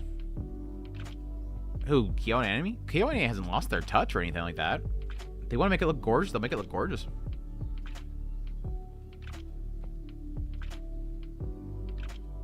I'm very excited for Oshinoko Season 3. Ruby is such a fascinating and morally ambiguous character. Her story is great exploration of the dangers of fan attachment.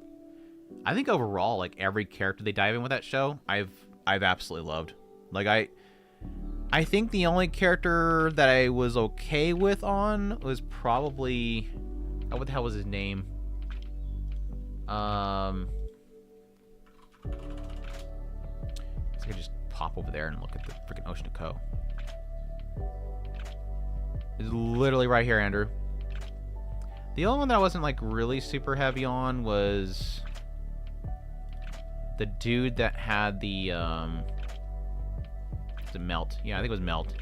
Wasn't, like, super big on Melt. He's alright. He's alright.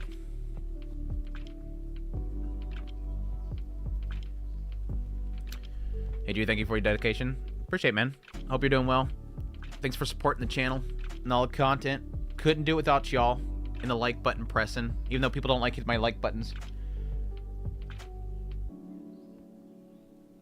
Free is the only QNE anime I haven't seen. Yeah, I watched like a little bit of the first season. I meant to like watch the whole thing because I literally have... Where's it at? Where are my frees? What happened to my freezes? Freezes? Where did I put my freezes? I have a bunch of freezes. Did somebody steal my freezes? I have the whole freeze. Oh, it's right behind me. So it's like right... Damn it, I always get backwards. It's like right there. I have all the freeze. I meant to watch them all. They were super cheap. I was like, it's KyoAni. They're premium box sets and they're super cheap. I just bought them all. But yeah, I meant to watch them all, and I've only watched a little bit of it. I heard it's really good. Dragon Maid Season 2 was completed before the attack, I believe, so it could have been a chance that they had a chunk of it finished so they could. That's why I'm kind of wondering if it was just kind of they just dropped it because they had it. I mean, they would probably say something. I just haven't, like I said, I haven't looked into it in a while. I just assume they pretty much lost the stuff. I remember them saying, again, this is off the top of my head. I seem to remember there was a comment made that they lost something and they're not gonna do anything with it. Like they're just gonna leave it be.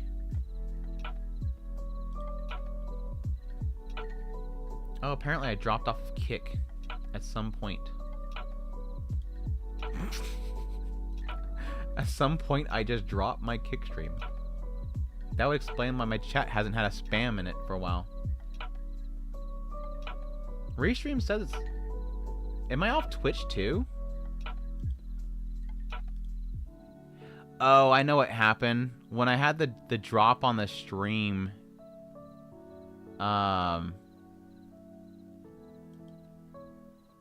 When the stream dropped earlier, apparently Restream killed the stream.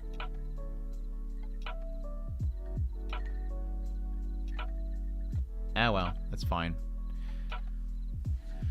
That's fine.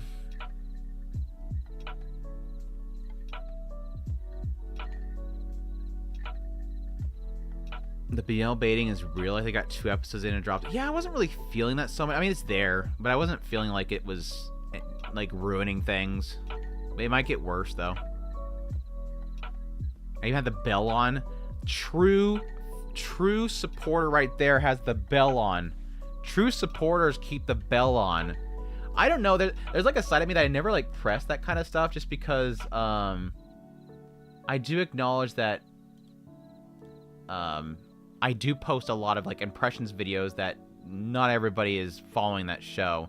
Like there is sort of a negative effect that my content has, is that some people might not care that about my impressions video for, say, Lord of Mysteries, because I'm not watching Lord of Mysteries, but they're watching my content for 2P Hero X videos, so they don't really care to have a notification for weekly a show they're not watching. So I do acknowledge that my content and the way it's kind of laid out does have that problem. But the true fans watch everything Andrew's watching because they want experience with Andrew. So they're watching all the shows I'm watching. But that's a lot of shows. That's a lot of shows for a lot of people to commit to.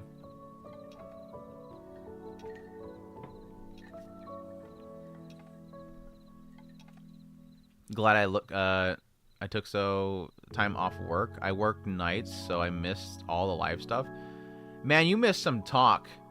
And we're wrapping up here soon, so don't get too excited.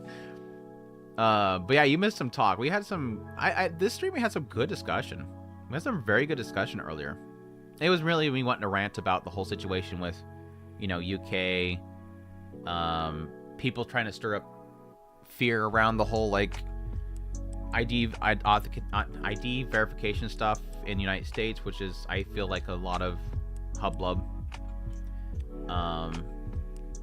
Censorship and stuff. I wish I could watch your video, your Mushoku Tensei stuff, but anime only. Yeah, stay away from that stuff. Just wait. Just wait. Next year, we will be on the same page again. We will have a lot of stuff to talk about. When Mushoku Tensei comes back, we'll be right back here, doing all the skipped content videos and stuff like that. All that stuff's fun. Man, those Mushoku Tensei videos that I did back then were freaking blowing up. Like I think they were one of the early, really successful videos that I was doing, was skip content for those. I haven't even finished Osunoko Season 2, but I have the time for Season 3 to finish it. Yeah, it's super good. It's super good.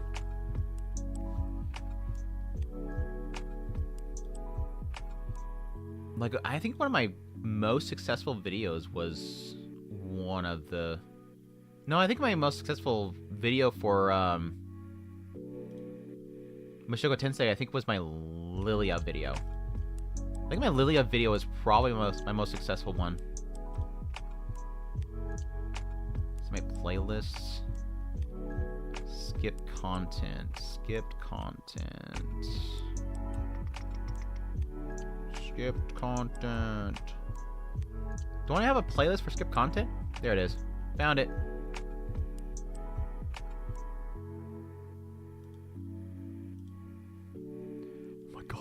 I hate this whole setup. See, this is what I was talking about earlier. This isn't even that bad of a layout because it's similar to this one. It's pre my new mic, but this is so dark and gloomy. It's like crazy how well like lighting up those damn cabinets does for this setup, because it just looks so gloomy. It looks so gloomy. Anyways, what I was looking at here. It is... That's 158K. Not that bad. This is gonna take forever. It's easier to look at the actual list.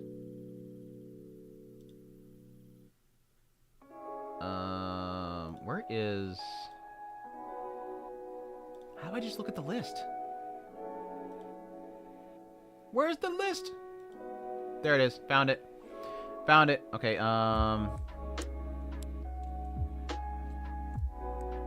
is Lilia my best? No, it is not my best photo. Okay, it's not my best photo. My best skip content looks like it was Edis's chapter in volume 6. Edis wins. Edis wins everything.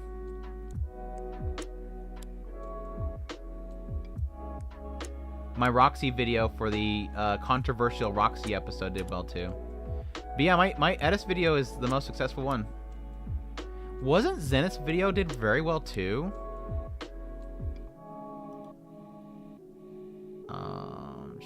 Shoot. Where's my...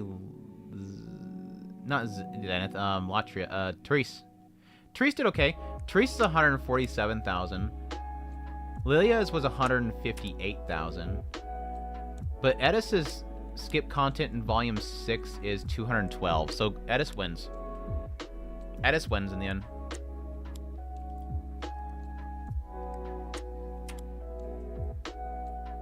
The Rudius jacket. The old brown jacket. The old brown jacket. People miss the old brown jacket. Ugh.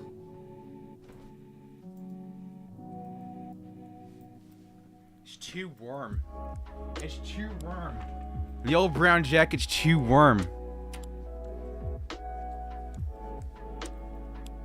I haven't worn this thing in so long. When's the last time I wore this? It was before I got sick. That's right, because I got sick. When I got really bad sick, I didn't wear it that one time, and I stopped wearing it for a while. It had nothing to do with being sick. Just I was wearing something, a monitor, and I didn't want to bother wearing the jacket. Yeah, it's too hot. Sorry. You seen it? It still exists.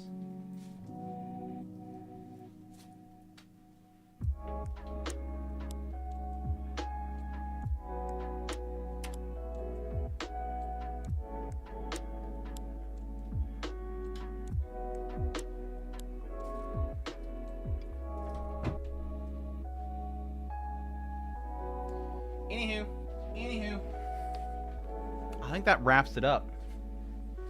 Chatters have any questions before we wrap it up? I think we're good though. I need to get some food set up. Cook some stuff. So hi from Mushoku Tensei Season 3. I'm excited, but I'm also going to not get myself too hyped up. Not gonna get myself too hyped up. I should probably prep some stuff for that, because I'm assuming I'm gonna have to do a lot of... I feel like the earlier episodes are gonna be a lot of skip content. The cover. I really feel like it's gonna skip a lot of stuff early on. But we'll see. We'll see. It might not actually work well to do a lot of skipping of the early stuff.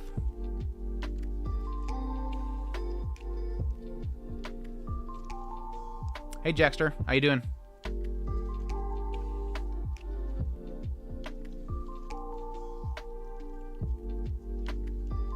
Need a crossover of Shizuka being Karuko's best friend. Dude, I assume that somebody's made that already. I'm assuming that someone made that already.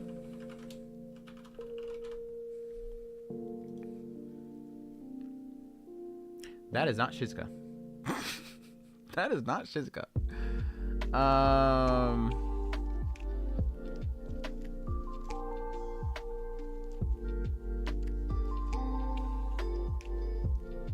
Dang, what is Shizuka's... What's Shizuka's last name? There's too many damn Shizukas.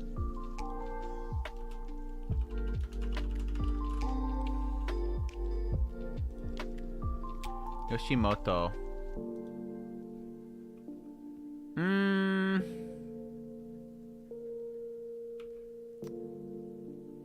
I'm not seeing any art on most sites. Somebody's got to do it though. Somebody besides me has got to see the... Gotta put the puzzle pieces together there.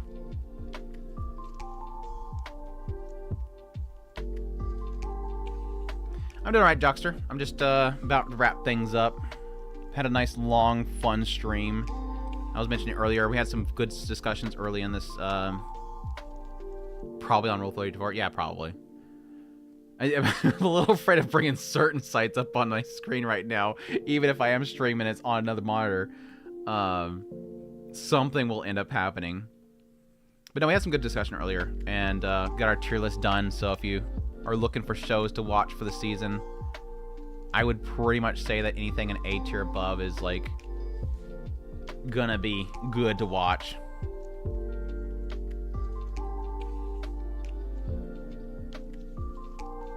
2026 biggest year of anime, possibly. We'll see. We'll see. I wouldn't doubt it just because of how much stuff has already been announced for 2026, and I'm assuming within the next 2 seasons we're gonna get a lot more announcements coming up here soon. So it's gonna start kind of building up more and more. This season's been insane. This season is like, I think 2025 is gonna be carried by summer. 2025 is gonna be carried by summer. Summer was insane.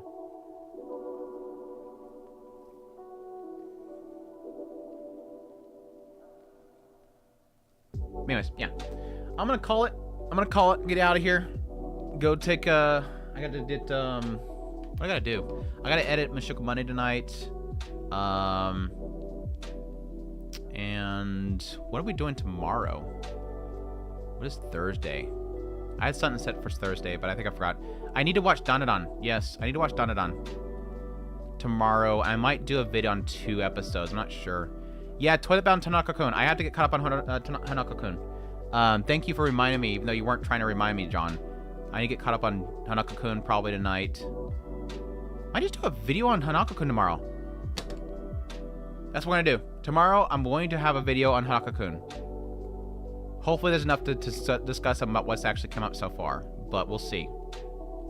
Oh, you remind me? Andrew, tomorrow, you're doing Hanako-kun. You're doing tomorrow, you're doing it. But yeah, we'll see though. But I appreciate you guys dropping by. It was a great time as always. Every time I last minute jump on a live stream, it always turns out great because you guys are amazing. A lot of fun discussion earlier, like I said. I think the live streams that I enjoy the most is where I don't do anything that I plan on doing because we're just talking about stuff. So a live stream is always like way more fun with an active chat. So you guys are amazing. But yeah, I'm gonna head out. Thank you guys for watching. Hope you guys have a great rest of your week, and I will hopefully see you guys on live stream again next week. But we'll see. But I was gonna go like my goodbye button, but all I could find is these buttons. Y'all take care.